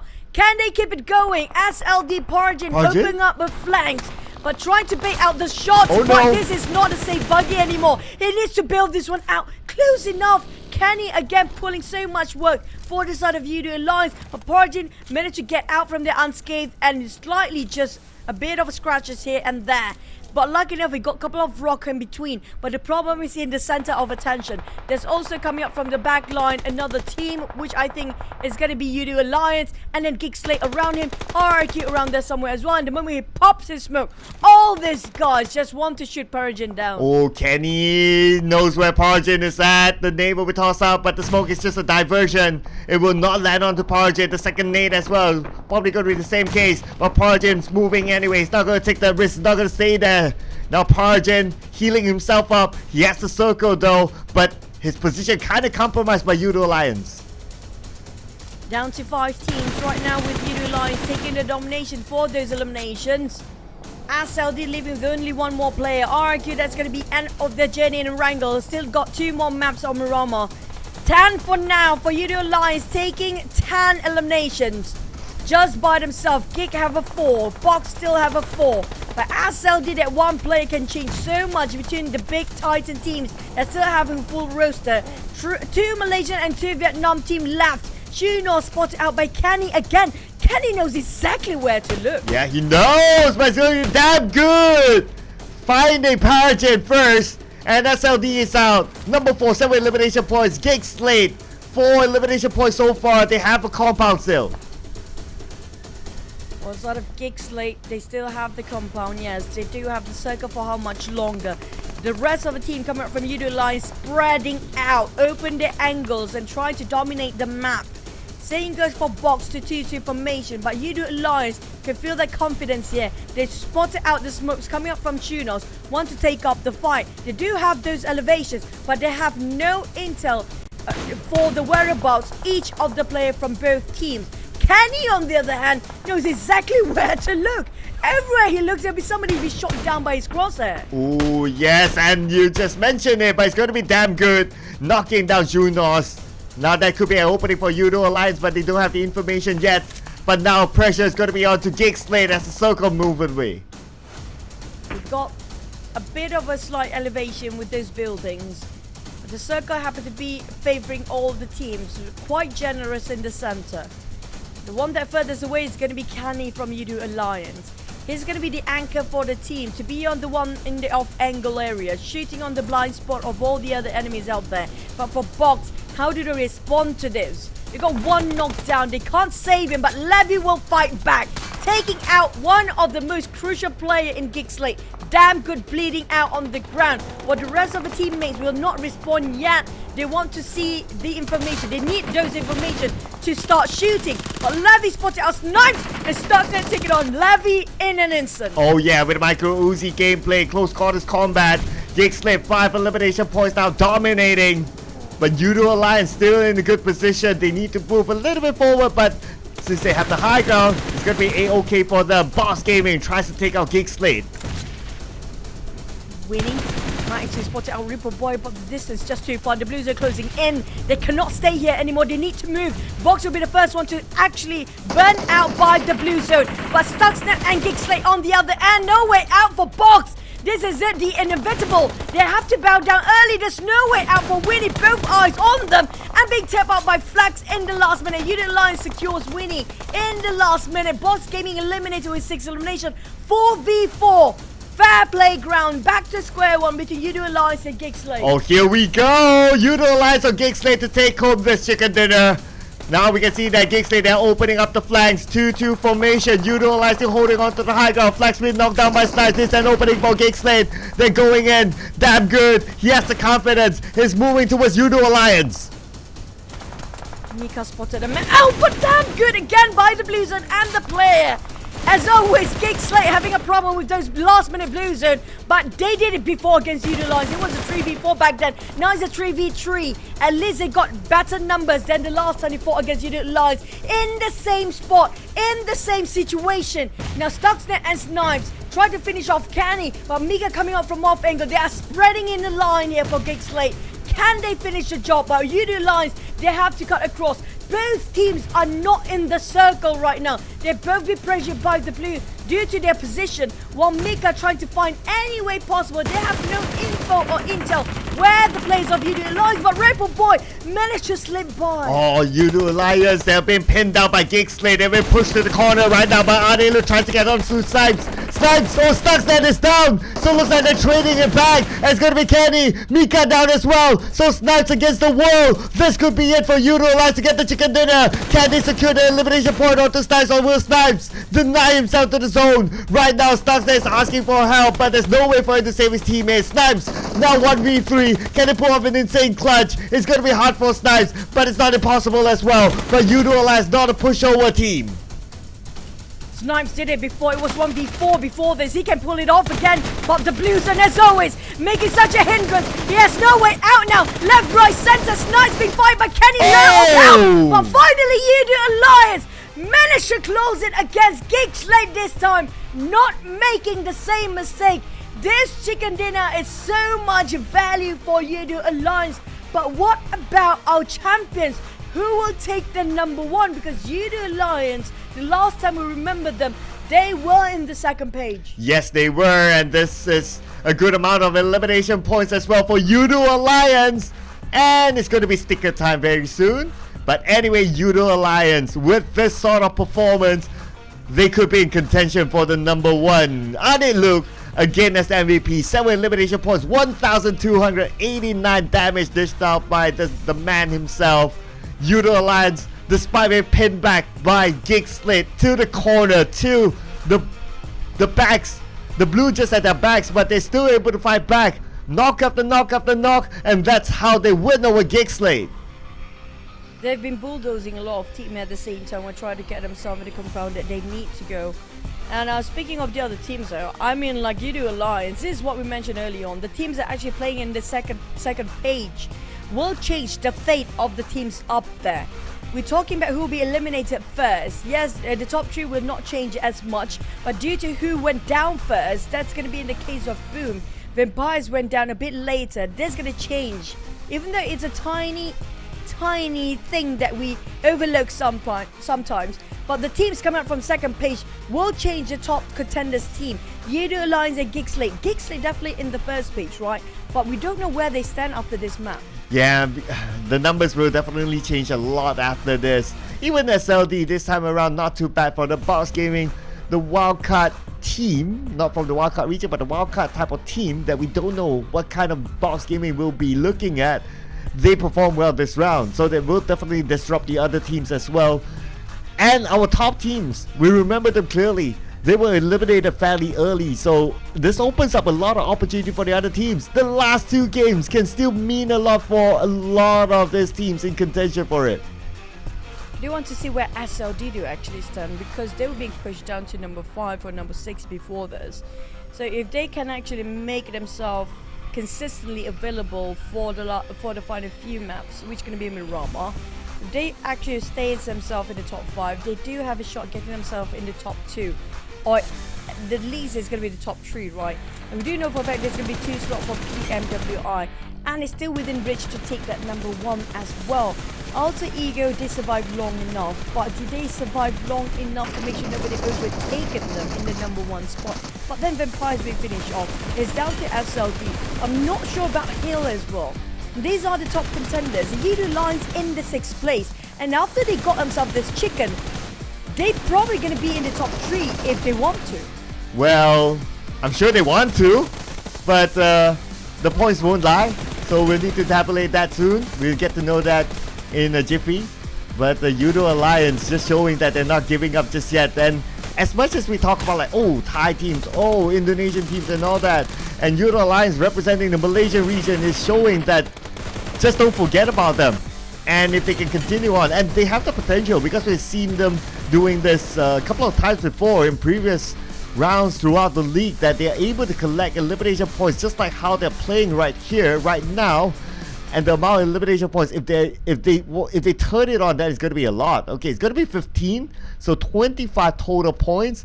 But the rivals for the #1, okay, Hail 0, Vampire 3, FaZe Clan 7, okay, SLD 11, okay as well. I think so far for Yoodo Alliance, the most they can get is actually getting that #4 spot or #5. Due to SLD managed to survive longer, and SLD, we do know for a fact they are placing themselves in the #4 spot. But did they push themselves up there? I haven't got a clue because Vampires, they get themselves like what, 3 points. There's still quite a gap between the Vampire and SLD when we started off the second half of the final day here. So maybe the top 5 feels like the same sort of sequence. But you know what? After this Miramar map, here we go. Alter Ego still number 1. Vampires now tie with Boom. But the one that making a difference is going to be not just the chicken is the same. The points is the same. The one that can make the difference is between the rank points. And then we only go for eliminations. Boom, they need extra eliminations now. Ooh, Yoodo Alliance, just look at this. With that chicken dinner, 25 points haul, it's 11 points gap from Alter Ego. My goodness. Alter Ego, it's a miracle that they're still up there, frankly speaking.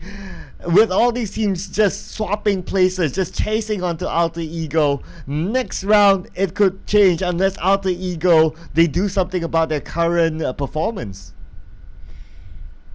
Oh my god, Cloud. This is the closest competition we ever have. Up to 4th place is only 10 points, less than 10 points gap, around 10 points. And this is just down to the last wire, down to Miramar map, which the Thais do love it more than the other regions. But can they fight back? Yoodo Alliance, due to the last performance, pushed themselves up in number 4. SLD, close enough. They had number 1 before, but they are losing too many men in the process of getting into the circle. GEEK SLATE starting to lose their composure here. They can actually get themselves up there, but they're just having a tough time to keep it consistent. Yeah, and GEEK SLATE came close. If only they got the chicken dinner, then I would score another one in my prediction. But at the end of the day, it's going to be Yoodo Alliance. So we got a variety of flags up here. We got the Thai teams for the first 2 games, Hail Esports, Vampire Esports, and then we got Boom Esports representing Indonesia region, and Yoodo Alliance representing the Malaysia region right now. The only one region absent so far is the Vietnamese region.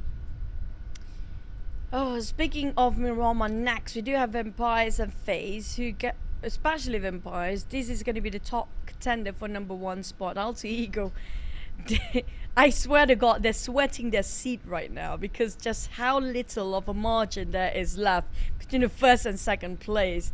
And getting on that 3rd place to 2nd place is a tie. That tie will cost them that PMWI slot, by the way. Yeah, it could. There's potential there. And it doesn't help that this stat, there's no Alter Ego in it. There's no Boom in it as well. There's only RRQ here. RRQ is somewhere in the middle, so it might not really affect that top. I wouldn't say it might not. It's hard for them to push for the number 1 spot, but of course it could still affect it if they take fights with certain teams at the top too. So, it's the stats still favor towards the Thai teams, but we can see that the other teams are rising up too. I mean, if they don't rise up here, they don't push all cylinders out. This is the last 2 map, and just down to the Miramar maps here to change the top rankings. And it's down to Miramar map to change the fate of each of the team, of the players. We're talking about going to PMWI. 2 slots there is open up for these guys. Can they maintain for Alter Ego? Can Vampires maintain? But at the same time, SLD, they can be surprising too. They can. I mean, 2 more rounds to go, and I think SLD, okay, if they can go insane for the 2 rounds, then it's scary for the top teams. Plus, we've seen that the top teams, in general, they get eliminated early, it's already like what, 2 rounds? So it's scary for teams like Boom, for teams like Alter Ego, who normally will be on top, even for the Thai teams as well. So it really could still change. My goodness.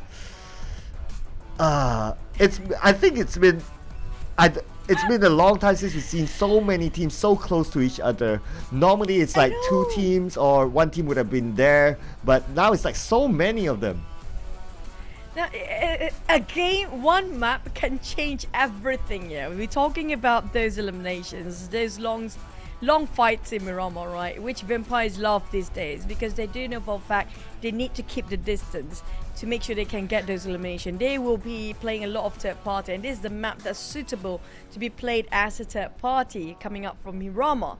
But the thing is, will they not be hunted down by these guys? That's the bigger question. Because we saw all the teams be hunting out each other for the top teams. Vampire shutting down on Boom. Alter Ego being picked by another team differently. They can't be safe up there. Yeah, and in relevance to your point, right? When we talk about like, okay, will the teams go crazy with each other? If you remember, when it was stage 6 circle, but we already got like 5 teams left that time in the PERSIJA. So yeah, maybe the starting, like everyone's looting, everyone's trying to get the best weapons possible, getting the vehicles and all that. But the moment everyone's like stocked up, that's where it just goes insane. That's why the round ended fairly well. I wouldn't say fairly fast, but like 6th stage, you got 5 teams left. At this point for Mirama, I'm not surprised. Before we get the circle to pop, some teams will try to shoot down the players who's still gliding in the air.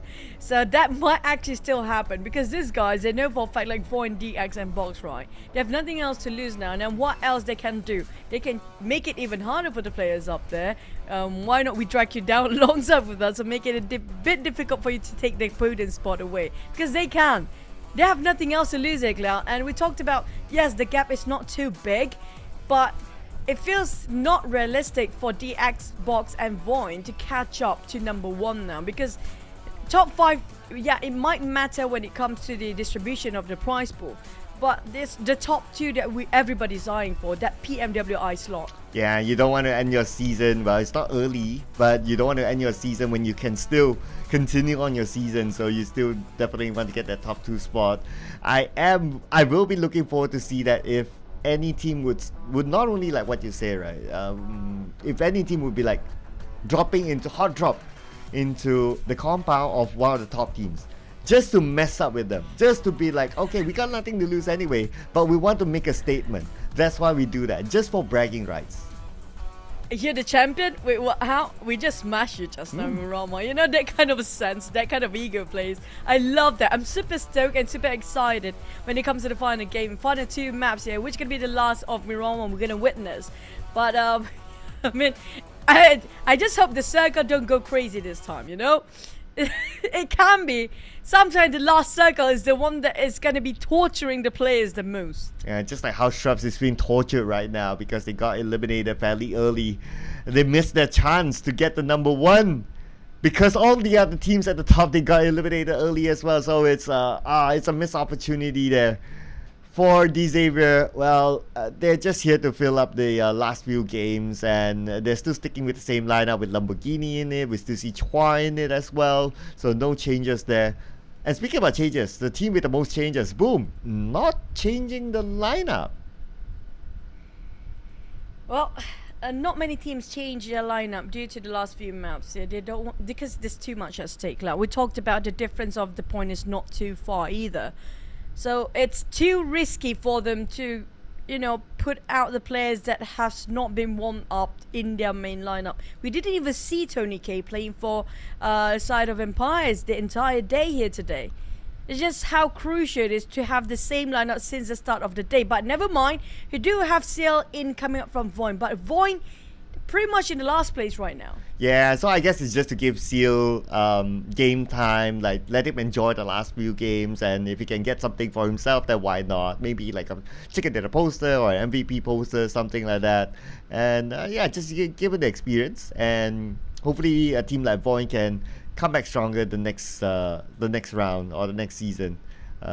Looking forward to see that if they return back into the PMPL Indonesia, can they perform the same as what we've seen in week number 1 as well, and inside of PMPL Indonesia, like recently number 2 and all that, like whether they can still keep up to it, considering that now they are kind of like in a slump.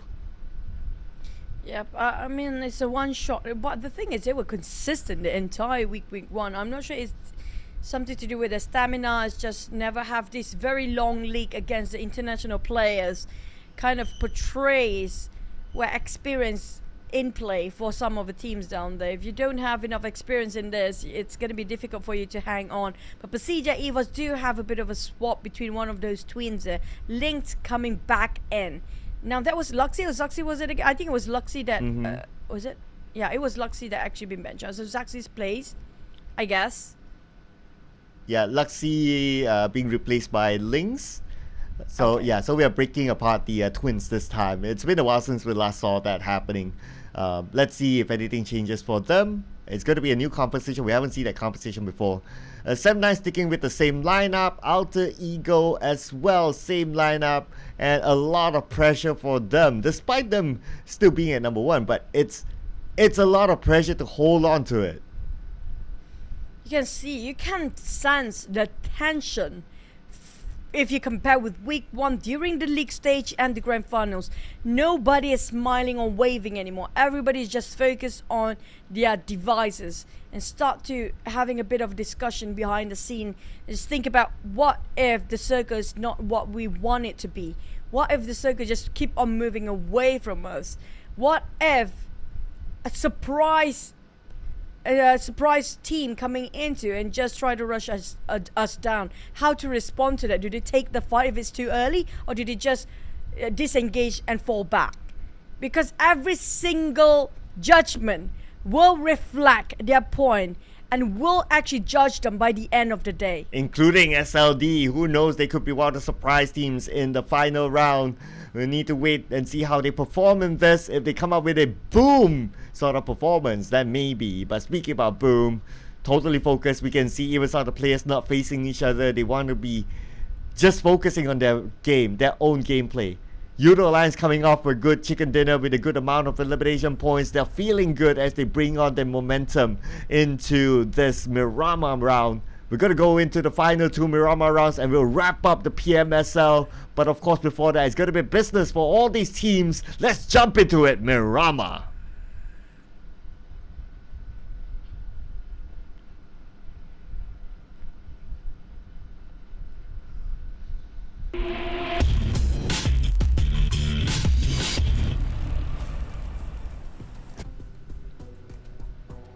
We're down to our final few maps here. Second last map. The 5th game of the final day. Grand Finals PMSL. And the flight path happened to be on the right side instead. We had quite a number of this week when it comes to the Grand Finals around Power Grid, San Martin, even Hacienda de Patron, sort of a circle. So mostly it's going to be on the center. We haven't got extreme circles yet. Miramar has been kind to them. Yeah, for the most part, yeah. We haven't seen a Lost Egos yet. Since we have only 2 Miramas left and we'll end the day and we'll end the entire PMSL for this season. Why not, right? But the look at the flight path is going to be a straight drop here for Yoodo Alliance into Lost Learners. Of course, they'll be sharing the compound with VOIN, with Xavier as well. So it's going to be regular populated Lost Learners. Other than that, GEEK SLATE onto the areas of Puerto Priso. That's going to be regular for them. 7-9 going to switch it up a little bit because the flight path is quite far from where they normally drop, around the areas of Power Grid. So they're going to switch it up onto the areas of Impala. But oh, could this be the moment? Oh man, and this is it, the Lost Eagles circle we've been talking about. It happened to be in the second last map of the Grand Finals. Speaking of luck, looks like we will finally get it. We've been requesting for it for the entire season and they gave it to us in the second last Miramar game, the second last game of the entire season. But I hope it's not like, okay, he pulls up back onto, you know, Chumacera and all that. Let's just keep it down, man, keep it down. I mean, like, even if it's Chumacera, it's quite a difficult one because it's going to be around the valleys in the high mountains. And not many teams dropping around Monte Nuevo or the area of Lera. Due to the flight path itself, it's more towards the right side. So nobody coming in from the left of the map. If these guys are fast enough, they can actually cut across around Valdemar.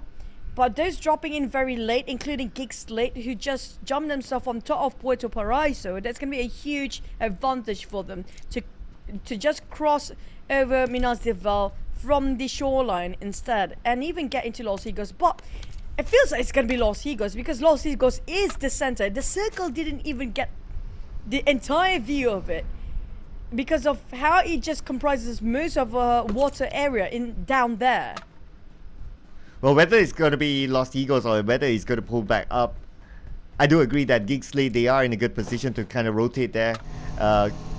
Yes, later drop, but when they drop, it's going to be a dive for them into their drop spot. So they can loot up faster, they can get vehicles faster, and they can naturally rotate faster onto the areas that they really want. So I think based on the teams that drop, based on the fly path, GEEK SLATE arguably has one of the better advantages, but it's a matter of how they're going to take the advantage. But so far, GEEK SLATE, if we can see from overall, they have been starting to pick up the consistency. It's just too bad there's only 2 rounds to go. If only there's like, and maybe another day, then GEEK SLATE would take it. But at this point, the 2 rounds, just do their best, and yep, and let's see how far they can go.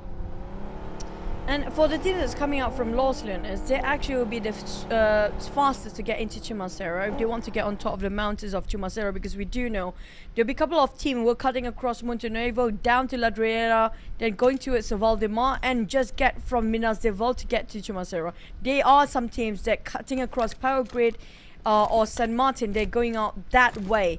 But for the side of BTR, like VOIN, whoever actually nearby Los Leones right now, they can easily access to Chumacero, but they need to be quick. We're talking about these teams. There's limited amount of loot on top of Chumacero mountains is one thing, but even if you want to get those mountains fast, you have to make sure you have enough gears. So they have to calculate every second in stage 1 of a circle how long they need for a looting phase. So you're kind of like rolling the dice right now, right? Whether you want to take that high ground on Chumacero or you want to get as close as possible to Lost Eagles in case the circle really pulls down south and you can get across quicker than other teams. So this is where you kind of like do the kind of, to a certain extent, it's a guessing game. But to a certain extent as well, it's like, okay, you do whatever that's comfortable with you, because if you want to be closest to the Lost Eagles area, it has to be the low ground. There are a couple of compounds that is close by with the bridge that is convenient for teams to cross over, but that means that if the circle goes up to Chumacero Mountains, you sacrifice the opportunity of getting the hot spot on top of that. Speaking of navigation, we're talking about the teams that want to get themselves as swiftly as possible.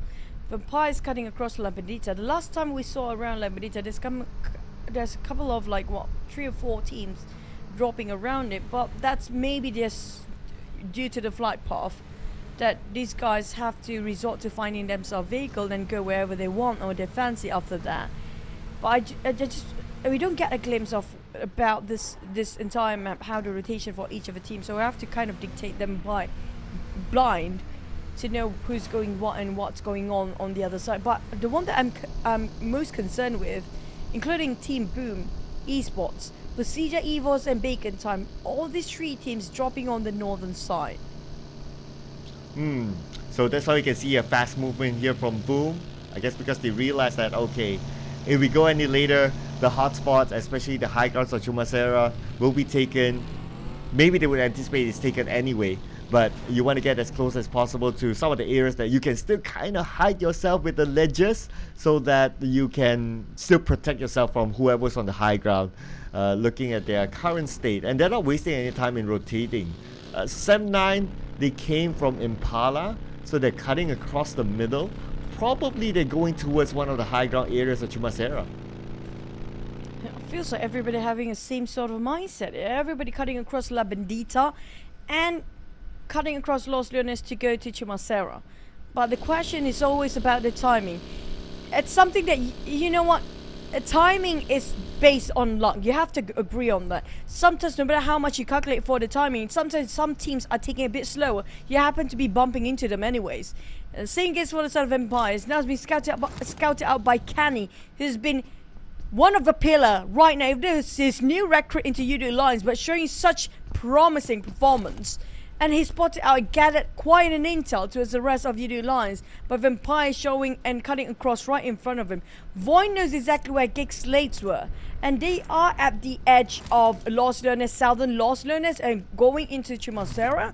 But will they put themselves, their objectives on hold? Seems like, feels like VOIN want to challenge GEEK SLATE if they want to pass through. Speaking about passing through, so Hale Okay, SLD almost at the areas of heal. I think I can anticipate that a lot of teams like really like moving fast this time. Like it's like stage 1 and all our screens so far is like teams just traveling. Like no one's really like let's say still taking the time to loot at this point just because of how the circle is. Some teams may be forced to still spend some time in the blue, maybe because like their first drop was like just too far away, but that's okay. In Miramar, it's common for teams to spend like first circle in the blue, and that's okay. But no real lost egos, but there's still a certain percentage of it, but majority of it are back on the main area. But that main area is still an area that we don't get to see much in PMSL. Imagine if it hard shift on the down south after this. That's going to be torturing the players even more. I'm not even kidding. There's very small island down there of Lost Eagles. I'm not surprised if it ended up there. I mean, like, I don't wish to jinx it, but if that happens, that's very entertaining. I'm sorry, but we're down to like the last wire to see who's get the champion, and the ticket have to be this way. Now that's comical. That's hilarious. Even on side of Boom, they know that the fact that they need to be safe. Like you mentioned before, they can actually play for covers first, and while they're hiding alongside the valleys, they can try to gain as much intel while trying to buy time and just make sure they're top 5, they start to fire. They can maintain the position as they were by playing that way, because the point is a tie between Vampires and Boom right now, and 4 points gap between Alter Ego. Now whoever goes down first between these 3 teams, that's it. I mean, like, oh man. So far we've seen that's the trend, right? Like the top teams tend to fall off fairly early, allowing other teams like Yoodo Alliance to actually catch up to number 4 right now, and it's only 11 points difference between them and Alter Ego at this point. So the possibility of Yoodo Alliance to really be at number 1 after this is there. And speaking about Yoodo Alliance, they're going to open up against Alter Ego. Oh man, again. I think they just have too much pressure behind their backs right now. Alter Ego have been playing too safe and too conservative compared with previous days. Due to they want to maintain number 1 spot, they are unleashed. They're holding back their performance. They're holding back their potential here due to the anxiousness that their number 1 spot at jeopardy. It feels like it's counterproductive on the side of Alter Ego to play. It's too safe right now, but at the same time, too much at risk. Do you want to take the chances if you're Alter Ego? Well, I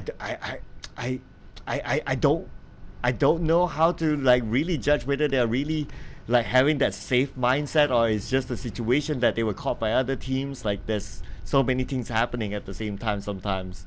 But I'll give them the benefit of the doubt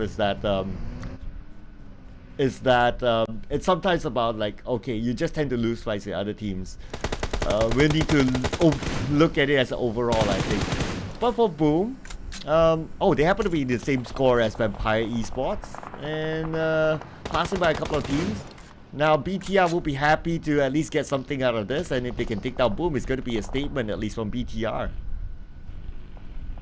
And the one that's going to be crying is going to be Boom here. BTR got nothing else to lose. They're happy to take this away, getting themselves extra cash for the chicken dinner. But here comes this circle. Will be still on the part of a small island down there. That's worrying. We still have that bridge. It still can be a bridge fight here, Cloud. Of all the maps down there, the one that actually have the least bridge is going to be Miramar, and the circle happen to be there. Coming up from SLD, fighting against Box on top of Minas de Val. We do have a couple of more teams coming around the same area right now. We talked about Chumacero, we talked about Minas de Val, we talked about Valdemar, a lot of teams crossing by. SLD do have the elevation, spotted at Box Junos, and just going to finish it off straight away. But where are the other 3?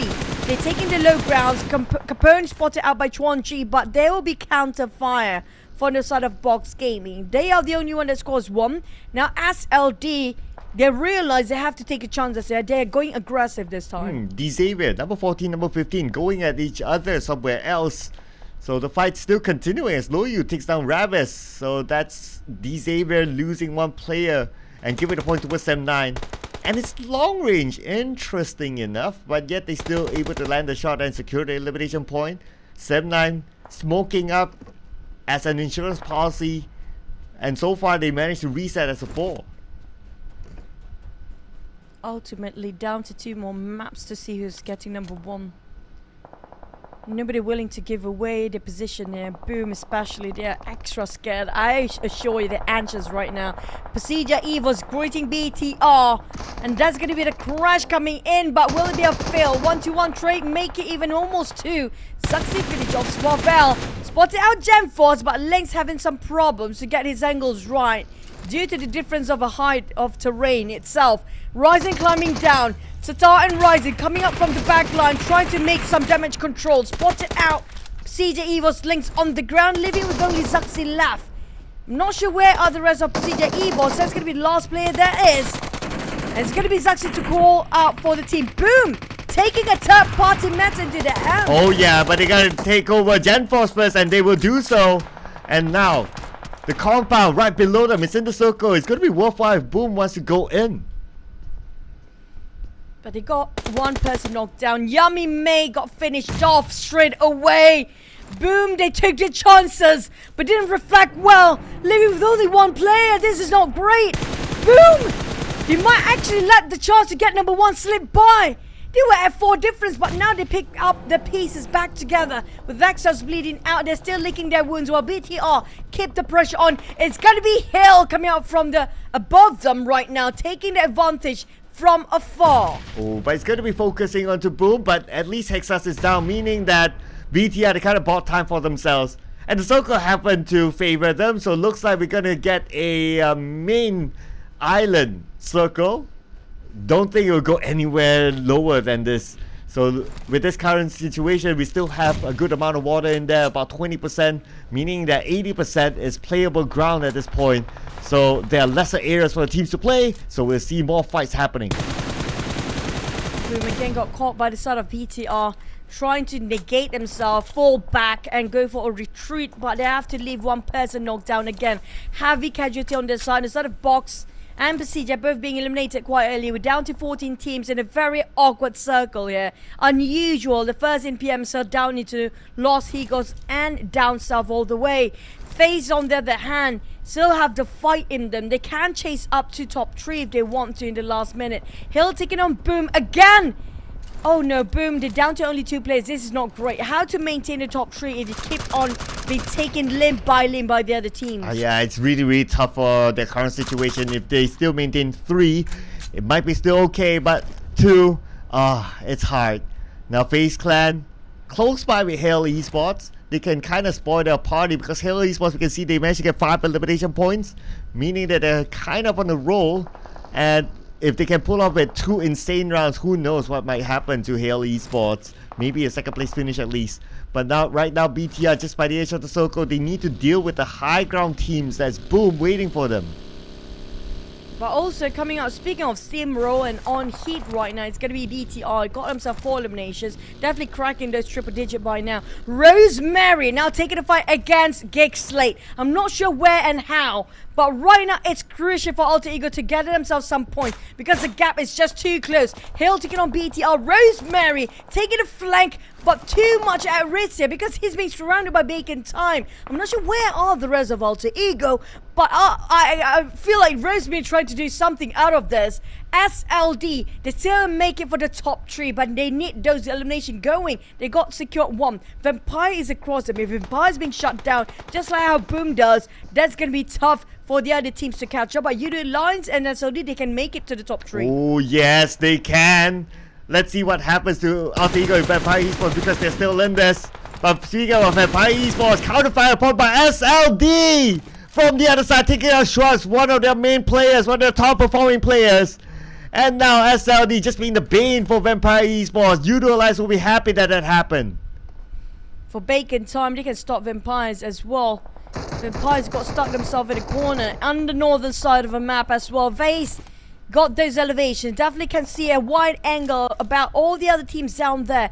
SLD trying to take down on FaZe, trying to get those high vintage view. But PERSIJA and SLD want to play a bit more safer. But any time now, less than 20 seconds to go. The circle will shrink even further. We'll be on Los Higos, small island, or will still favors the main peninsula slightly on the southern part of Los Leones. But the rest of the team here agitated to wait. Rosemary being picked up again, and Alter Ego, they're nowhere near the safest place. They need to get out from the Blues. And Rosemary again being knocked down by Yoodo Alliance, who's in the race for the top one still. And the circle just happens to be like this.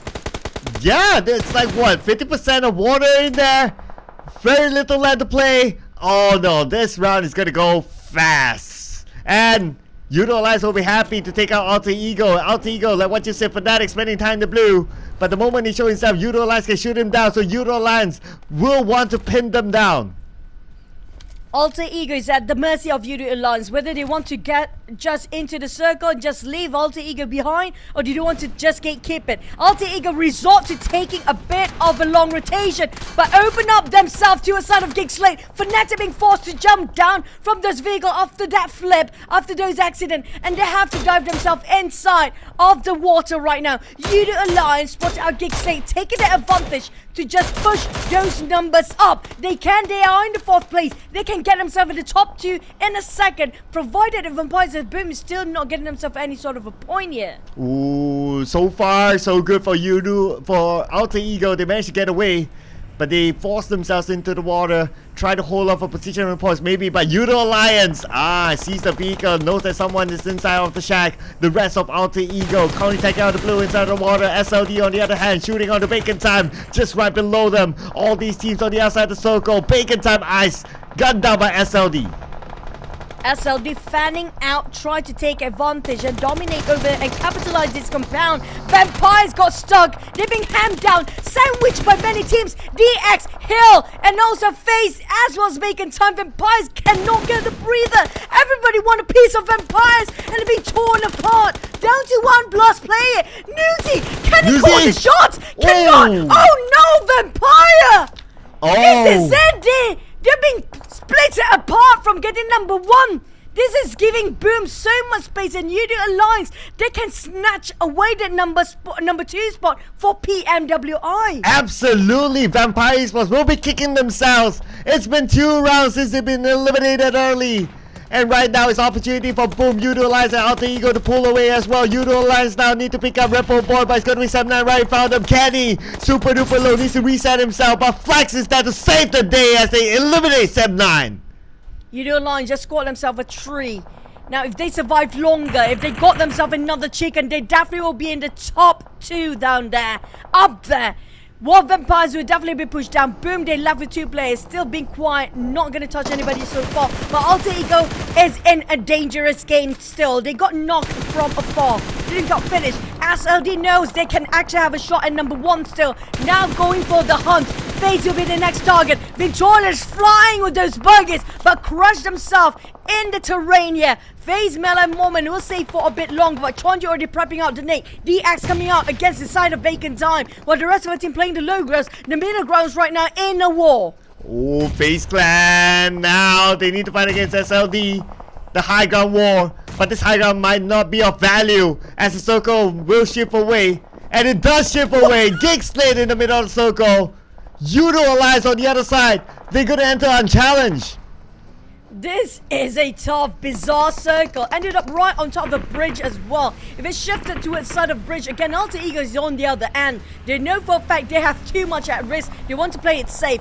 SLD on the other end, they need those kills. They want to go for the hunt. But where to go? Do they decide to swim? There's an airdrop down there, and they're split into 2 formation right now for SLD 2-1. They have a tree. Yoodo Alliance, close enough to get the number 3. They have a shot at that, but they need to go aggressive. Very trying to go proactively, trying to scout for kills, saying good for Hill. Now crushing into Boom. Boom left with 2 players, now 2-1. Oh no, another one early elimination for Boom. This is insane. This is insane, Boom. They are in a dire position right now. Alter Ego managed to make their way onto the other side of the island. Not too sure if the circle still favors them, but what we're sure is that Yoodo Alliance is still in this. Now focusing on the FaZe Clan, going to Sky Only, taken down immediately the moment FaZe Clan arrives. GEEK SLATE now being charged by Yoodo Alliance and SLD in 2 different angles here. Look, already cook up the nade. Mika will respond to this, but the nade will chip quite a number on Snipes, and damn good. They're nowhere near to being alive here. Mika and Stuxton, they managed to revive another triple down. Adik, look, there's so much work and damage. Yoodo Alliance, 5 fighting for their glory days. Down to Stuxnet to call the shot. Can he shut it down? Now they just crush the entire team of GEEK SLATE by himself. Oh, looks like again it's Yoodo Alliance taking out the entire GEEK SLATE. Now FaZe Clan, Hail Esports, Flash, all alone. Flash will not go down without a fight. He managed to clear his back, but now two in his front. Managed to get one. Can he get another one? Momo is still alive. Now the nade from both sides. Momo is going to toss his nade as well, but Flash moves away from the compound. Flash tosses a nade onto the side of Momo, but will not connect. Momo with another nade, but Flash moves away to the behind of this compound. Sort of RRQ being shut down by many teams down there. Take it at 3 teams eyeing out to a sort of RRQ. But Hill taking a bit of a fight against a FaZe. Alter Ego, Rosemary taking a shot from afar. He's taking everything he has on top of that bridge and shutting people from afar, taking those long fights and being the third party all around. Flash now being bombarded by this pound per pound of Flash! But they clutch with a flash away with a fashion, with a jump shot to a side of FaZe. Hill still have one more player. SLD one more player. Yoodo Alliance have a 4. They got 8 eliminations. They are placing at 2nd place now for Yoodo Alliance, pushing Vampires and Boom down. 2nd place. However, Alter Ego, they're still alive, and Alter Ego, they're currently at the bridge. But how long can Alter Ego last with only 2 elimination points? They need more if Yoodo Alliance can catch up onto them. But we'll talk about that later as we'll see how long these two teams will last. But VOIN and Xavier going up against each other. They need to take this fight. And they're waiting in this compound on the left. Lamborghini, we've seen it clutch before. But this is just too much for him to handle as VOIN will take them out. This is going to be the battle of the 16th place, and DX have to back out early. Now, SLD, Yoodo Alliance, and Alter Ego, these are the ones that are actually putting everything at stake. Especially Alter Ego, they lost one man early on, Rosemary from afar, just taking those shots from just that distance. They know they have too much to just take the chances out. So they're waiting for the right side to open up fire. And they're still at number 1 spot. But Hill got themselves 13 eliminations. Where do they send after this map is wrapped out? Alter Ego coming from the bridge from the other side. There's someone in the circle trying to tap away onto VOIN to secure those elimination points. But it's not going to be easy for Octa. You got to be careful. Yoodo Alliance just next to them. They'll be happy to eliminate each other. Got to be careful there. Hail Esports. The only one left is going to be Flash going towards Gosu. Gosu just behind the rock. He's going to shoot onto Flash, and Flash will be flashed out. SLD secures a 5-1 by Gosu himself alone, but he's giving away to a sort of VOIN just now.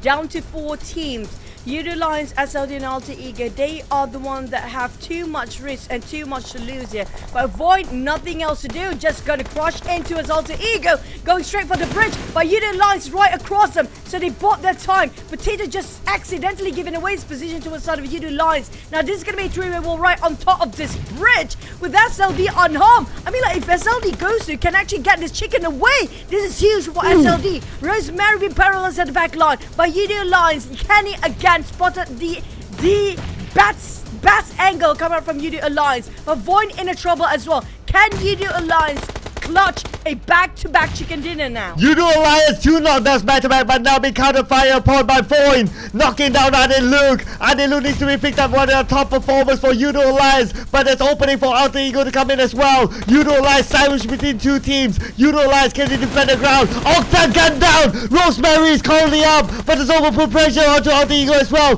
Kenny, no choice but to go down, and now they'll reset. It's such a lucky moment coming out from the side of Octa. He can be saved by the rest of the team now, since the only one can stop them was Kenny coming out from Yoodo Alliance. Now they have no view on top of the bridge, except for a couple of players coming up from VOIN. Now Potato and the rest of Alter Ego, all they need to do is just hold on to this and make sure they will fight till the last few players left. Yoodo Alliance repositioning himself. Now Gosu, here is the wild card we're talking about. SLD. If he's the one that actually be the playmaker from behind, he can shut down all the teams down there, and he's got himself the circle. There's no way he's gonna leave this place so far. And Gosu could potentially show on the Yoodo Alliance as well. He should have a good line of sight. And now VOIN on the outside of the circle. All these teams need to move 5 more seconds before the zone closes. Alter Ego tosses a molly onto the side of VOIN. Yoodo Alliance would love that. They would love the distraction. Potato moving in. He has a micro Z in hand. He has an M4 in hand, but no extended mag. Yoodo Alliance waiting for the right moment as Rosemary knocks down Keenan. It's going to be the entry to a side of VOIN, but they have to shut down Yoodo Alliance. But Rosemary shutting down on VOIN, but he got knocked instead. This is going to be in alter ego. They're losing men with the blue zone closing and just keeping the pressure on their backs. VOIN and Yoodo Alliance having a go. For you still, Yoodo Alliance having a 4. Alter ego bow out first. Oh no, where do they stand after this? Yoodo Alliance fighting Yoodo VOIN. Alliance! We've been shut down. Yoodo Alliance! SLD! It's the time to wrap things up and secure their 2 chicken dinners back to back. Unless Ghost can pull off something insane. But right now, Yoodo Alliance with a 4-man squad, they are feeling good right now to wrap up this round and take the number 1 spot away from Alter Ego. Adelu at the forefront, going up against Gosu. Adelu waiting for the right moment. Adelu being a distraction, still able to emote. Adelu, come on, finish up the job.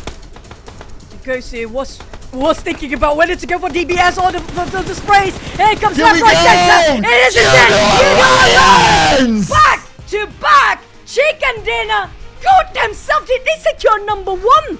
Did they secure number 1? They definitely will secure number 1. They eliminated Alter Ego. They got more elimination points than anyone else. Yoodo Alliance will surely be number 1. But Yoodo Alliance, let's remember, there's one more round to go. Can they hold on to the number 1 spot? But for now, Yoodo Alliance rejoice. Multiple stickers will come our way, Choo Choo.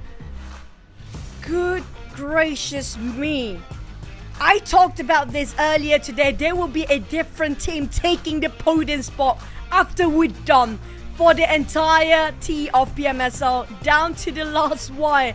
Ultimately, it's down to the last Miramar. But Adik, look, he did so much work. He decimated the entire team of GEEK 1v4 by himself. That opened up a different opportunities entirely for Yoodo Alliance as a whole. He's even practicing, like, taking out the trophy, like they're warming up to it. They're feeling the trophy. They're feeling themselves picking that up. Yoodo Alliance, if they do, it's going to be the first time they become champions in Southeast Asia. Teams to watch, obviously Yoodo Alliance going to be up there. But the competition as well. The competition is nowhere in sight. No Alter Ego here. No Vampire Esports. Yoodo Alliance, I wonder how far they're pulled away. Good gracious me. I mean, like, ultimately down to the last Miramar. We have no clue who will be number 1. Not even the top 5 is safe anywhere up there. Looking at VOIN, a bit too late, but at least they're trying to make a disruption. They are making a mess up there for all the teams. Speaking of SLD, Cloud, SLD, they secure quite a number of eliminations. Where do they stand? Do they take away the number 2 and number 3? Who's number 2 now? Who's number 3? We have no clue. I wonder if we'll be scammed after this by not showing the results. Oh, it will be crazy if it's not shown. I mean, I can't take it anymore. I got to know right now. But of course, before we get to that, we'll definitely be looking at the highlights from the previous round. And we'll relive the moment that these teams play, including Yoodo Alliance's chicken dinner. What a round it has been. This circle is insane. This circle is crazy. Mind-boggling with this outcome right now. Just changes so much about who will take away that trophy by the end of today. Even who will get into PMWI. It changes everything. This changes everything. The one that we believe in early of the day here today, it's changing. It's a different, it's a turning of a time. Yoodo Alliance has pushed everybody down. A back-to-back with 2 different maps in for their chicken dinner. That's huge.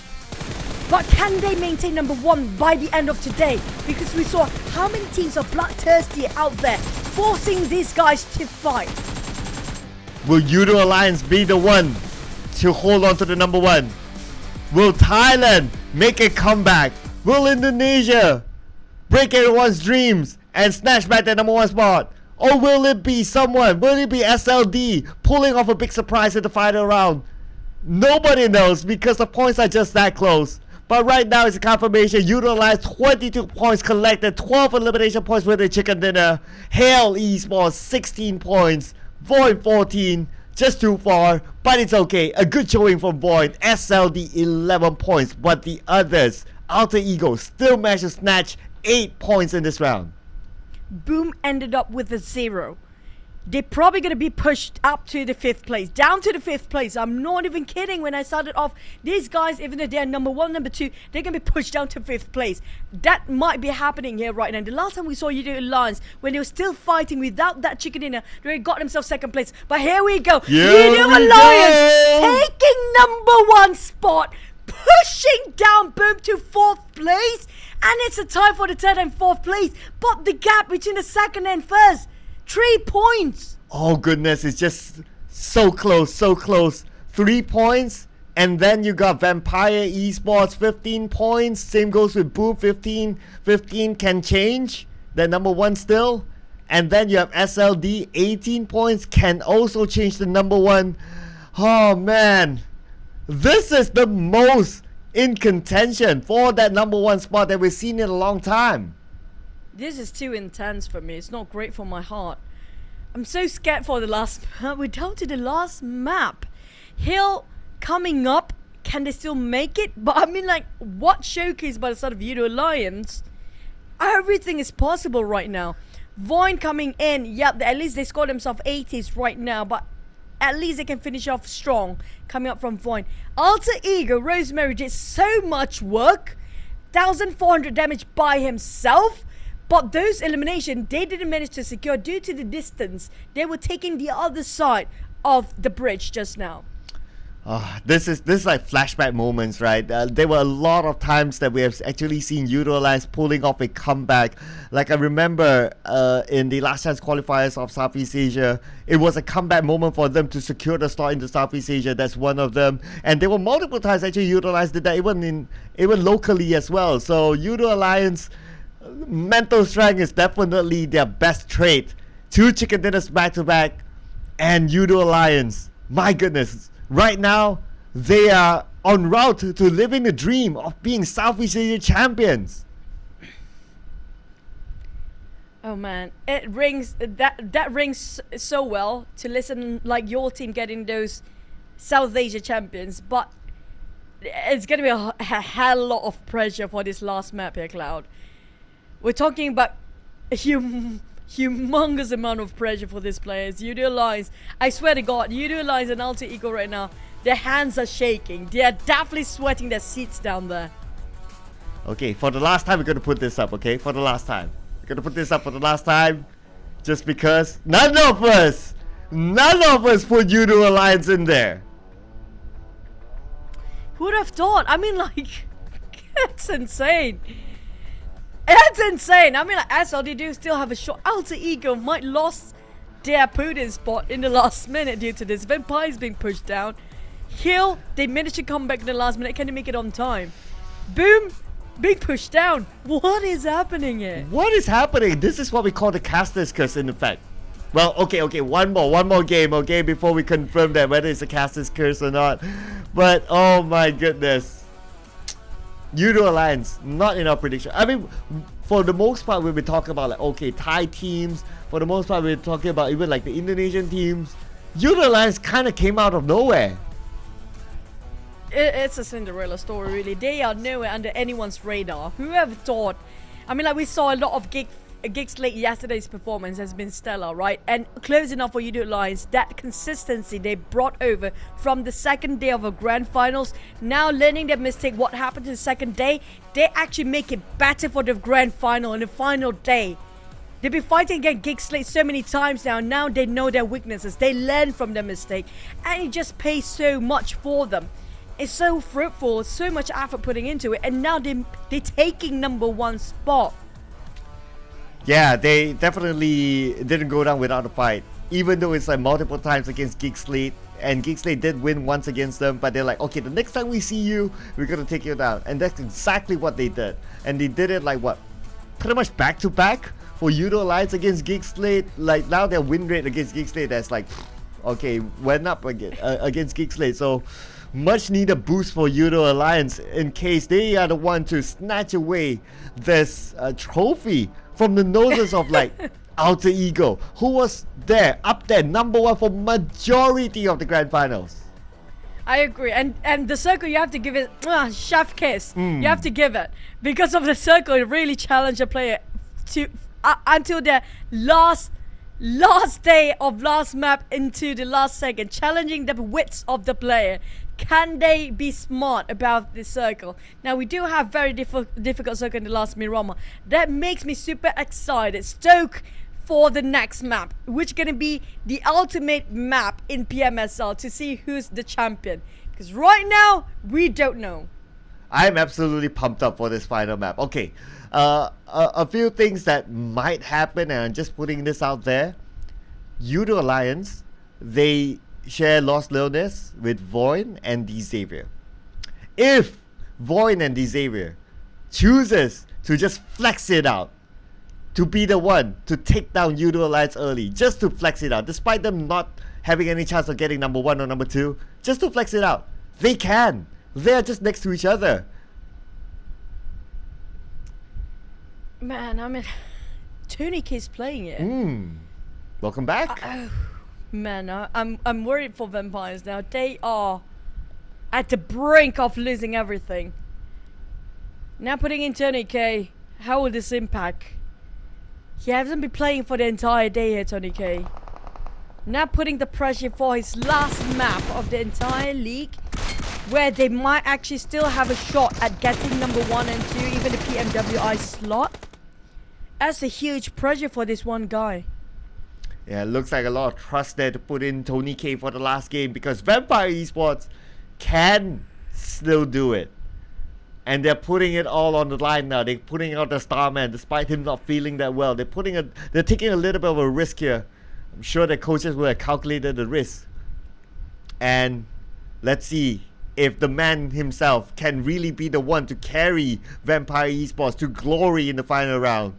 Hill Esports, well, a little bit of an inconsistency run, but yeah, well, I guess their goal is just to do their best in the final round. But you have to agree, this is one of the most epic league of the pro stage when it comes to South Asia ever. I mean, we casted so much for PMPL South Asia before this, but when it comes to this PMSL, this is one of the greatest tournament we've seen and the closest match when it comes to the overall rankings. Yeah, it's insane. You know, Bacon is making a swap here, so Ice out and Shirley is in. So there's going to be a final change, probably just to give him some game time, just to enjoy the final round for the PMSL. Armstyle is still in the lineup as well, obviously looking very shabby with his hairstyle. Looking over at the RRQ camp, well, they're somewhere in the middle, so pretty much this round is just for them to enjoy as well. So we can see the mood here is like, okay, we just want to get over the final game and just enjoy our supper after that. UI, oh. UI is playing for BTR. A lot of the big fan base players playing here today. Satai is out for now. BTR, I mean, like BTR, they're in the middle pack. They can finish off strong, but can they make it happen? I mean, like, if you want something to be unleashed, it's gonna be UI down there. Make things wild for BTR. Why not? Yeah, might as well, right? You put in the UI, the unleashed version of UI, and let's see what he can pull off, because he's been having an off day for himself personally for the last couple of days, and he's been subbed out too. So hopefully this last round, whatever it is, whatever the final result is, at least it gives him his personal boost of confidence for to wrap things up and to just look forward for his next endeavor, and that's going to be SEA Games for UI. For Box Gaming, well, they're just having fun at this point. SLATE as well, I wish they would have put on a having fun face, but you know, it's pretty much just to finish as high as possible for SLATE as well. They don't want to finish on a low. For Yoodo Alliance, this is too much for them to actually have too much at stake here. We're talking about the gap for the top 5 is just too near.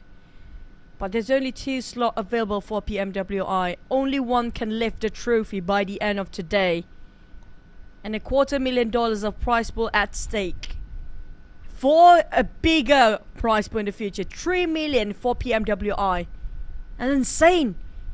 For the rest of them, they can have the greatest ending ever for their last performance, yeah. But for Boom, everything is business. Everything is serious talk right now. Yeah, Boom, totally focused. We can see for the last couple of games, like even Yummy is not looking at his teammate. He's just like, okay, I'll just look at the wall. I just want to be in my zone. I just want to do my thing. Outer ego, still in this to win this. So it's no longer, no more cheers, no more waving at the camera, no more like high-fiving people not within your camp. Everyone is just on their own game. You can see when Yummy, like again, he's still facing the wall. He's like, okay, I just want to be in my zone. And even like a player like Yummy, he actually has, other than his squad achievements to actually chase, he can still chase for top eliminations. So let's see if that happens here. Again, a final look on the trophy before it's handed down to one of these teams. And without further ado, let's head on to a final game. Ladies and gentlemen, who will take this home? Inside our final game of Miramar.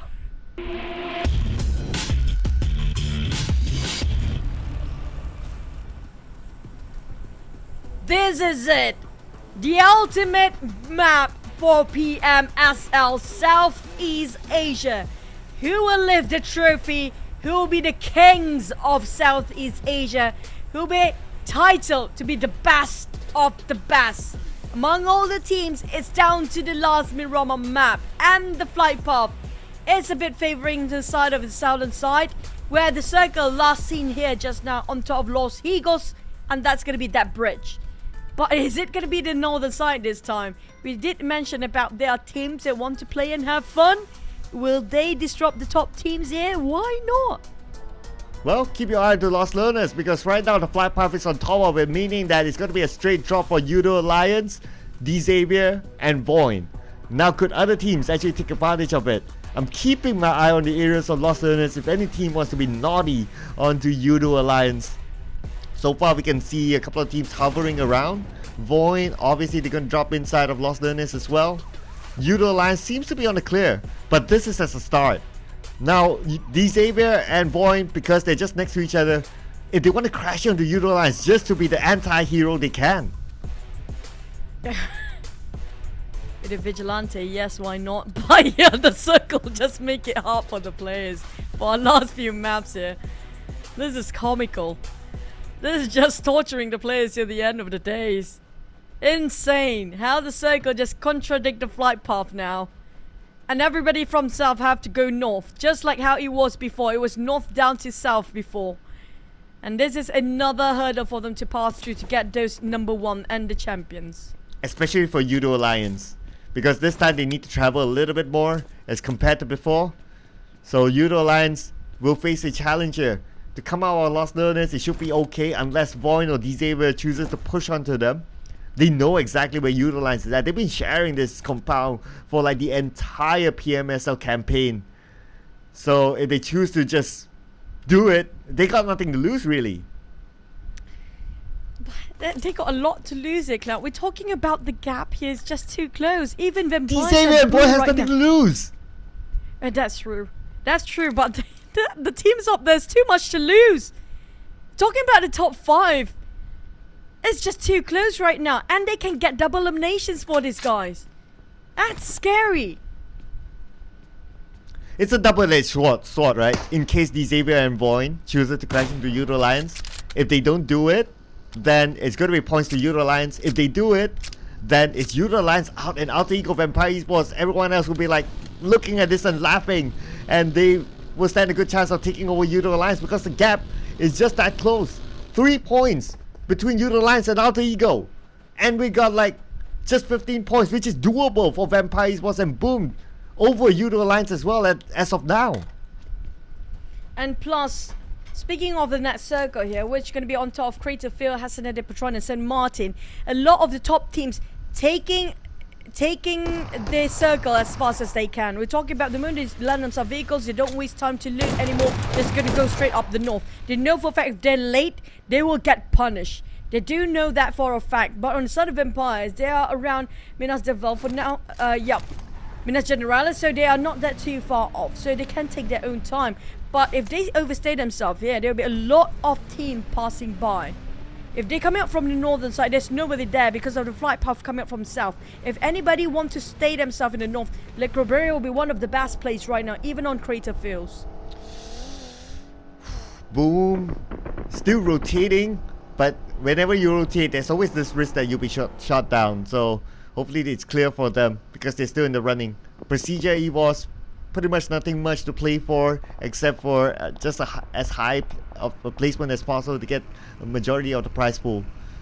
Bacon time, okay. Someone's having fun. We can see that, bacon time.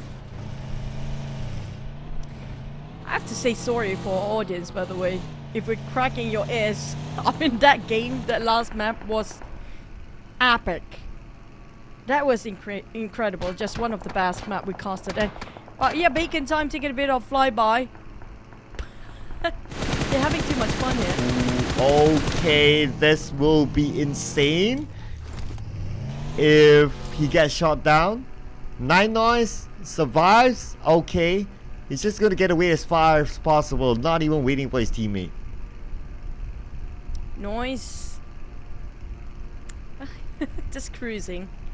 He's a good pilot, you have to give it to him. Not everybody can fly just like how he does. Still able to glide. Okay, not bad. Yeah, I think this is, we don't up. Okay, he meant to land that. Okay, let's give the benefit of doubt. That was on purpose. Boom. Now, do you play hide and seek or do you want to play as hunters?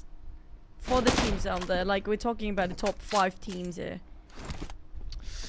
If I were SLD, definitely you have to go for hunting. You have to go for a hunt. Same goes for heal. REQ, this is going to be the team coming up from 11th place, trying to shut down on vampires, who definitely don't have any interest to take any sort of a fight too early. Not at all. Yeah, especially in that kind of open area, and the fact that they can still catch up to number 1. Just evading all the fights, and the fact that they put in Tony K as well, that means that, you know, this is their final trump card. It's like, okay, we're gonna put in Tony K just to see whether he can be the hero for Vampire Esports. And let's remember as well, this is his first season with Vampire Esports. Same goes for Newsy. And if he can pull off something insane, and that is just proof that the duo that transferred to Vampire Esports this season is the best transfer of all. I agree. They have to show their value in the last map here. Especially with, this is the first and last map coming up from Tony K for today. I just hope they don't falter through, but speaking of falter, boom! Oh no, Hill! Coming up from 6th place, they can keep this going. Hill gets low, got himself the first blood. Hexos taking a back and fall back entirely, corner himself indoors. I'm not sure where are the rest of Boom right now, but they don't have the luxury to play as carefree as they can. Well, all hope not lost yet for Boom. I mean, we have seen teams doing it as a trio, so still giving them the benefit of the doubt. Hopefully Hexas is able to get enough loot. But at the same time, Box Gaming, Winnie, I think someone needs to check their driving license. But it looks like it's going to be FaZe Clan actually just putting pressure onto Box Gaming. And now they're just trading it back and forth. FaZe, a bit tough for them to catch up. We're talking about 6 and 7 plays, quite a gap here. So I think it's not possible for FaZe, but they can actually stun all the top 6 teams right now by capitalizing with what they have and trying to throw and bulldoze in. Mormon finish off Box, Lavi from Avon, and it's going to be Box down to last player here. 79DX, same goes for GEEK Slater playing in the blue zone, including Yoodo Alliance. I'm not sure where they stand because the next circle will reveal itself. Box, on the other hand, will be the last map here, down to 1 player. No teams being ousted yet, still 16 teams in there, but the one with the least plays coming out from Box Gaming. Ooh, circle. Okay, high grounds of Craterfield. We've seen this before. It's tough for a lot of teams because teams like PERSIJA was there, but at this point, Boom, it's on the high ground. Hill Esports seems to be interested with that. BTR as well. Yoodo Alliance still spending time in the blue. Looks like they're going to take this round a little bit slower. They're going to try to evade fights. But at the same time, they need to hope that the teams close by to them in their overall chance gets eliminated. SLD and Vampires happen to be sharing just next to each other. Now both teams cannot afford to lose here. Boom on the other hand lost early on, one player before this. While Hill, they still can go for the hump. They got secured one elimination just now against none other than Boom. RQ is just beneath them. Everybody wants to take the high grounds of Crater Field around the crate. But if the last few circles ended up on the lower grounds, that's going to be a tough climbing down for these teams. SLD, they were close by to a side of Boom and Vampire just now. I'm not sure how they would navigate themselves on top of Crater Field. They're taking the compound instead of the high grounds here and decided, you know what, we want to go for the weight. Alter Ego happened to be greeted by PERSIJA, EVOS. Zuxi definitely will open fire here. And Boom at the other end. Alter Ego cannot even lose any man early on. They're holding their breath right now as they cruise by a couple of teams, hopefully able to evade enough shots. So far so good for Alter Ego. And now Alter Ego will be on the clear. Alter Ego within the circle. Man, I'm just so nervous looking at Alter Ego traveling like that past that compound. But lucky for them, the shots didn't hit enough onto Alter Ego to knock them down. Boom, they don't want to invest too much. They know for a fact they're sharing a compound with another team. So they will not open fire to the side of Alter Ego just now. Boom, they left with only 3 players left with Yummy, May, Pombit and Haxas. But the entirety of SLD want to bring them down on their knees. Opening fire, Ghost coming out from the area of the very small ball right now. With Vampires right on top of them. These 3 teams are the teams that in contending towards the #1 spot.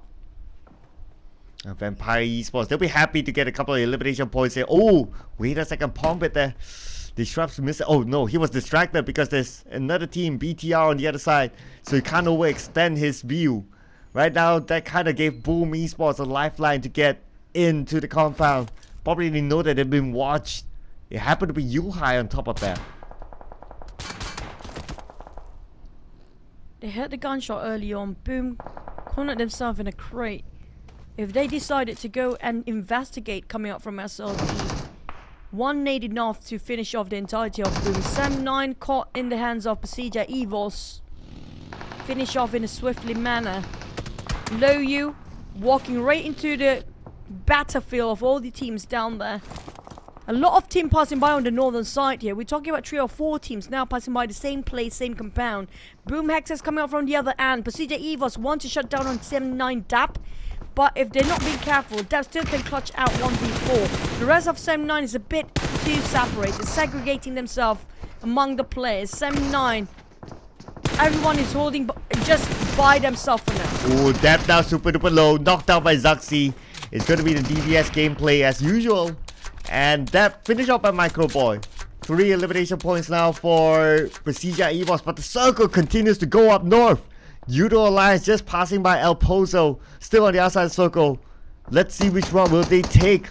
Because if they choose to go up to the high ground, obviously teams will be waiting for them. So that might not be the case for Yoodo Alliance. They might go in for the low grounds of Crater Fields. Taking their own sweet time for Yoodo Alliance. They know for a fact there's going to be a lot of teams already inside of a circle. They don't want to jeopardize. They don't want to put everything at stake. Take one step at a time. But RQS and GEEK, they have nothing else to lose here. It's all down to who ends it better this time. Who gets a better ending when it comes to the last map of Miramar. Mott trying to go out and find those support fire from a back line, which is going to be Hill coming out from the high grounds there. I think that's one of the reasons why he get out from this building, just to see where the shot's coming out from. It doesn't make sense that the team is shooting in front of you, are shooting behind you as well. So Mott knows exactly where the rest of the hills are. They realize that, you know what, it's okay, we stay indoors for a bit longer because it's not worth peeking out. There's too many teams out there on the high grounds. Yeah, not at all. But that means that GEEK SLATE has the opportunity to come in. Now focusing on the Yoodo Alliance, some of them still tanking out the blue. They're taking a long rotation on the left, really sticking by the blue. But oh, Xavier is in front of them. Xavier parked themselves onto the high ground where Yoodo Alliance is going towards. And now Yoodo Alliance gotta be careful. They gotta win the fight against Xavier. Xavier has the circle.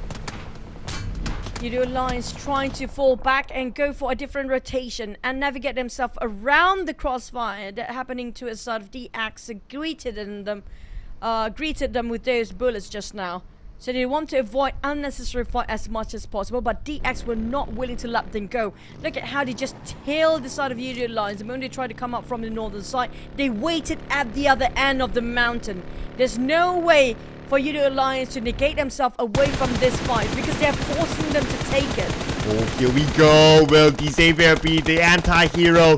Yoodo Alliance, 2 of the super low. Oh no, they're being pinned down right now. Ripple Boy, we need to get away. Can he make it in time? So far, so good for them. And now the circle shifts away. But Yoodo Alliance, 2 of them pinned down. That's going to reflect another look.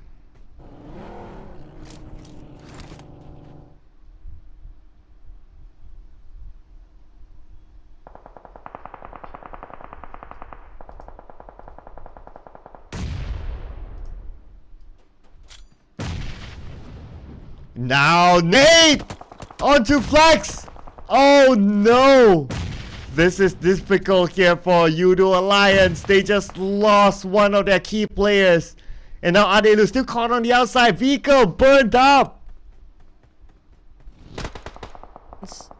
DX make sure they were trying to shut down Yoodo Alliance, forcing them to take this fight either way, but Vampires start to take out a couple of plays from VOIN. Tony K finish off VOIN players in an instant. The moment you let Tony K play and you unleash his beast inside, he's gonna go rampant. But now he's showing off he can actually go aggressive, even though he's unwell physically, but he's still got his mind and focus in the game. DX on the other hand trying to wrap around the corner of Yoodo Alliance. Now Yoodo Alliance in a pickle. They need to get out from here because they have too much to take a chance of against DX. But lucky enough, DX realized that, you know what, it's a bit too far from the circle. We're just trying to get into the side of a inner circle and gatekeep them from the inside. But Yoodo Alliance, do they still want to challenge DX at this instant, or they just hop onto their vehicles and go a different rotation entirely? Yeah, they can still play from the north to the inside the circle at least, but Xavier will be keeping an eye on the Yoodo Alliance in case they try something funny.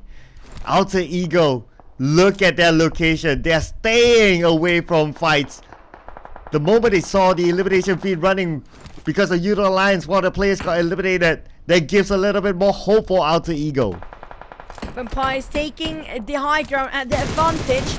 Now stopping VOIN from pushing forward. It's going to be Shrubs holding the ground and the angle to a side of VOIN. He'll be the anchor for the team, making sure nobody will share this compound with themselves. Newsy will be giving the support fire to a side of Shrubs, but they will have to go for a retreat for now. Yoodo Alliance losing one of their main fragger. Addict looked too early on. They played themselves in the blue zone, and this is stage 4. We're talking about almost 1% of HP per second.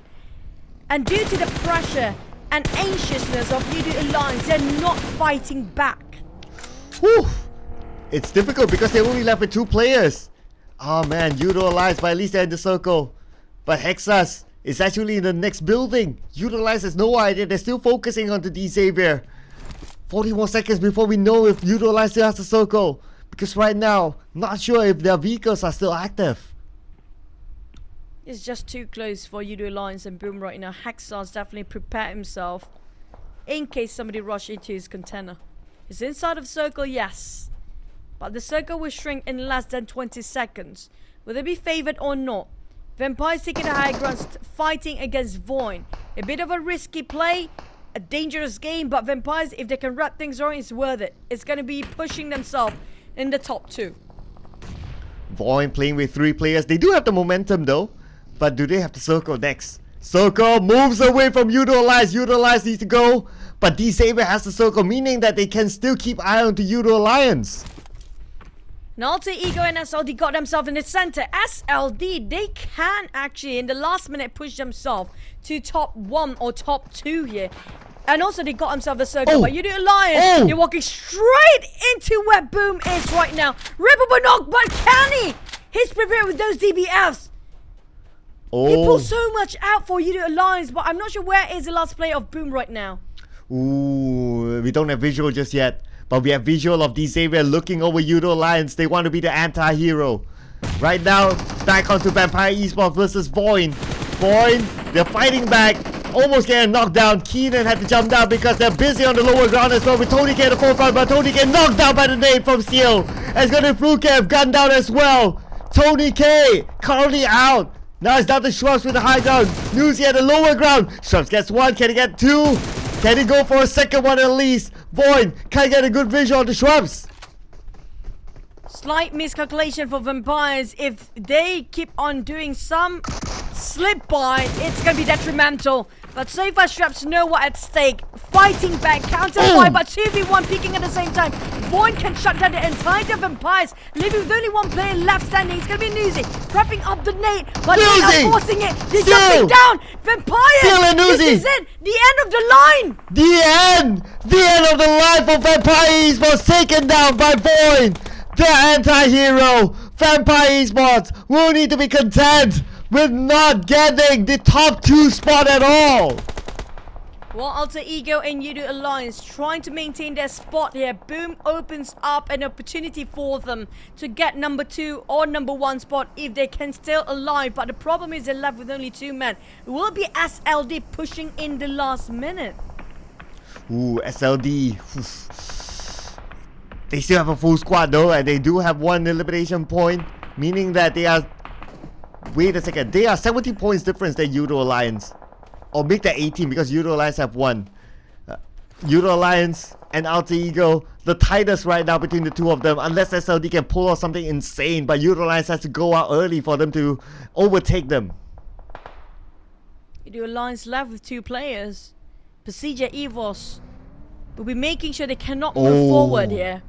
They have to take the fight for Yoodo Alliance. There's no way to run around it anymore because there's no way in.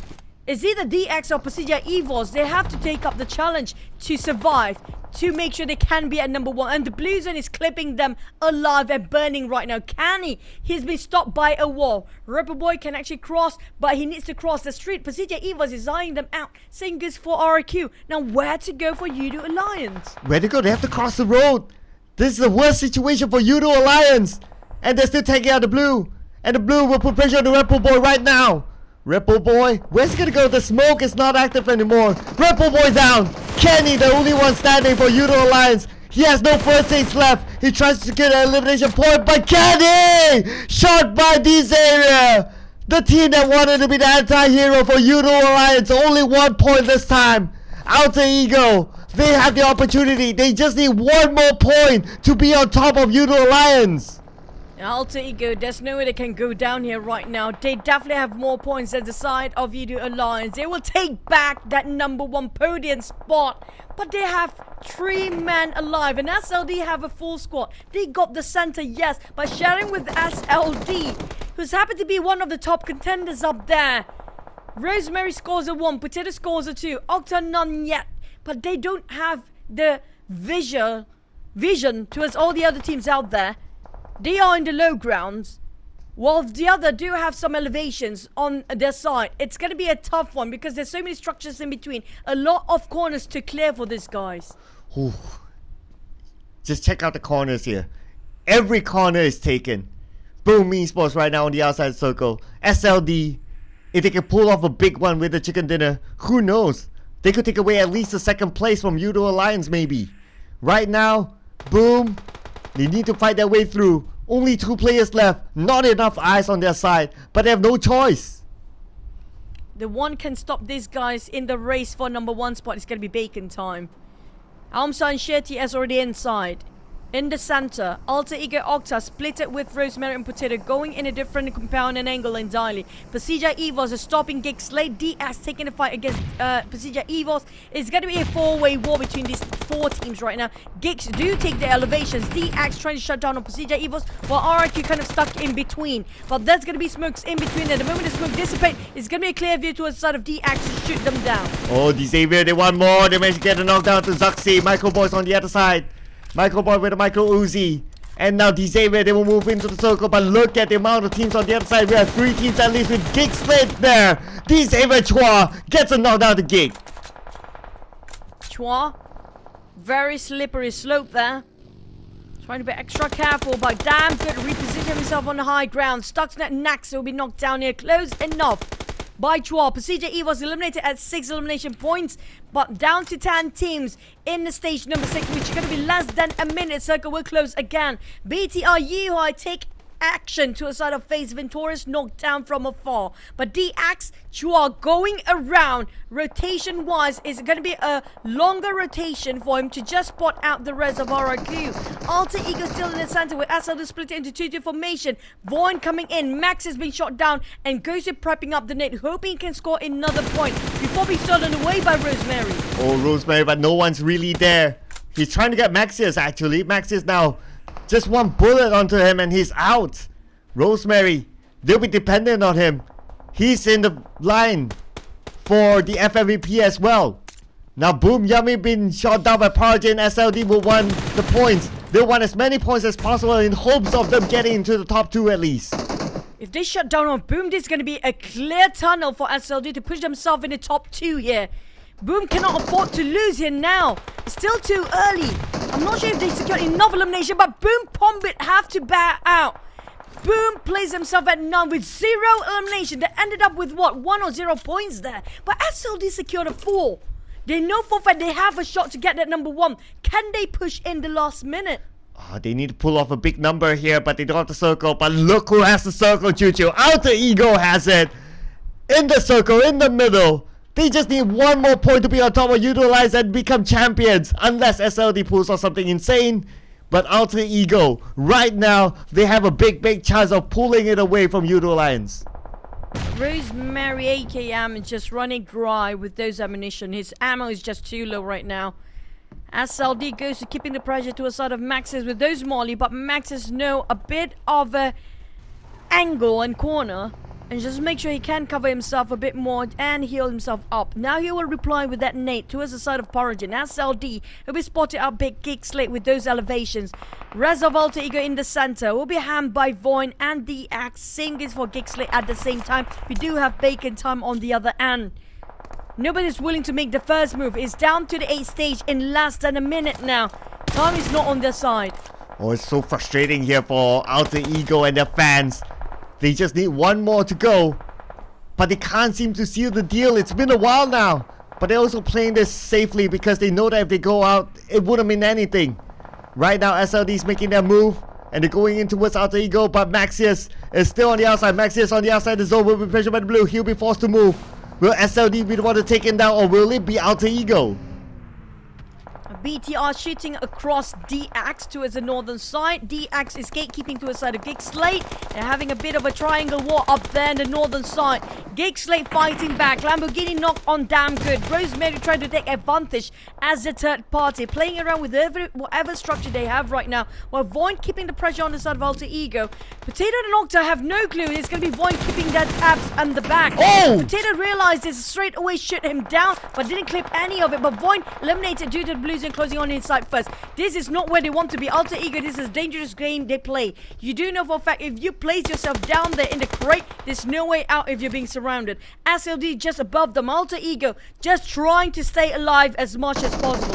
And the zone actually took out Maxius. But Choo-Choo, now we're at the top 6 teams, meaning that Alter Ego should have enough points to be the champion, but we'll get a confirmation later on. As now, pressure is onto Alter Ego. SLD, they surely want the points in the back, but how many more can they get? Goes to try to take down Octa. And right now, GEEK SLATE, 5 elimination points. SLD needs to get into the circle. Their next target will be Alter Ego. Alter Ego have to get out from here if they don't want to be surrounded. There's no way out if they're entering the crate. This is digging their own graveyard here, but SLD, the entire cavalry is here. And coming up, DX is actually unstoppable right now. I'm not sure what's happening on the north, but right now Alter Ego and SLD have too much to fight for. Now, Alter Ego, do they want to take up the challenge or not? Potato stuck himself inside here. There's no way out. Have to fight for himself. Well, there's only 2 players left coming from Alter Ego. The others, Octa just plays himself behind those walls, knowing for the fact if he goes in, the entire team will go down easily because SLD just caught them in a trap. Oh, SLD motivated to get those elimination points. And probably next is going to be Alter Ego. Alter Ego stuck in the rut. Rosemary, can he be the Beast Mary he is to take down the rest of SLD? Right now, Rosemary, what's his current situation? Gotta find out. But looks like Alter Ego is out. But anyway, with the rank points, oh, wait a second, wait. Octa is still alive! He knows for a fact he don't want to caught himself in a trap. That's what happened to VOIN in the previous league. When they caught themselves in this sort of a crate, there's no way out. Needs to get out from those tanks. And Octa plays himself exactly where he needs to, but at the same time praying nobody spot him out from the back line. It's gonna be GEEK SLATE, which coming out from the backside of Alter Ego. SLD on the other hand, they are driving to get those kills. They know for a fact they don't have enough points if they ended up here. They need to finish off all the other teams to make themselves in the top 2. BTR on the other hand, nothing else to lose. They just want to go for the fight. They want to end in the highs. But at the same time, I'm not sure how many bullets do Janforce have. Pretty low when it comes to his ammo right now. Vacant time, SLD and GEEK SLATE both hovering their crosshair on top of the side of Janforce there. Vacant style want to shut down on SLD. Well, SLD, how many eliminations do they have right now? Gotta tabulate it again. But Octa staying put, just letting everyone fighting out each other. And now we can see that Janforce being shot down by Stuxnet from GEEK SLATE. BTR is up at number 5 for elimination points. Now it's up against. Now SLD is up against Bacon Time. Random space into the smoke. We're not connected to Upstar, but finally Quangji gets it. They now scored themselves 6 elimination. Ghost is just next to Octa.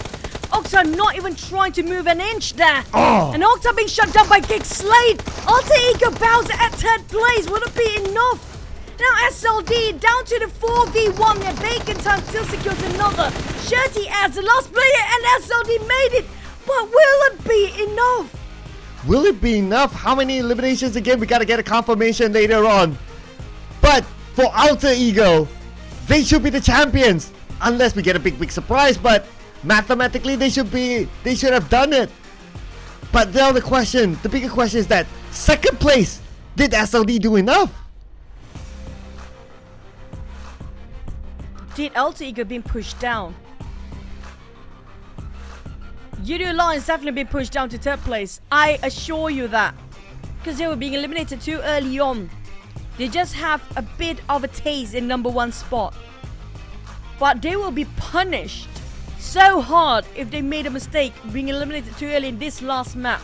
Due to the margins of the margins between the teams is too small.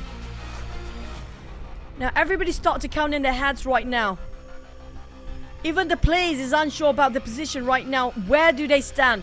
Quangji is the MVP for this round, but will be reflected when it comes to overall rankings. Will be enough. Absolutely no idea. I mean, it's man, because we didn't really get to see like how many eliminations did they get at the end. So for SLD, is it enough for them? Oh man. It's nerve-wracking. Can we get the official scores? Like right now, even our officials taking the time to okay, did we like double checking all the scores just to be sure, because it means a lot. Number 1, number 2, it's huge, it's big. Who will get it? Even SLD, they're like, did we do enough? They're like kind of calculating as well. They're kind of like still wondering too. They're not really celebrating yet. Even like for the other teams. We don't know. Speaking of BTR, and DX scores himself. If I'm not mistaken, it was dominating the last time I saw DX. For BTR, they got quite a number of eliminations too. But it will not affect the 2 slots that's going to PMWI. Because BTR and DX are just way down there. They're in the middle pack. But the one that actually will change is going to be those top 5. Did they make it? Did we ended up with a tie? Is it down to the chicken dinners and the eliminations and the rank point system? Are we down to that? Even our officials are like, okay, we see the celebrations. So this is a confirmation here. Ladies Definitely. and gentlemen, your 2023 PUBG Mobile Super League SEA Spring Champions, Alter Ego!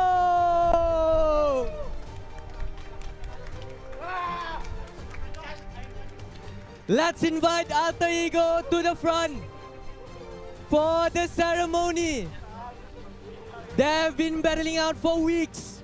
Now dreams have become reality for them. Blood, sweat and tears throughout their journey. They are the champions. Alter Ego.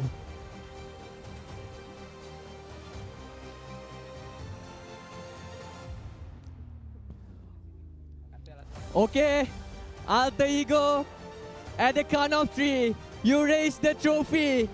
In 3, 2, 1, champions!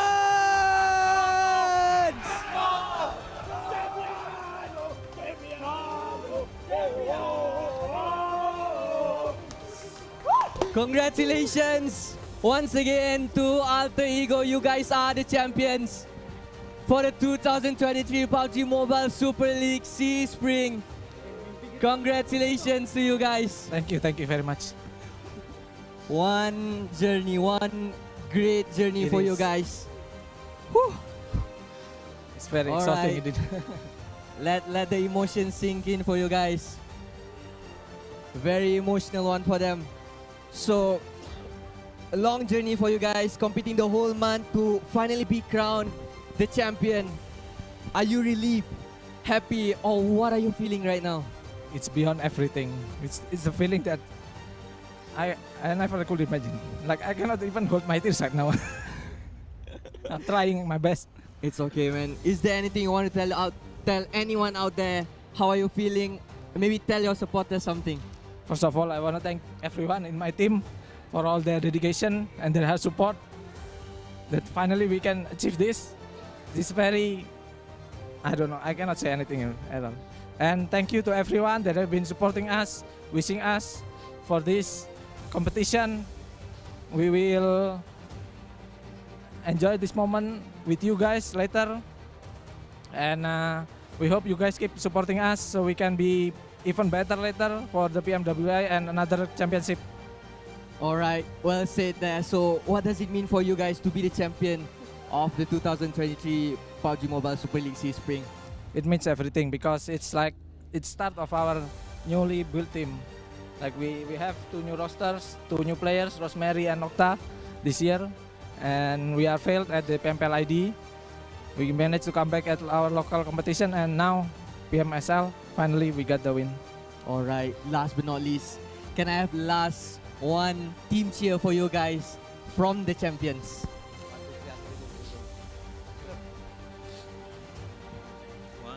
Trust your team, trust yourself, trust each other. 1, 2, 3! And go! Go, go, go! All right, there you have it from the champions. And now we are announcing the most valuable player of the tournament. Rosemary, can I have a few words from you? Congratulations, you are the most valuable player for the 2023 PMSL SEA Spring. Congratulations, congratulations.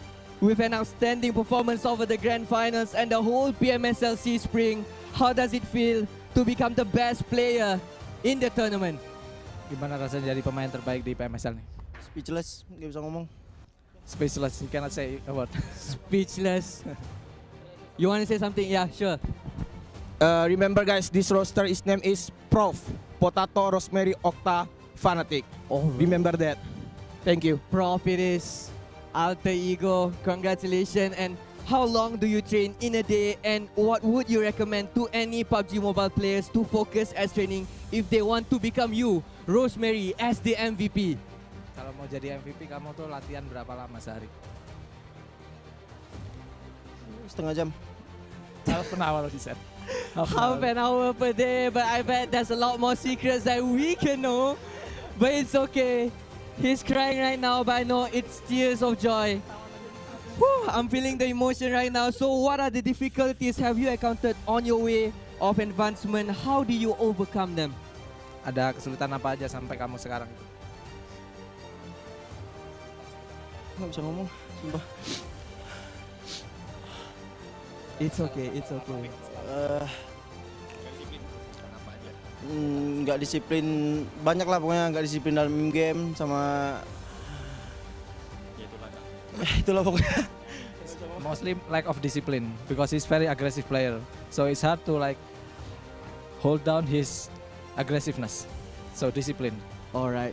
it's all about discipline, guys. Remember, to all the players out there, it's all about the discipline. Congratulations once again to Alter Ego, to Rosemary as the MVP of the season. Whew, it's a roller coaster of emotions, but I guess that's all from us here from the venue. Folks, that's all from us. See you again next time. Alter Ego! Go, go, go!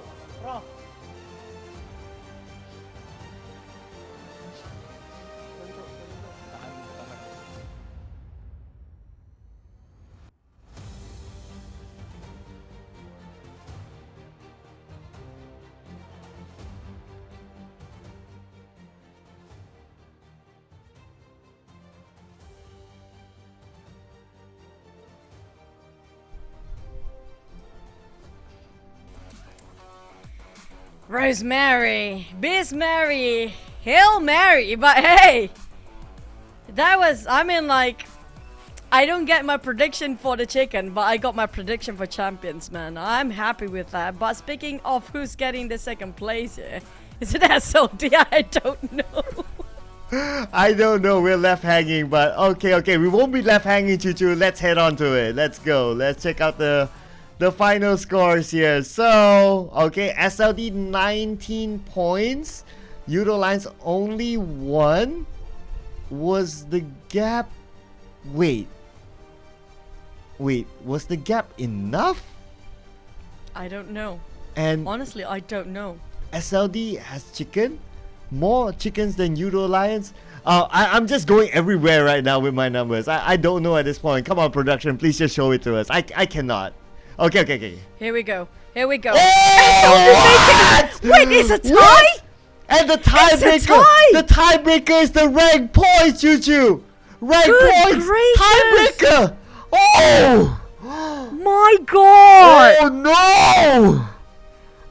But congratulations to Alter Ego for the champions, and SLD make it for PMWI, but Yoodo Alliance. Heartbroken for Yoodo Alliance. Oh man, this is crazy. It's not the chicken dinner. It is the rank points that separated them. Oh and no! The ties. Oh, it's the ties didn't take the number 1 this time. This is the first ever we have different champions. Alter Ego. Sorry, excuse me, but Indonesia is coming back to take the throne away this time. Wow. After a long absence of the Indonesian region in Southeast Asia being the champions, it's gonna be Alter Ego taking it home. Congratulations to Rosemary as well, being the FMVP. My goodness. Oh, this is so dramatic.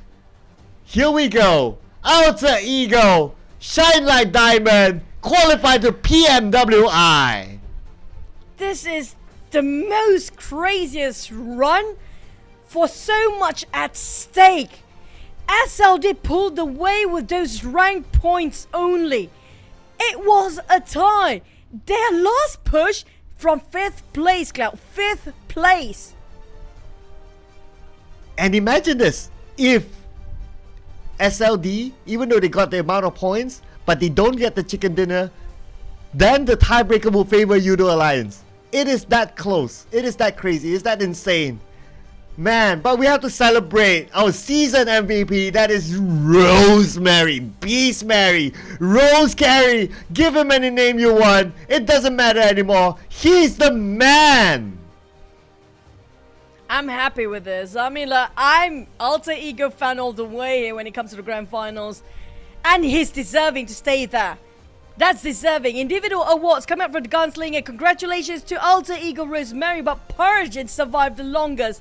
Misery for PERSIJA EVOS taking the longest distance, while 9 Noise being the best support there is, and Yummy. We don't have DBS Master, but Grenade Master it is. My boy Yummy. My boy Yummy. You had Rosemary, I had Yummy.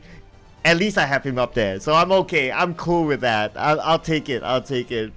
Oh man, I'm still emotional over, like, oh man, whatever the results. But we gotta congratulate PERSIJA as well, being the top survivor. Misery, the Eagle Eye, the longest distance elimination, and 9 Noise being the best assist, the field medic of the PMSL.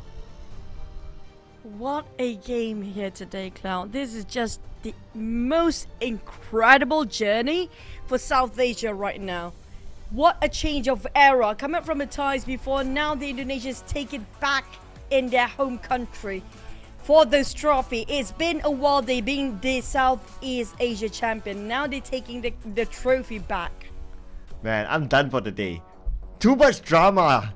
Too much drama in my life. I'm out of here, Choo Choo.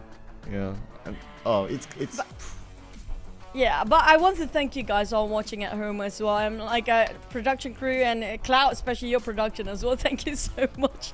And you guys been sticking with us. I mean, like, we have our highs and lows. We have a roller coaster ride together, and we're sorry for our shortcomings. We do know there are so many lacking on our side. We hope for your forgiveness. But hey, you got your champions now, and I mean, like, I'm happy with it. Rosemary, I mean, yeah. Okay, I'll take Yummy up there anytime, alright? So, Yummy, cool.